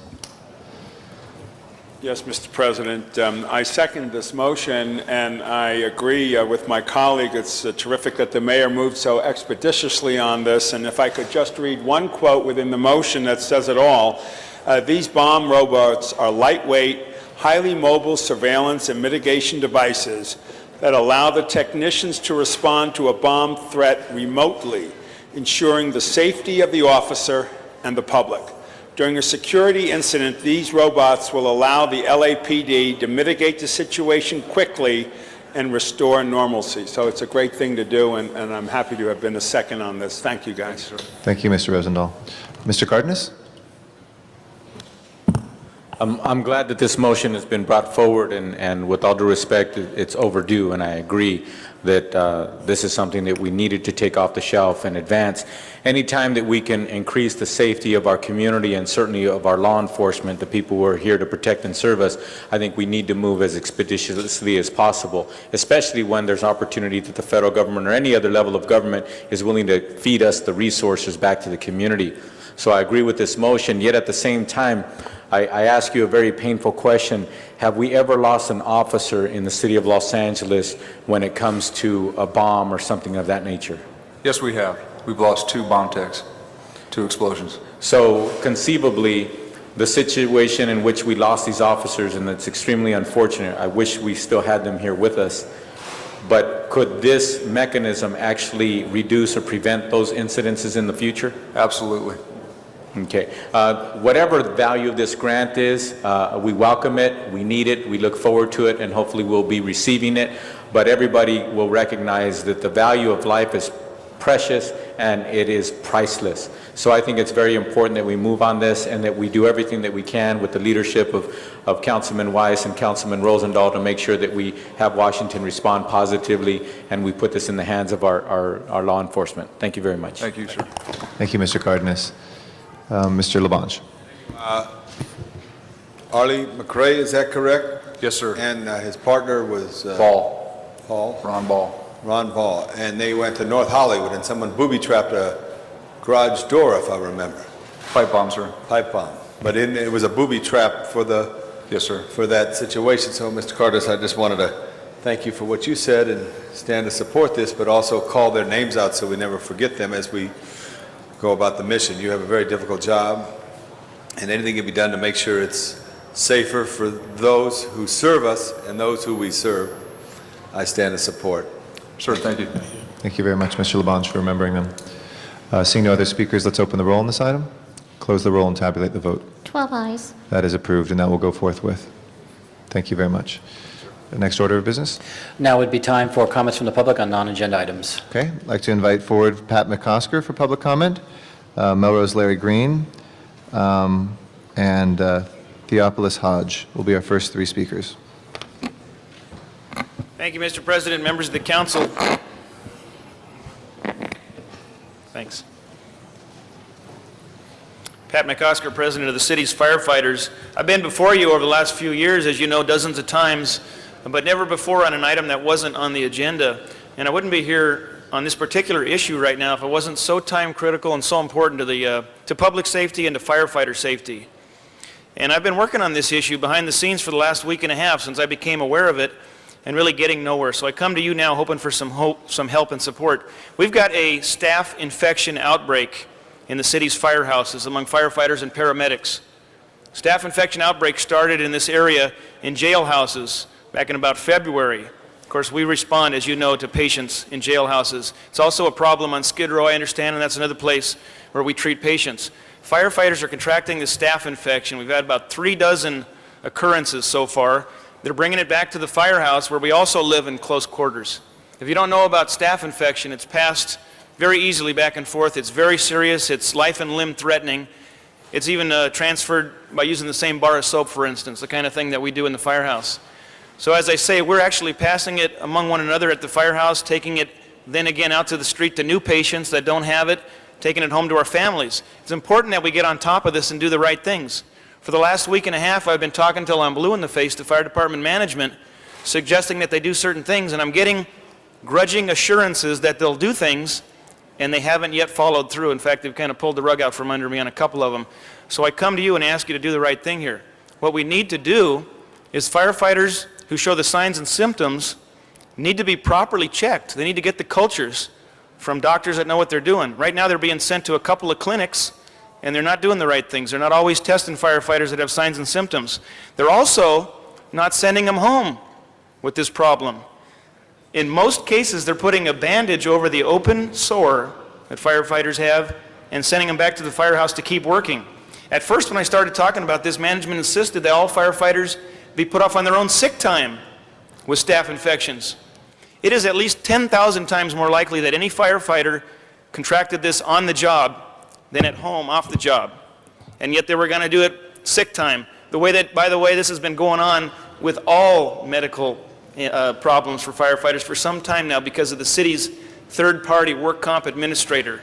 They are very disappointing. Firefighters literally break bones at fires and are put off on their own sick time lately. So I want you to know about that. But getting back to staph infections. If I can ask you to just wrap up in the next 20 seconds. Thanks. Getting back to staph infections, thank you. We need to give people the proper medicine and we need to send them home and wait until they're actually, in remission, not contagious before we send them back to duty because we're spreading this disease to the public, people that don't have it, and we're spreading it to our families. Thank so you, please, Mr. I Acosta. urge your help on this. Mr. Reyes would like to say something, and Mr. Rosendahl as well. Mr. Reyes? Yes, I just want to say, I know this is not on the agenda, but I commit to you on Tuesday, you'll have a motion that responds to this immediate issue, and we'll look forward to working with you on that. Thank you. Mr. Rosendahl? Yeah, and I will be the second on that motion next week. We're glad you brought it to our attention today, and we'll respond next week on it. Thank you. Thank you. Thank you very much. Mr. President, just a question. How many firefighters do you believe have been... And I think I just caution folks on taking... I just got to ask the question. Saying that we're going to take action. I just want to caution. I'm not going to say that. I just want to... Can I ask the question, Mr. City Attorney? How many firefighters have had staph infection? I know of one. About 3 dozen, and countywide it seems to be closer to 100. So 36 to 100 employees. Okay, thank you very much. Thank you very much, Ms. McOsker, and thank you, colleagues, for your comments. Melrose Larry Green, so next speaker. Good morning. I was actually going to speak on bias in the media, but I'm not going to speak on it because there's so much of it, it would take the whole 10 minutes. I read the story about Arnold Schwarzenegger in today's paper, Congressman Cunningham, Tom DeLay, Karl Rove. I sort of see a pattern there. I don't want to even get into it because 13/15ths of this city council are avowed Democrats, and you know exactly how much bias there is in the media. But whatever, you're a desperate party, except for Mayor Villaraigosa. So I want to talk on a positive level because we Republicans work on a positive level. And in light of, where's the clock? Hey, I need my clock. There's no clock. I started at 9:30 is when you started speaking. There's no clock. It's not visible to the general public. Thank you. That's what Democrats, that's you Democrats. I'm kidding, Eric. How much did Anyway, Greg pay you? Come on. There's no clock. There's no clock. You'll let me know when my time is running out, okay? I'll give you a minute warning Thank for you. each minute. You're about Thank you. 45 I know how you seconds in. Democrats are with You're the 45 law. seconds in. All Go right. ahead. Okay, thank you. So anyway, as I was saying, on a positive note, I don't want to talk about the bias in the media. There's too much of it, liberal bias. But I want to talk on a positive sense as a left-wing Republican. I want to talk, as I talk about item 21 with that Latin festival, I've got a great idea, along with my ride to work with your councilman. I propose that we use some of the vast park space in this town for some real great city-sponsored rock concerts. For example, how about Bob Dylan in Griffith Park? How about Chuck Berry at the Coliseum? How about Alanis Morissette, Julio, or as Eric would say, Julio, or Enrique Iglesias in the 13th District? You may say, Melrose, Larry Green, that's impossible. No, it's not. We've got a Mayor Villaraigosa who is nationally known. We've got a great city council, and despite what the two folks said from Lakeview Terrace, concerts are great events. And I guarantee you, Chuck Berry, Bob Dylan, I can get them all for you if you want them. And that's what I came to talk about today in public comment. It's a new city of LA. This is a progressive new city of LA, not just because of the mayor, but because of the new information technology that we've got in Van Nuys. And I want to promote a positive feeling in the city of LA. Let the negativity be on a national basis. Let Hillary Clinton fight it out with the LA Times and the New York Times. I'm not even going to waste my time talking about negativity. I want to be positive. I am certainly not your typical Los Angelino, but I want my Democratic friends to work in partnership and understand that when you work with industry, they have a lot of capital, you can get a lot of good ideas, and we can still remember those that are less than fortunate and affordable housing and all the other things that are on the Democratic agenda. We can work together, but let's not forget that rock concerts 10 work seconds. well. Thank you very much. Thank you. Appreciate it. Theopolis. You can email me at melrose1@earthlink.net if any of you want Bob Dylan or Chuck Berry or Alanis Morissette or Julio Iglesias at a City of LA concert. I can make Thank it you. happen. I Appreciate told that it. to the mayor, and I'll tell that to you right now. Thank you. All right. Theopolis Hodge is our next speaker, and then Candido Maras.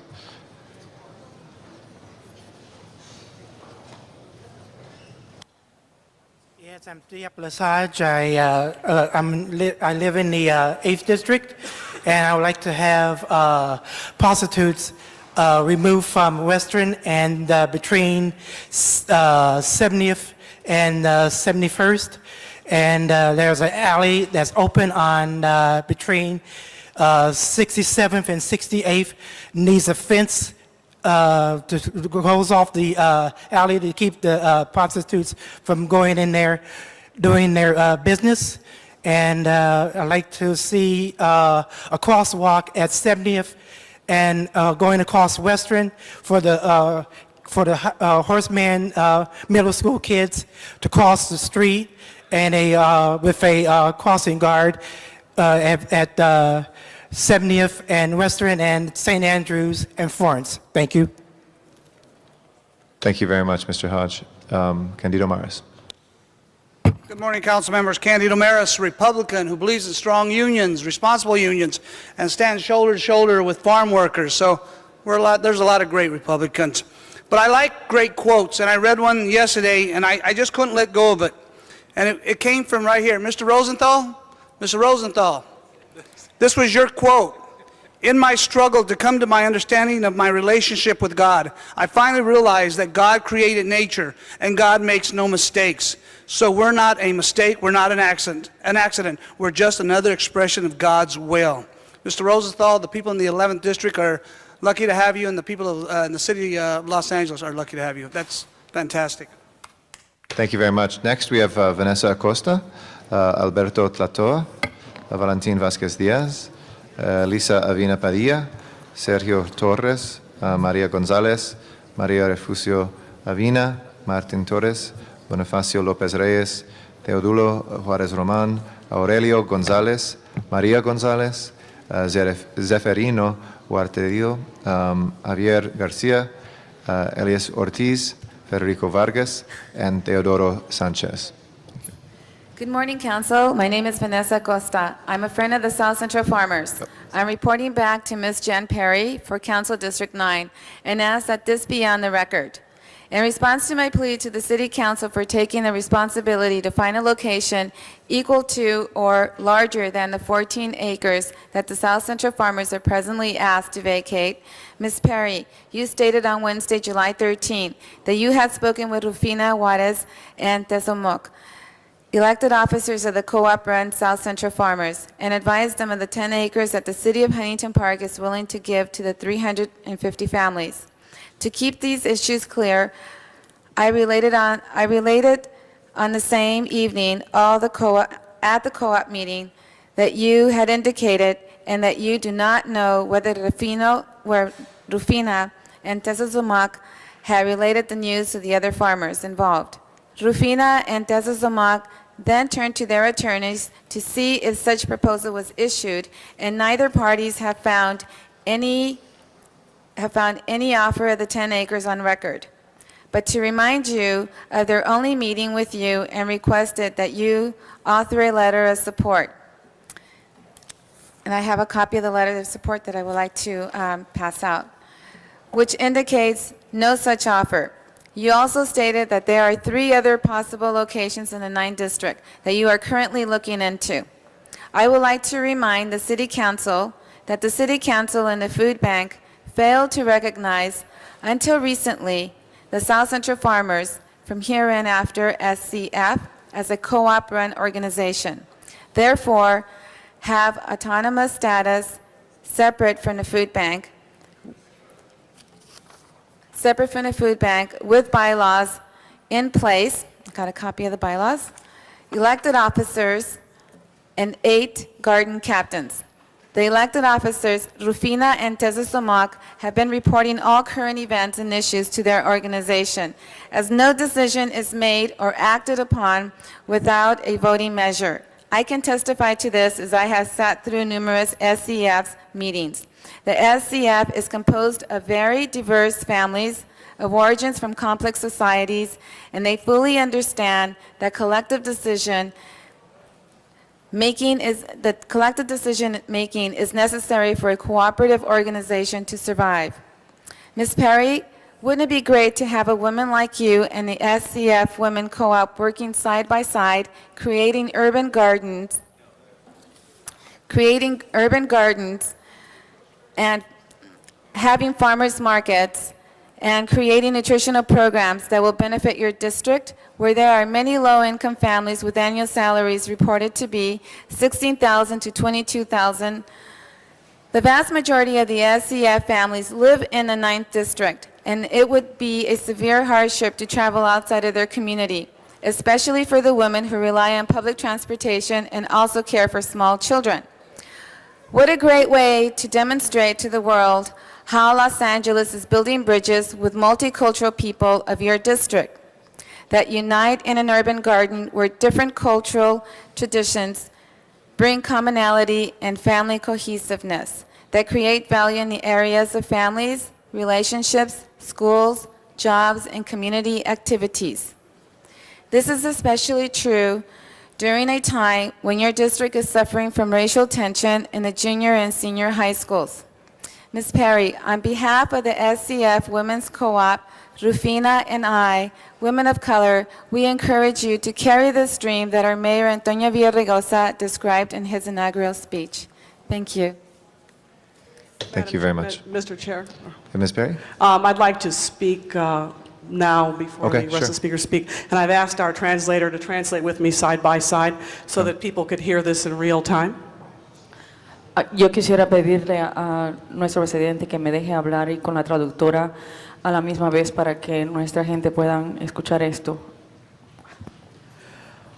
To the first speaker, I don't know you. You seem like a very intelligent person. La primera oradora no la conozco, parece que ser una persona inteligente. Your comments are well drafted and very intelligent. Sus comentarios han sido bien escritos y muy inteligentes. But the implication is something that I believe casts aspersions on my own personal character. Pero la implicación que tienen verdaderamente habla negativamente de mi propio carácter. And I've asked our translator to stand here with me side by side so that the people you have brought with you today can hear this in real time and not translated through anyone other than the official translator. Pero le he pedido a la traductora que se pare aquí conmigo para que la gente puedan oír, que han venido con usted, puedan oír esta traducción por la traductora oficial. I have a very long and well-documented record of working with people, human beings, all people who reside, work, and are a part of this district. Tengo una gran historia de haber trabajado con todas las personas que viven en este distrito, con todo tipo de personas y seres humanos que viven en este distrito. And to subtly imply or overtly to imply any other type of conduct is doing a disservice to the people who stand behind you today. Y tratar de implicar otra cosa sería darle mal servicio a las personas que están paradas aquí con usted en el día de hoy. Because I believe all the people who have worked on this garden, all the people who are interested in this garden, are very good and very decent people. Porque pienso que todas las personas que han trabajado en este jardín y todas las personas que han trabajado en estas granjas son buenas, honestas personas. The support that I have written, demonstrated, is well documented as part of the official file and well documented as part of the official court file, and I recommend you consult with your legal representatives on that particular issue. Los reportes que yo he hecho están bien documentados en todos los actas oficiales y le recomiendo a usted que consulte con su consejero legal con respecto a esos asuntos.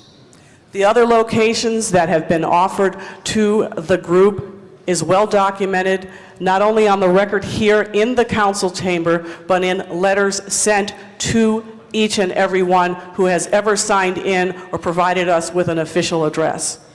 Las localidades que han sido ofrecidas a todos estos grupos están bien documentadas, no solamente aquí en el concilio, pero en toda acta judicial y en todas cartas que han sido enviadas a todos los grupos que han mostrado interés. It has been particularly painful to have visits from members of the group come and say to me that they have been in meetings with your group, your leaders, and they have been told that I am a racist, that I don't care about Latinos, and they've come to my office to meet me because they always thought that I was a nice person, and they just wanted to meet me and see for themselves.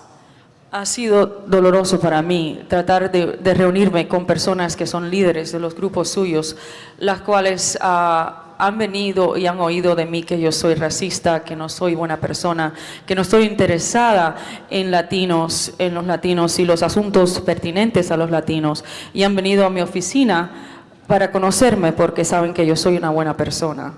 And I would say to you today that invoking the issue of the conflict at Jefferson High School is somewhat manipulative and certainly takes away from the relevance of your cause. Because I've spent a lot of times with the children, the young people at Jefferson, and believe me, their situation over there is far more complex than a black-brown issue. Y me duele decirle que el evocar las juntas de la escuela secundaria de Jefferson High ha sido bastante difícil porque los asuntos que están pendientes ahí son mucho más profundos que un conflicto entre personas latinas y personas negras. I'm sorry. Okay. Anyway, and I appreciate your right to speak and appreciate you coming here today, but I must again reiterate that I need to make sure that everyone is clear about the record. Y aprecio que hayan venido aquí a hablar en el día de hoy y a dirigirse a mí, y aprecio el derecho de hacerlo, pero quiero estar segura que todo quede claro en el acta. Thank you. Thank you, Ms. Perry. Good morning, City Council members, or good afternoon. My name is Alberto Clatoa, Kearney East Los Angeles College, and just a quick commentary to what Ms. Jean Perry had to say. I've been actively involved in the meetings, and I never heard our leaders refer to her as being racist or any sorts of that thing. And I just want to say, if she feels that we are good, decent people, then let us stay in the 14-acre lands. We're providing a good service for our community. It's safe. It's education for the children. That's a great benefit. And just trying to remove that shows that, what, are you against us or what? And to the comments, because South Central farmers believe that if our youth is exposed to positive environments, they will grow up to become productive members of society. These are the environments that need to be emulated in other cities instead of trying to be destroyed. South Central farmers are feeding families and educating the children and teaching them healthy habits. South Central farmers are providing a safe environment for their children.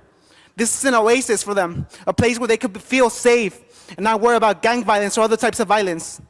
It's a place where our elderly feel needed and wanted. Because many of our elderly citizens of our community do not have the resources to take trips, or the only place they have is the garden. This is a place where they feel useful and needed. And we just want to preserve this garden because it has shown so much of our community.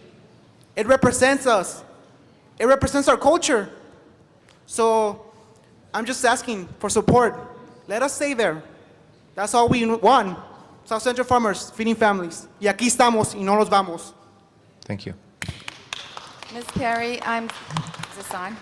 Ms. Perry, I'm sorry that you felt that way. And I'm sorry, the city attorney has cautioned me that if a new speaker can come and speak, but if it turns into dialogue, since it's not agendized, we can't unfortunately have that discussion today. So my apologies, but if somebody else would like to speak, we'd be happy to hear them.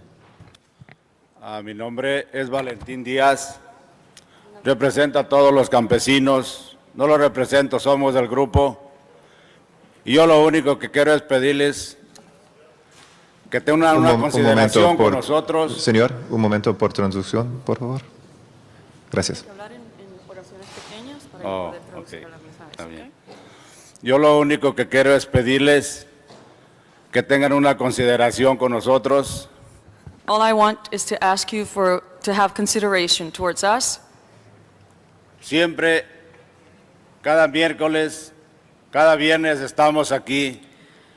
Every Wednesday or every Friday, we're here. Nosotros lo único que queremos es que nos consideren por nuestro trabajo y por el esfuerzo que estamos haciendo.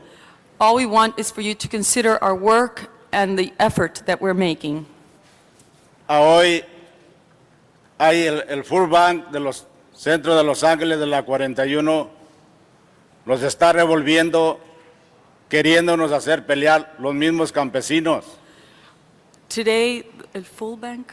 El Food Bank del centro de Los El Ángeles. Full Bank from the center of Los Angeles is creating trouble. They're making us fight among ourselves, the farmers. Y nosotros no queremos eso. Por favor, concejales, hagan algo por nosotros. We don't want this, councilmen. Please do something for us. Yo le pido a la señora Jan Perry que nos considere como los campesinos unidos y no enemigos. We ask Councilperson Jan Perry to please consider us as united farmers, not fighting. Y lo único que queremos es la tierra para trabajarla, no para destruirla. And all we want is to work the soil, not destroy it. Y queremos más campos verdes para nuestras familias y para nosotros ya mayores. We want more green farms for our families and for our elderly. Es todo, gracias. That's all. Thank you. Gracias. Okay. Any other speakers from the list? Okay. Okay. Thank you very much. This closes our public comment. Next order of business. Council has motions for posting and referral. Those are posted and referred. The desk is clear. Okay. Any announcements, colleagues? Oh, Mr. Parks? We just get 18 forthwith. Okay. 18. We'll make sure that goes forthwith. Any announcements, colleagues? Yes. Mr. Labange. Yeah, remember Sunday at Page Museum for Bastille Day, a celebration of the Thank you very great much. relationships we have with France and in the French community here in Los Angeles. Bastille Day, Page Museum on Wilshire Boulevard, a free event. Thank you very much, Mr. Padilla.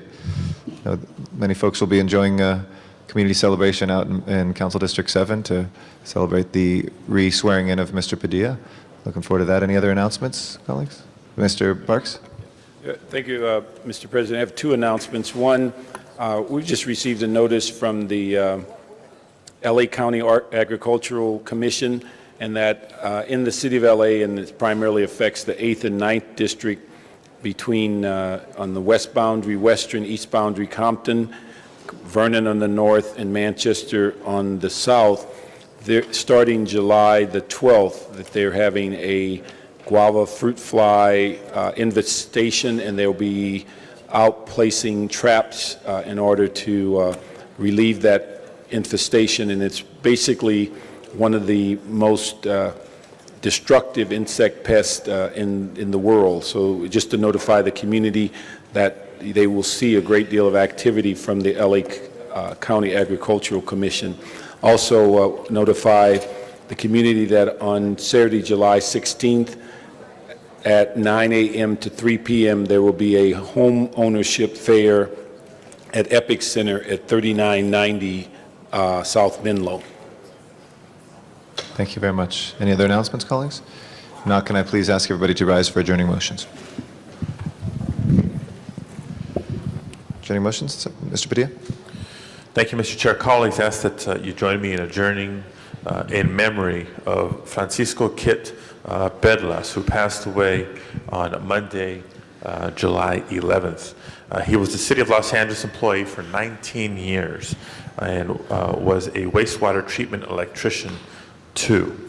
During his tenure with the City of Los Angeles, he was one of those who would numerous times be brought forward to the podium before us or in some other venue receive recognition, a total of 14 commendations from the Bureau of Sanitation acknowledging his exemplary work. As to we adjourn his memory. Thank you, Mr. Padilla. Are there adjourning motions on that side? Not. Mr. Parks? Thank you, Mr. President. I'd ask we adjourn in memory of Dr. Cora Martin Moore, born in Chicago, Illinois, She became a renowned gospel singer with the Sally Martin Gospel Choir. She was adopted by that group, traveled extensively throughout the United States, made several recordings. She made her first appearance in Los Angeles in 1943 and moved permanently here in 47. In 1999, Dr. Moore and the Sally Martin Singers were inducted in the Detroit, Michigan Hall of Fame.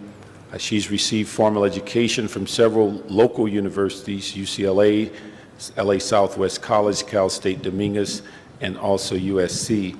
And in January 2005, she received an honorary doctorate in divinity degree conferred by Elborn Solutions College of Ministry. She passed away on July 10th, and arrangements will be made Saturday, July 16th, as a musical tribute at 7 p.m. Thank you, Mr. Parks. Mr. Rosendahl? Yes, I ask my colleagues to adjourn in memory of Joe Napolitano, who was an Italian entrepreneur who was born on a freighter off of Gibraltar in 1899 and lived an active, colorful life until his final weeks, died peacefully on the 4th of July at his home in the Pacific Palisades. He was 105, the Pacific Palisades' oldest known resident. About 1911, Joe and three of his brothers came to America, penniless and not knowing a word of English. In fact, their luggage had been stolen on the docks in Genoa, and all they owned was literally the clothes on their back. When they got by boat to Manhattan, a long ride on the Eye to the Bronx, and another lengthy ride by streetcar, the boys reached their aunt's apartment, and she set out the biggest table they've ever had of Italian food they could imagine, Joe recalled. I'll tell you the joy of that first meal in America. And we can go on and on about an incredibly long and rich life, but in 1951, Joe and his beloved second wife, Lilia, bought a 17th Street nursery in Wilshire in Santa Monica and moved in a little house on the back of the property. Joe was preceded in his death by two of his children from his second marriage, Joe Jr., who was a fireman and an arson investigator, and a daughter, Nita. Survivors include 8 grandchildren, 18 great-grandchildren, and 21 nieces and nephews. His funeral mass will be celebrated at Corpus Christi Church in the Palisades this Saturday, July 16th at 10 o'clock. An interim will follow at the Holy Cross Cemetery in Culver City, and a reception will be held at his home in the afternoon. All members will put on that. I ask colleagues that we adjourn in memory of Miguel Lemus Jr., who passed away earlier in July. He was the son of Ana Lemus and Miguel Lemus as well, who lived in my district. He was a Bank of America fraud unit worker, and he was kidnapped. And unfortunately, his body was found in Encinitas, and we're still trying to piece together exactly what happened, but may Miguel Lemus Jr. rest in peace. Mr. Clerk, if you please call the roll.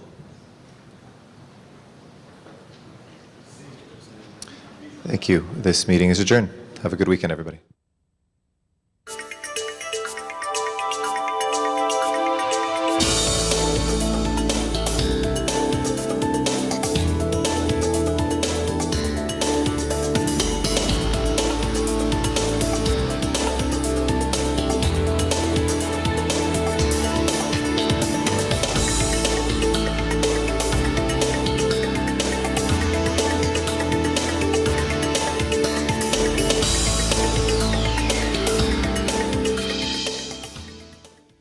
Hi, I'm Mayor Antonio Villaraigosa, and you're watching LA City View, Channel 35. LA City View, Channel 35. Your city, your channel. We now join our scheduled program in progress.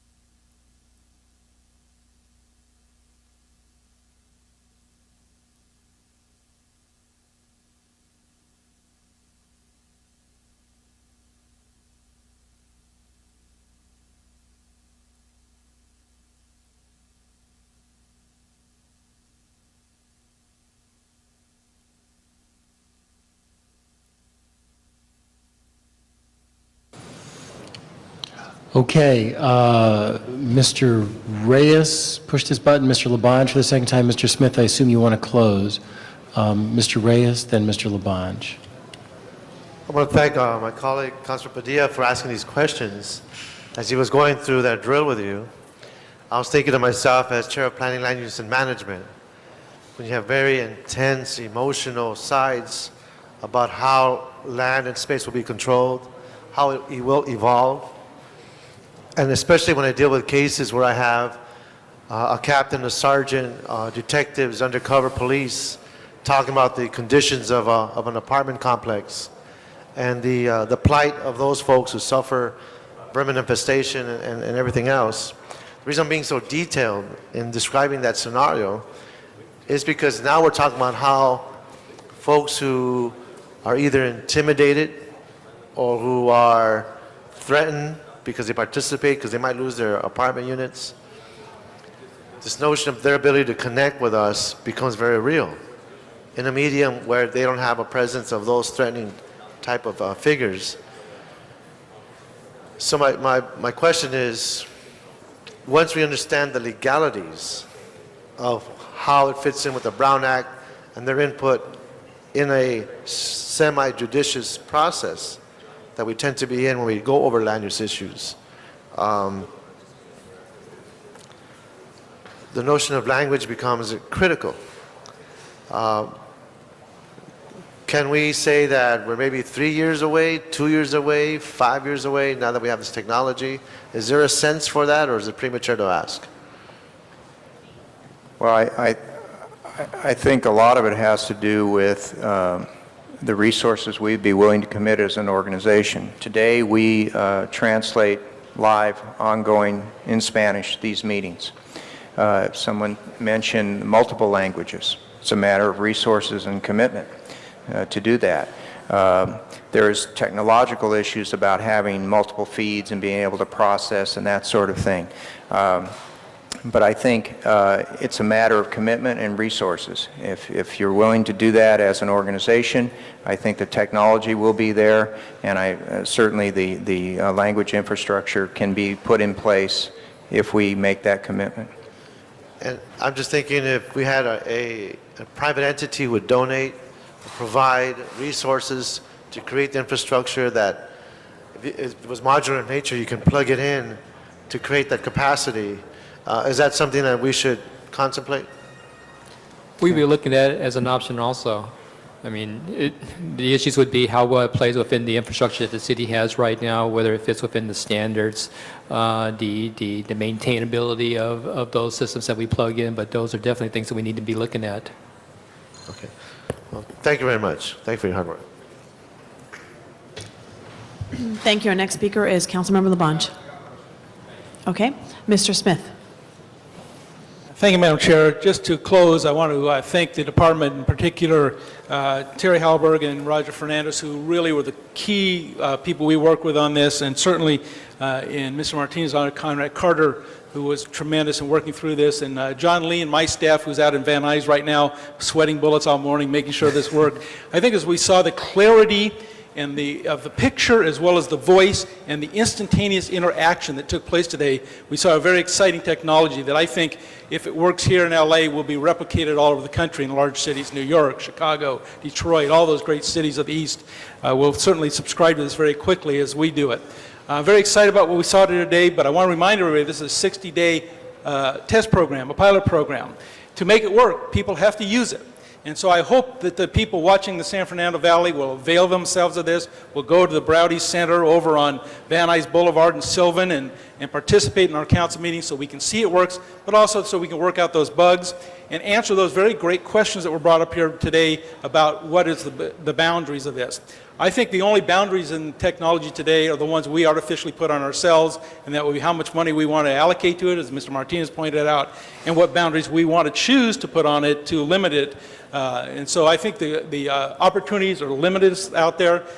We will work through this and come back. I foresee a city of Los Angeles in the future that has connections all over it, from one end to the other, that allows our committees to connect, that allows our council members to connect in their offices.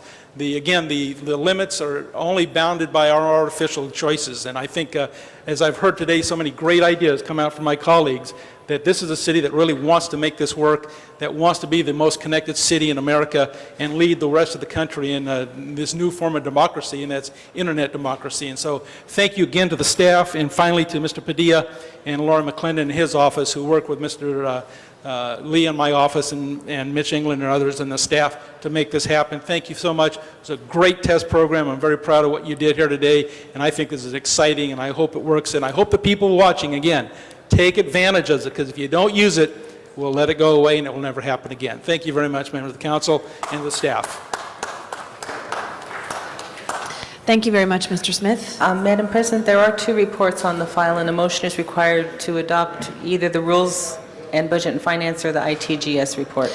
Mr. Smith, do they conflict? Are they 2 reports, Mr. Smith, on the file? One is ITGS and the other is, you said Rules and Elections and Budget. Yeah, Rules and Elections and Budget and Finance. Do you want to adopt both? I'm sorry, what were the difference of the 2 files? ITGS was just a blanket approval. What was the other approval? As a potential. I think that was the main difference.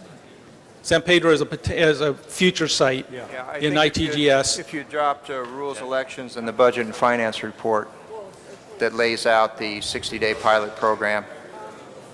So they're not in conflict. The only conflict is that the ITGS report calls for San Pedro as a future project, which is different. That's all. That's so correct. if we approve both, essentially we're doing the 60-day pilot and saying we want to look at San Pedro as the next site once we've completed the project. Yes. Pilot project. Councilmember, would we start the pilot project when the Van Nuys City Hall is opening? So the official date of the start of the pilot project will be, if decided by you today, of when that would be? Okay. After the... Okay, from staff then, when are we ready to do that? We're planning to make this available for the public to be present at the City Hall when that building opens. When the facility, the new City Hall in Van Nuys opens? Right. Which is projected as? Today we have a late August date, I believe, but we will be able to provide But then information. we should then be really approving both reports because they're not in conflict other than the future of San Pedro, which follows this pilot anyway. Correct. Yeah, so we move both reports. Thank you. Thank you very much, Mr. Smith. So both reports are before us. Madam Clerk, open the roll, close the roll, tabulate the votes. 10 ayes. We have a request from Ms. Perry to take item 26 out of order. We have an officer that needs to get back to patrol or to the department. Thank you very much, Madam Chair. I want to see if we can't get through this pretty quickly. If you wouldn't mind, I'd just like to say a few words about that, if that's okay. If I can do that now. Please, go ahead, Ms. It Perry. might cause some people to reconsider testimony. In working on closing some various hotels and motels in my district and bars, the Oakwood, the Ross, Chilino's Bar, I realized that the nuisance abatement ordinance had to be amended to strengthen the city and community's ability to close those businesses and activities that prey on our community. In November of 2004, with the support of the City Attorney's Office, I introduced a summary closure motion that will shorten the administrative nuisance abatement process. The item before us today instructs the Planning Department and the City Attorney to draft an ordinance that would address summary closures for nuisance abatement properties. This proposed ordinance requires that in a nuisance abatement case, the owner will submit a plan review within 2 years. This would require a nuisance abatement case to be heard within 2 years rather than 5, 8, or sometimes 10 years, which has been the standard in years past. After the zoning administrator has revoked the use, it would then allow the Department of Building and Safety and LAPD to actually give notice to a business and to that it is noticing the business that it will be put out of business, fenced and boarded within a year. This proposed ordinance will ensure that the community, as well as our city family, will have a strong mechanism to deal with nuisance properties. One additional note for those who are here out of concern for this particular issue: if there is a situation where tenants are moved or vacated, they will be entitled to relocation funds. And if the building owner does not pay for the relocation as requested, the city then will be able to place a lien on the property, and then the tenant's relocation would be paid for. The intent of this proposed ordinance is not to dislocate people, but rather to expeditiously address serious public nuisance issues. So today what I am asking for is a conceptual approval, and after that the city attorney and the planning department will come back to full council for a final approval of the actual ordinance. And I know that there's a representative here from LAPD who wanted to speak on this matter, and I just ask for the LAPD representative to come to the table, and then if those who wish to speak, keep it to 5 minutes. If they absolutely feel after testimony they need to speak, if you just give them 5 minutes total, that would be more than enough. Is the LAPD representative here on this case, or has he already? Okay, here he is. All right, we'll ask LAPD to speak first, and then you open it for public comment for a Yes. 5-minute period of time. Thank you very much.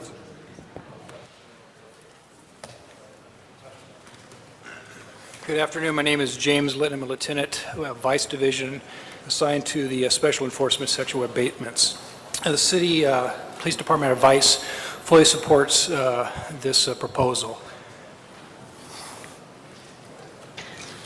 That was brief, We okay. fully support it. I mean, we've been going through, you talked about 8 years, 10 years, and it's past due. We need to move on to a 2-year process. Thank you very much. I appreciate you being here. What I'd like to do is have 5 minutes up on the board for public comment. The following individuals in order: Theodore Bailey, George Graham, Mary Lee are the first 3 speakers. Good morning, members of the council. In order to make the presentations much more expedited, we're going to just have a few speakers come up and they'll introduce themselves as they do so. Okay. My name is Mary Lee, but I will not be speaking this morning. Thank you. Thank you. Good morning, council members. I'm Sonia Brown, and I'm a resident of the Ford Hotel. And I would strongly suggest that the council please support this motion, because with one exception, just change the, I would request a minimum of 120 days, that way to give the city as well as LA Housing Department a sufficient amount of time to properly assess the tenants to find affordable, adequate, and stable permanent housing. Now, I did not know about this building being, the Ford Hotel being in nuisance abatement proceedings until I became a member of the community organization known as United Coalition East Prevention Project. Thank you very much. Thank you. Good morning. My name's Al Wright. I'm a member of the board of directors of SRO Housing Corporation, a nonprofit organization that I think, as most of you know, provides low-cost, safe, clean housing on Skid Row. We run about 24 hotels with 1,700 residents. We have found that this the nuisance abatement process, public nuisance abatement process, is a very good prevention tool in terms of reducing alcohol and drug problems in the Skid Row area, which in turn reduces crime. So we feel the recommendation is before you is much needed. And I would like to introduce, that's all I'm going to say, I'd like to introduce Curtis Price, who's one of our managers, works on Skid Row daily, to talk in more detail about this. Good afternoon. My name is Curtis Price. I'm for the proposal for the fact that I live down in Skid Row since 1984. I am assistant manager at the Rivers Hotel. In 1985 or 6 or 7, the hotel, I kind of lived in it. It was an addictive life. It was dangerous. The whole street, 7th Street, was dangerous. There's still some changes needed in that area. But being an assistant manager in there, I feel that the management and the owners of the hotel should be held responsible for their hotels. Back in the days, I could pay the owner to go up in there and sell crack. and it's happening right now in the city of Los Angeles downtown, right now. There are 2 hotels, one across the street from the police department right now. You can walk up in there any time of the day and buy crack. I mean, the owner knows it, you pay him, and it's unfair. Affordable, safe living is what's needed downtown. It is a community. I live down here. I've seen some changes. SRO happened to be one of the greatest changes that happened down here. I had a chance to live in the Rivers back in the day before the civilian cameras, before the management took responsibility for the safety and for the tenants that are in these buildings. I still live downtown, live in the Alexandrian Hotel. Even there, being an older hotel, they do have security. The management and the owners are held responsible for the protection of their tenants. All the hotels downtown, they still have some hotels that are out of hand, you know, unsafe, drugs, you know. You can go up in the hotels, I don't want to call the names out, but I live down here and I know it every day. Around the hotels is unsafe, up and down the streets around the hotel, or where I live, up and down the streets here, on the corners selling dope all day long, heroin, crack, cocaine, or whatever. But what happens inside the hotels are important for the people down here. This is a community, and it deserves a fair chance of change. Thank you. Thank you very much. Next speaker, Mr. Hi, my name is George Graham. I'm with Community Coalition. Good afternoon, Council. I just want to identify the fact that we have a membership of over 4,000, and our mission is to address the quality of life issues that affect the residents of South LA. We have trained hundreds of members to navigate the city's nuisance abatement process in order to reduce rampant drug activity and crime plaguing South LA's neighborhoods. With this being said, we've been frustrated by the flaws in the process, such as long delays in getting cases to hearings, weak enforcement of conditions, i.e. Bell's Liquor, and properties sold while cases in the nuisance abatement process, which has meant the process goes back to square one. Over 15 years, Redondo Liquor continue to have violence and crime surrounding that particular property. Also, businesses continue to operate even after their use have been revoked, i.e. Adlongs and Oakwood Inn. Well, Community Coalition wholeheartedly endorses the motion as a first step in impacting the zoning enforcement of residents of South LA are entitled to safe neighborhoods. Community Coalition will support the council, and we want to especially thank Councilwoman Perry for the efforts to improve the quality of life for the residents of South LA and the city of Los Angeles. Thank you. Thank you. And we'll let the last speaker speak. We're over time, but you're standing there, so I'll be make sure. brief. Thank you. Good morning. My name is Albert Milena. I'm Executive Director of the San Fernando Valley Partnership in the San Fernando Valley. The partnership has a long and successful history working with our community to address the root causes of substance abuse. Our experience with the nuisance abatement process goes back to the days of Blythe Street, a neighborhood once called the Valley's worst block. We work with the community, the city, other community-based organizations, and law enforcement to reclaim that community. The community worked to initiate the nuisance abatement process against apartment buildings that were havens for gang members, drugs, and crime. Although the process did take some time, the problem properties were ultimately rid of the nuisances, and residents now have a higher quality of life. This motion is an essential step to making sure that the property owners are held accountable for what takes place in and around these buildings. We are here to wholeheartedly support this motion. Thank you very much. Thank you very much for being here. I'd like to acknowledge Ted Bailey, Zaleen Cardenas, and Leslie Kroom, who also were here in support of Ms. Perry this morning. And Madam Chair, I just want to acknowledge we did receive a letter of support from the United Coalition, which I will ask you to enter into the formal record.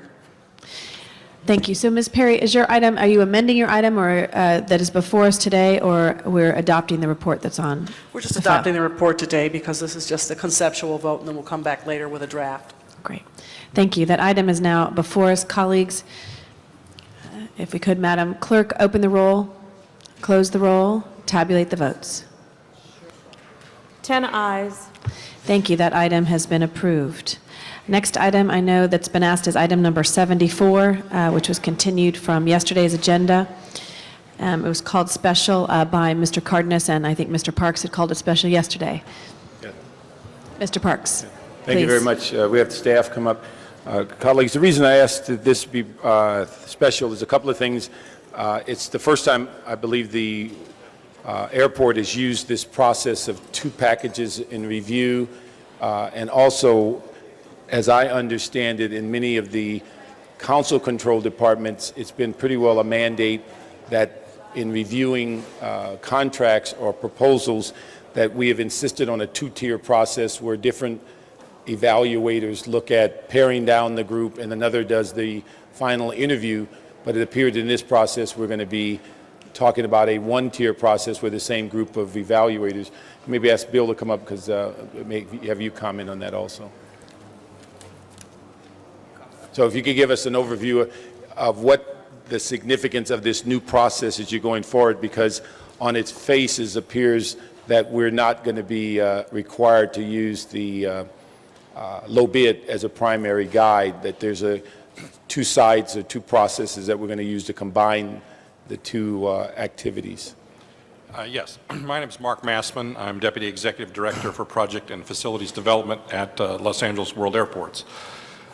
We have 2 very special projects here, the Tom Bradley International Terminal renovation and the inline explosive detection system projects. These are unique projects in that we are going to be rebuilding essentially major portions of the airport in place while we're operating 9 million passengers a day in the Tom Bradley International Terminal, and then every other terminal will be having its baggage system rebuilt. To us, this makes the equation about how we select a contractor to be changed. The city charter, as we've reviewed it, has 2 options for us to select contractors. It has the low bid process and it has the competitive sealed selection process. So we're following a city charter option that is there. That option then allows us to select not just on low price, but on lowest ultimate price. Lowest ultimate price being defined as other criteria that may drive cost to us as the owner of those facilities. Let me just, so clarity, with that seal bid, is that why you separated the 2 from cost and requirements? Essentially, we're going to ask for both, a bid, as we traditionally do, a low bid. We're not going to negotiate this, but we're going to ask for a bid, but we're going to weight that bid as not the only criteria that we're going to use. And then we're going to ask for a submittal from the contractors that will have some pass-fail criteria. Do they meet the bonding requirements? Do they have certain pass-fail criteria, as we normally do as in checking the responsiveness and responsibleness of a bid. In addition to that, though, we're going to ask for a proposal. We're going to ask for a proposal of who their team is, their management approach, their experience, and how they intend to approach this job. And that is the only part that will be scored. That part will be scored by a selection panel that we intend to put together beyond the airport. We're going to make this a blue ribbon panel, invite members from other departments of the city as well as outside the city, perhaps construction industry representatives and other things, so that this will have a broad input to that selection process. That team will score these proposals.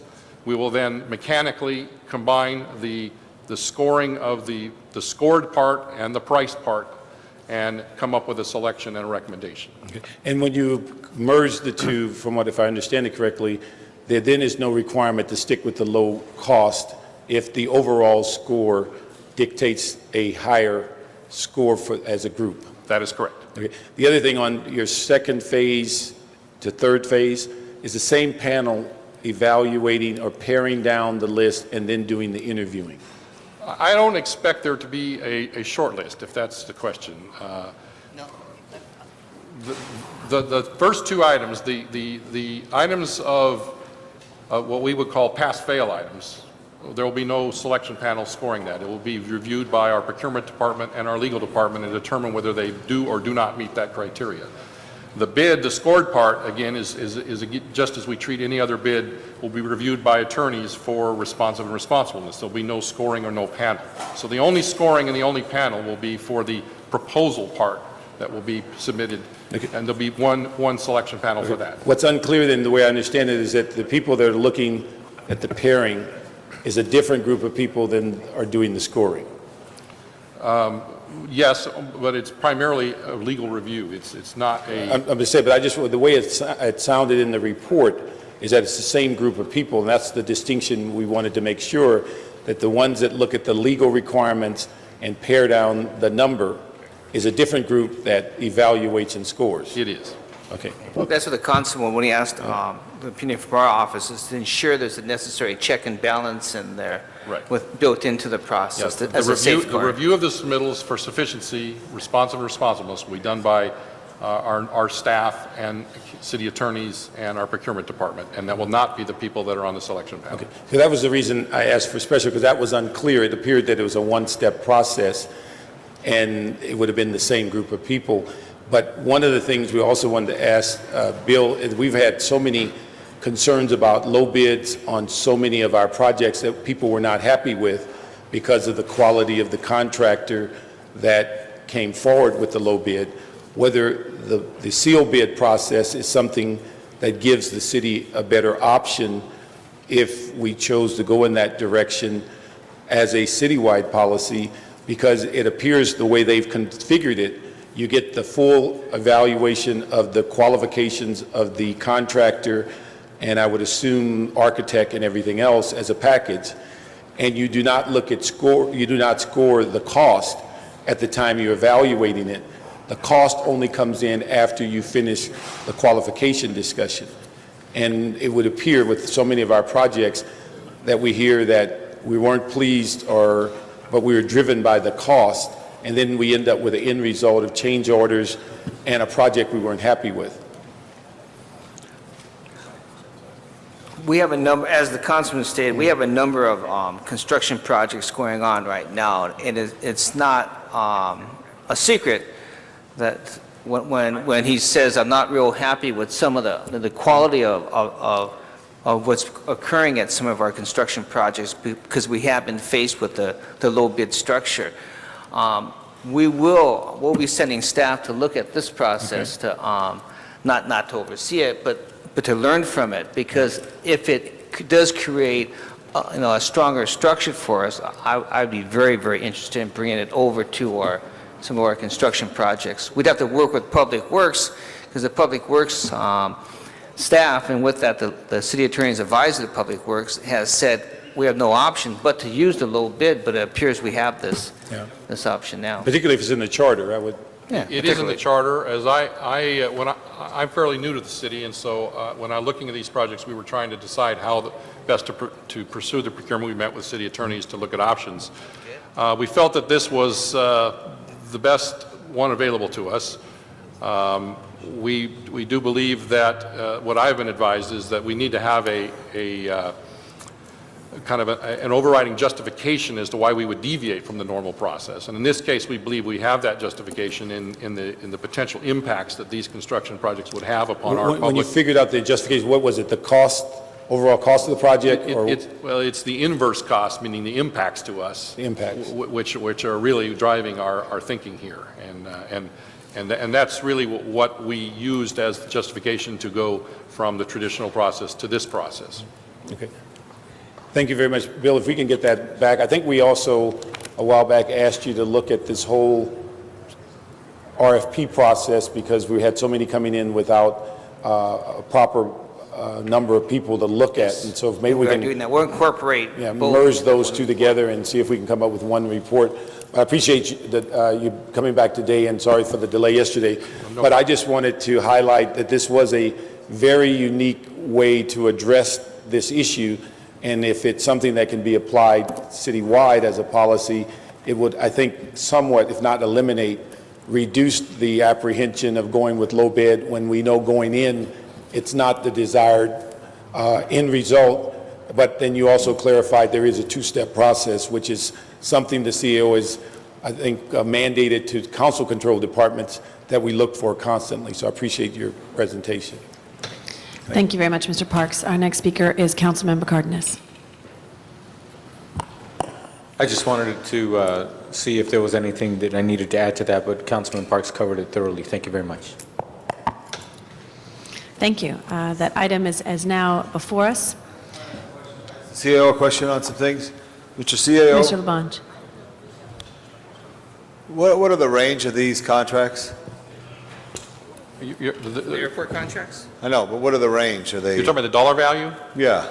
We have essentially 4 contracts we're considering using this process. The Tom Bradley International Terminal Project is approximately a $325 million project. Right. We have 2 inline packages at LAX, which is approximately $135 million and $115 million package. Right. And we may use this for an inline package at Ontario, which is a $27 million package. Is there and I know and I look to the chair of the Finance Committee and the chair of Commerce Committee. Is there any oversight that needs to be addition to this, that we don't fall into any problem that we had in the past? Do we need any additional oversight, like you have the oversight for the school bonds? Mr. Parks? I'm just thinking, Mr. Cardenas, I mean, the school board has an oversight committee for the various propositions. Should there be an oversight for this massive public works project? It may not, just to review or just to check or just to see, to make sure that things are done. Mr. Smith stood up, so on my time, whoever wants to speak. Just quickly, Mr. Labange, we had passed a motion that I put in a few months ago on that issue, that we're forming with the CAO, CLA, a committee that will oversee all the public works programs of the city, all the infrastructure of the city, and good. bring in all the departments, including the proprietary, so we can schedule all these things out and say we don't want all these projects coming due at the same time. Let's work them out. So certainly airports will take up a big part of that. I want the airport to get a full speed ahead on the airport, though, Mr. Smith. I don't want to get a water bottle thrown at me, but I just wanted to make sure, Mr. CAO, as the chief administrative officer, just that someone is constantly, is there a review of all this very intense, very important work done, so that we keep it in check, because all of a sudden it comes out of check, and I don't know what mechanism that is. I did. Mr. Cardenas, I don't know if you have an idea, or you feel comfortable, you get reports in your committee quarterly enough to keep a check on it? Madam President, absolutely. Tom, there are some checks and balances. That's why we have the Citizens Oversight Commission, and also there's a community benefits package that has been worked on for many years, right. And that dialogue is continuing. And they also have the public formal meetings at the airport, and they also have community meetings as well, and that's growing all the time. So yes, they do have There's that. a lot of people looking at it, which is good to keep it. Let's move onward to make our airport the safest airport in the world as we begin a new day in Los Angeles. Thank you. Thank you. That's our intent. Thank you very much. The item is now before us. Madam Clerk, could you please call the roll? Tabulate the votes. 10 ayes. That item has been approved. And Madam President, there is an ordinance on that, so the ordinance will go Be held over for over for a second week. reading. Great. Thank you. Next order of business. Next item is item number 9, and that was called special by Councilmember Weiss, but I believe there's a request to continue that matter for 60 days. That item will then be continued for 60 days. And the new date would be September 13th. September 13th. Okay. Next order, please. Next item is item number 12, and that was called special by Councilmember Smith.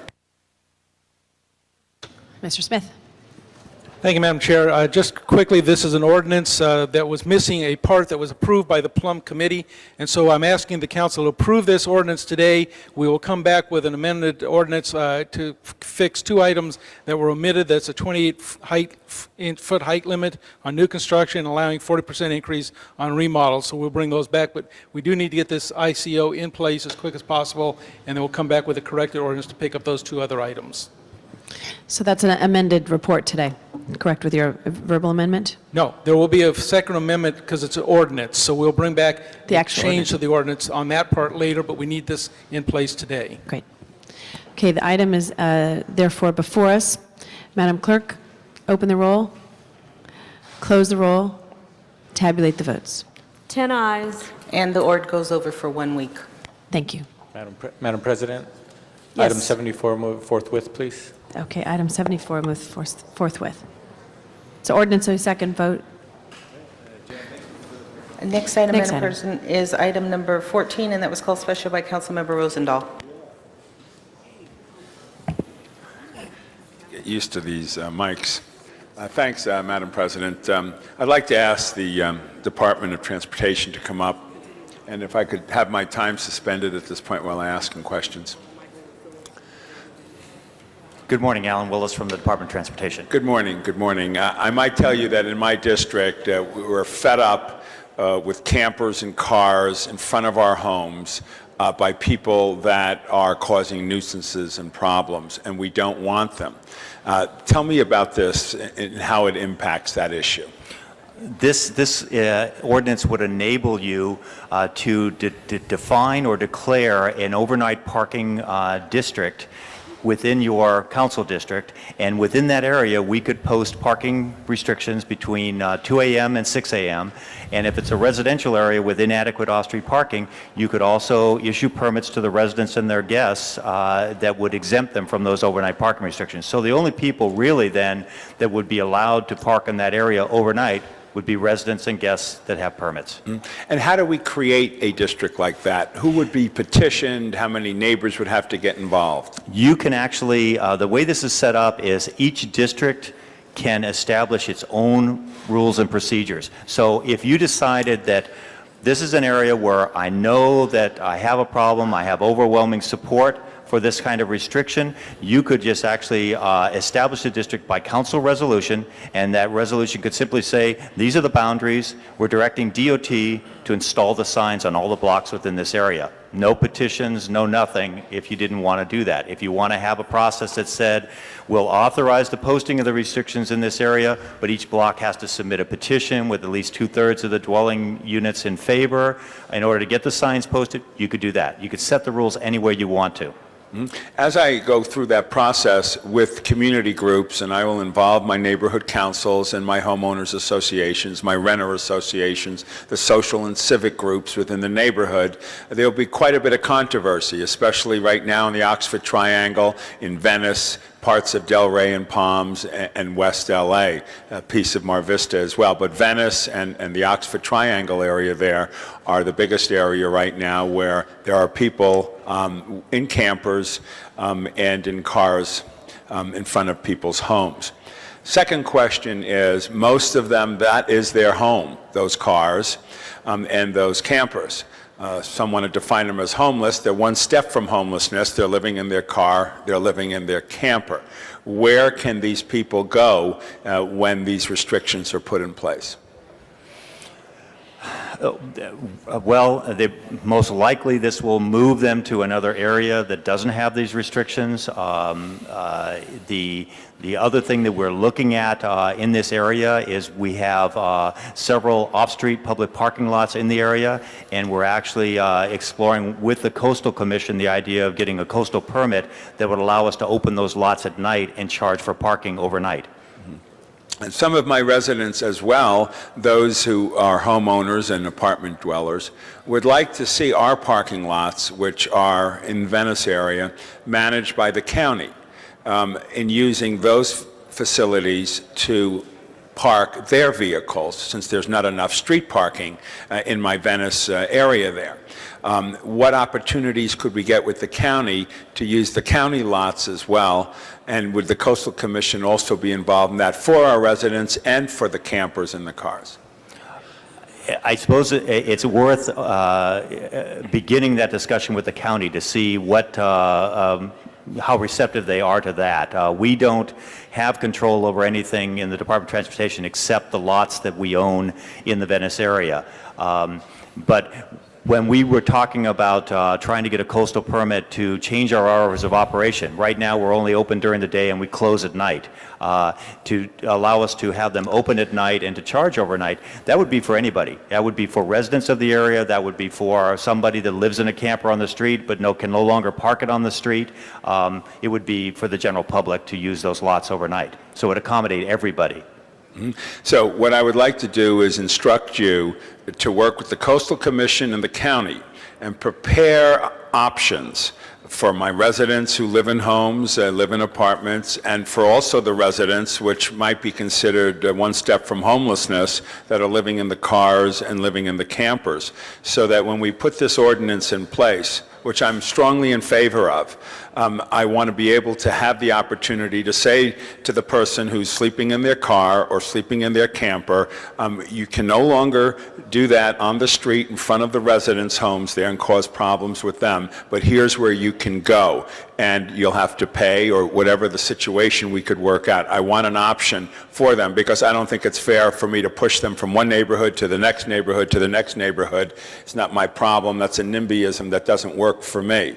So please develop the plan and develop a timetable. And as we go through this process here, which I will with my community groups, and I'm strongly in favor of it, because I don't want these campers and cars on people's front yards and using their lawns and all these issues that we know about, to go forward. Can you bring that back as we take this process through the council? Yes, and the thing to realize is that what's before you today is simply the enabling ordinance. It establishes the authority for the city to, by a resolution, define various districts. You don't have to define a district until you have, in your case, an alternate plan available.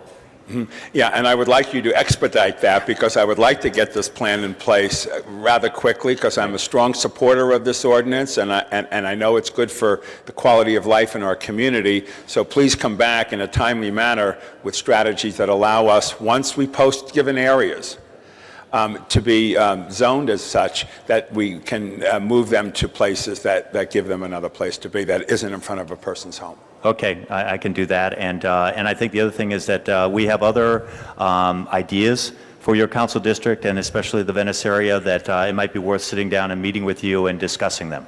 We look forward to that, and I strongly urge my colleagues to support this ordinance. Thank you, Mr. President. Thank you, Mr. Rosendahl. Other members of the council wishing to speak?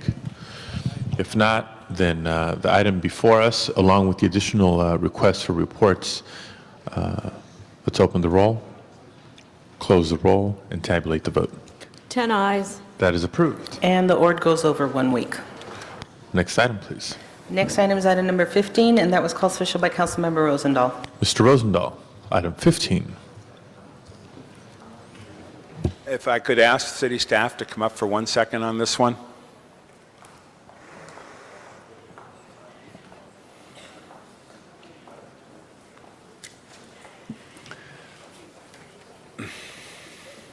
Hi, I'm Mary Ann Keene from the Personnel Department.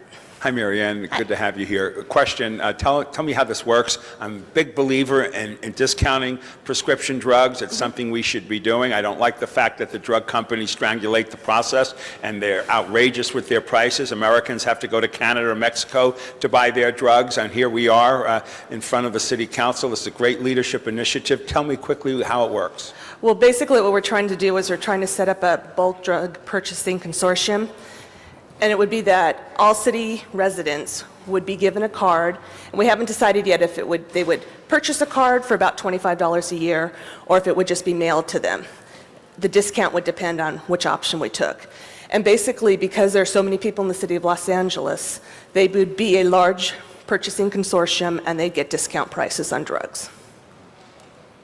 I just want to applaud the leadership of this council prior to me coming here and moving on this issue. I think it's fantastic. It's the beginning of a step in the right direction, and if we at the City of LA have to develop a healthcare safety net for our people, if the federal government or state government doesn't do it, this is the beginning of that process. We need a safety net for all of our people. Thank you. Thank you.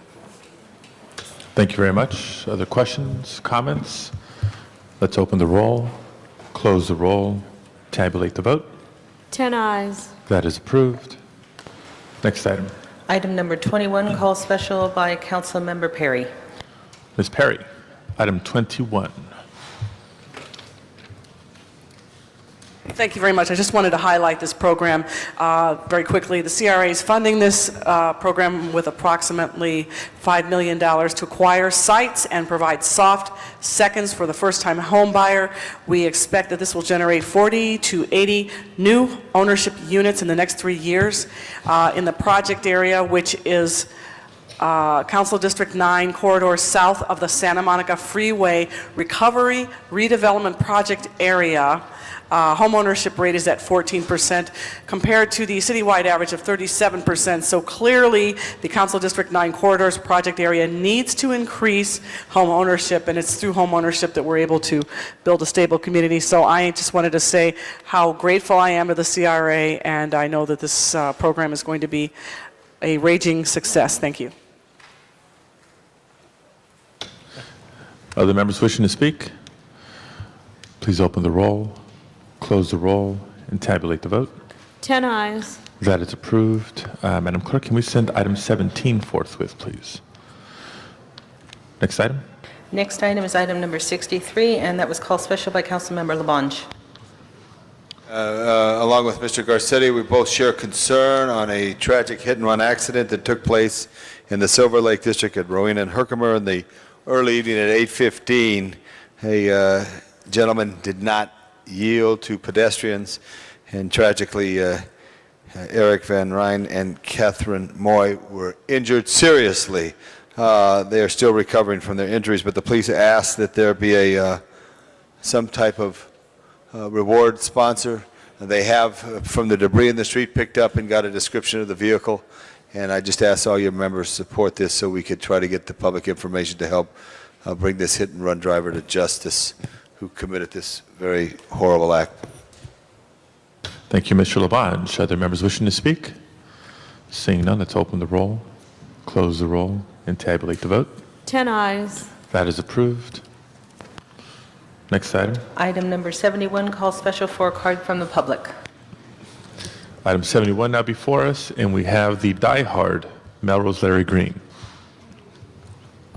Yes, this is a great meeting. By the way, congratulations on your program, but I'm going to keep coming down here. So all the fun in politics, in my opinion, is to have direct interpersonal contact with your council people. But it is a great, actually, just for the heck of it, for that plug, I might go to Van Nuys within the 60-day pilot program period. Excuse me?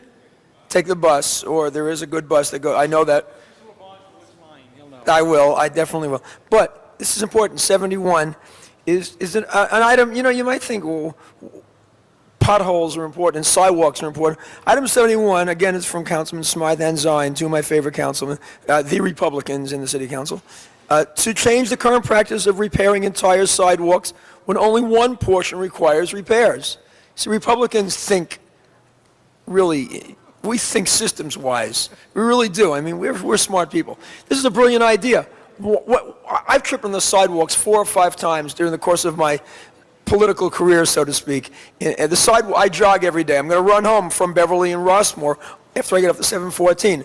And the sidewalks are in disrepair.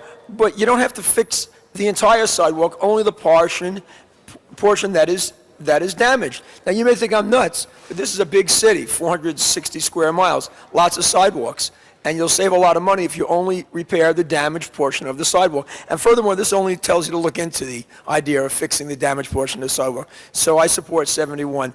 And by the way, this is one of the greatest meetings of all. I kind of feel like this new technology is, and I'm old. I mean, I'm older than a lot of you, but I'm 54. And this kind of reminds me of the early days of TV. 1952 or 53 with this new technology. And it's really exciting. Thank you. Mr. Smith. Yeah. Thank you, Mr. President. Just very briefly, we have a policy around here of fixing an entire street when we go out to fix just one sidewalk problem if the city determines that there are other problems on the street or cracks. It's a really waste of the very, very limited resource that we have on street sidewalk repair. But this needs to go to committee, Mr. President, and the motion asks for a report back. So it should not have been here. It should go back to committee. So I ask to go to Public Works Committee for the report back that was requested. Other members wishing to speak on this item? If not, let's open the roll, close the roll, tabulate the vote. 10 ayes. That is approved. Next item. Item number 72, call special by Councilmember Parks. Mr. Parks. 72. This is just a reminder. We had this group in council just recently, and just for the public's awareness on the issue of ending strokes and what impact it makes on our community. Saturday there's going to be an event July 16th, 6 to 9. And we just want to reiterate many of those issues that 700,000 people per year are impacted by stroke, and I think every 3 minutes we lose someone from a stroke, and that it is a catastrophic disease in our community, along with diabetes and many others. And so it's just a reminder to the public that this is a grave problem, particularly in certain communities, particularly in the black community. Sickle cell seems to be one of the driving indicators of eventual strokes. And so the community is invited to the event 8420 West 3rd Street on Saturday, July 16th at 6 p.m. Thank you, Mr. Parks. Other members wishing to speak? Seeing none, let's open the roll, close the roll, and tabulate the vote. 10 ayes. That is approved. Next item. Item 73, called special by Councilmember Reyes. Mr. Reyes. Thank you, Councilman. I'll be rather quick. I know it's been a long day for us. But I wanted to bring this to our attention in that it's a rather historic moment. I don't know if you recall seeing this huge skyscraper off of Harbor Freeway as you're going south off of Wilshire. It's called the 1100 building. It was vacant for almost 8 years. Well, with this action we take today, the whole structure will be converted into housing. It'll be the first skyscraper that's going to be of those heights where we completely residential. I believe what we see today is going to be a trend. I've already got 3 or 4 other projects of those heights coming to the pipeline in my district. And I share this to the public, for the public, because we have a tendency to think about the Midwestern mentality of having the white picket fence, the 2-car garage, and the nice big green lawn. That reality has faded away some time ago. We have to think differently in our land use, dealing with our housing, and thinking vertical, conversion, using adaptive reuse is here. And I just wanted to share that with you. Thank you. Thank you, Mr. Reyes. Other members of the council wishing to speak on this item? If not, let's open the roll, close the roll, and tabulate the vote. 10 ayes. That is approved. Next item, please. Next item, Mr. President, there is a special one that has been introduced, and the city attorney will speak to the findings. Mr. City Attorney. Thank you, Mr. President.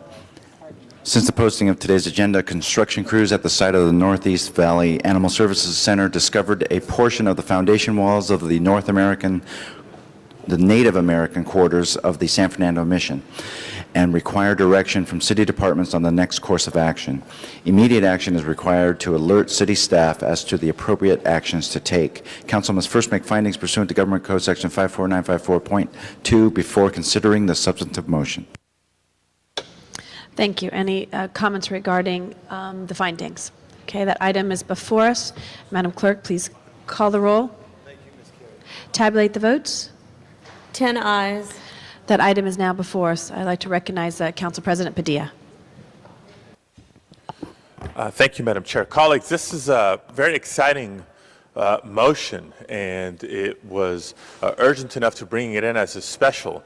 I got a call from my staff on Friday, Saturday morning, I forget, it's kind of a blur, with a message of, Councilman, we found something really cool.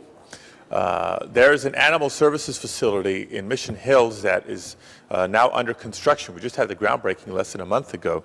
And as part of the site prep work that the contractor's doing, taking out some debris, taking out remnants of a recent building, an orange distribution company, and as part of digging it and grading and compacting the soil, what's been exposed is a wall. And it seems like it's a very old wall. And so, as is required by state law, the city of Los Angeles has certain archaeologists on contract for incidents like these. And so we invite the archaeologist out to take a look and give us his interpretation of what it might be. And he knows very clearly, immediately, what it is, because he's done work, similar work around other missions in the state of California. And what he believes we've recently come across is remnants of walls of the old Indian quarters, which is adjacent to the San Fernando Mission. And so this motion, the item came to our attention since the posting of the agenda. And I think it's urgent that this council go on record sending a message to the Bureau of Engineering, to Animal Services, and the contractor that's working out there to pause their activity at minimum around the site of this wall, because we want to proceed with an option of digging just a little bit further and with care to see what else we might come across. Maybe this leads to something great and magnificent, a wonderful critical piece of San Fernando Valley and California history, or maybe not. But as the options were presented to me on site on Monday, we have satisfied the minimum state requirement for documenting, and that's it. We're not required to go any further. In fact, I think I saw in the contractor's eye a desire to just cover it back up, carefully document it, and let somebody else worry about it 100 or 200 years from now. I'd rather buy us a couple of weeks, maybe, a few more thousands of dollars to find out what wonderful piece of California history we might be on the verge on. So that's what this motion calls for, verbally amending it to send that message to the relevant departments and the contractor, but in print, seeking the report backs from the relevant departments to the Arts, Health, and Humanities Committee to find out how we go about preserving or incorporating or somehow investigating this wonderful piece of city and California history. Thank you very much, Mr. Padilla. There are no other colleagues on the queue, so we'll have that item before us. Madam Clerk, please call the roll. Tabulate the votes. 10 ayes. That item's been approved. Thank you very much, Mr. Padilla, and we look forward to the outcome of that review forthwith. Item will go forthwith. Madam Clerk, any other items on the desk today? Yes, council has motions for posting and referral. Moved and referred. There are excuses on the desk. Councilmember Reyes requests to be excused Friday, July 20th. Motion is required, and that's for personal business. Moved by Councilmember Rosendahl and seconded by Councilmember Smith. And Councilmember Zine requests to be excused July 19th to arrive at 11 a.m. for city business. A motion is required. Moved by Councilmember Parks and seconded by Councilmember Reyes. And that clears the desk, Madam President. Colleagues, do we have any announcements today? Any announcements, Mr. Labange? Every day's a good day. Okay. Do we have adjourning motions today, colleagues? Yes. Could everyone please rise? I got the bio. Yes, before we do, Mr. Padilla. Before we get to brief announcement before we get to adjourning tributes today. Today at 4:30 at the offices of the Metropolitan Water District, the MWD building near Union Station, we will be having the first meeting of the Joint City School District Commission on LAUSD Governance. So just an update for all of you. Everybody's made their appointments. The commission's funded and underway. Today's their first meeting, and we look forward to their great work. So anybody interested in tracking their deliberations, that will be their regular meeting place, and you're welcome to come at 4:30. Thank you very much, Mr. Padilla. Now we'd like to have adjourning motions. Councilmember Eric Garcetti. Thank you, Madam President. As Larry Green told us before, and many of us read about the death of comedian Freddie Soto at the young age of 35. He had a standing ovation just this Saturday night at the Laugh Factory in Hollywood and was found dead Sunday morning at 35 years old. Leaving the club just after midnight and died in his sleep at a friend's house in Los Angeles. According to his friend Jamie Masada, the owner of the Laugh Factory, and the cause of the death is under investigation right now. He was just about to break out, was somebody who had made his name as a Latino comic. His routine centered around the absurdities of family and life growing up in El Paso, Texas. He always made fun of I've actually seen him perform before. He used to make fun of his father having a little trouble with the English language. So in an interview that the LA Times talked about with the Sacramento Bee in 2004, he said, my father, he's always asking me how to spell. He says, how many S's in chicken? And I say, well, the way you pronounce it, chickens, about 4. And he did a whole routine talking about his father and the use of his dad's favorite word, regardless. So they say, every parent has a favorite word. My dad's is regardless. He loves to use that word. I could tell him, Dad, I cut my finger off. And he would say, regardless, go mow the lawn. So he, as was mentioned before, used to drive Richard Pryor and started imitating him. That's what gave him his start. Had a very unique way of looking at things. He was one of the three amigos with Latino comics Pablo Francisco and Carlos Mencia, who toured the United States in 2001, 2002. That's when I saw him, and a DVD of that concert tour was just released in May. He made $5 from his first paying gig at St. Mark's Jazz Club in CD11 in Venice. And then he became the doorman at the Comedy Store and made $25 a night and just worked his way up. Opening for Mark Anthony on a 30-city tour, had part in the film Spanglish. His survivors are his wife, Corey, and his 3-year-old daughter, Cruz. And there's going to be 2 evenings of comedy to benefit the family on August 2nd and 3rd at the Laugh Factory. And a fund has been set up to help the family, so contributions may be sent to the Soto Family Fund, Smith Barney, 633 West 5th Street, 34th floor, LA 90071. May Freddie Soto rest in peace. Thank you very much, Mr. Garcetti. Any other adjourning motions? If not, Madam Clerk, move to adjourn. Meeting's adjourned. Thank you.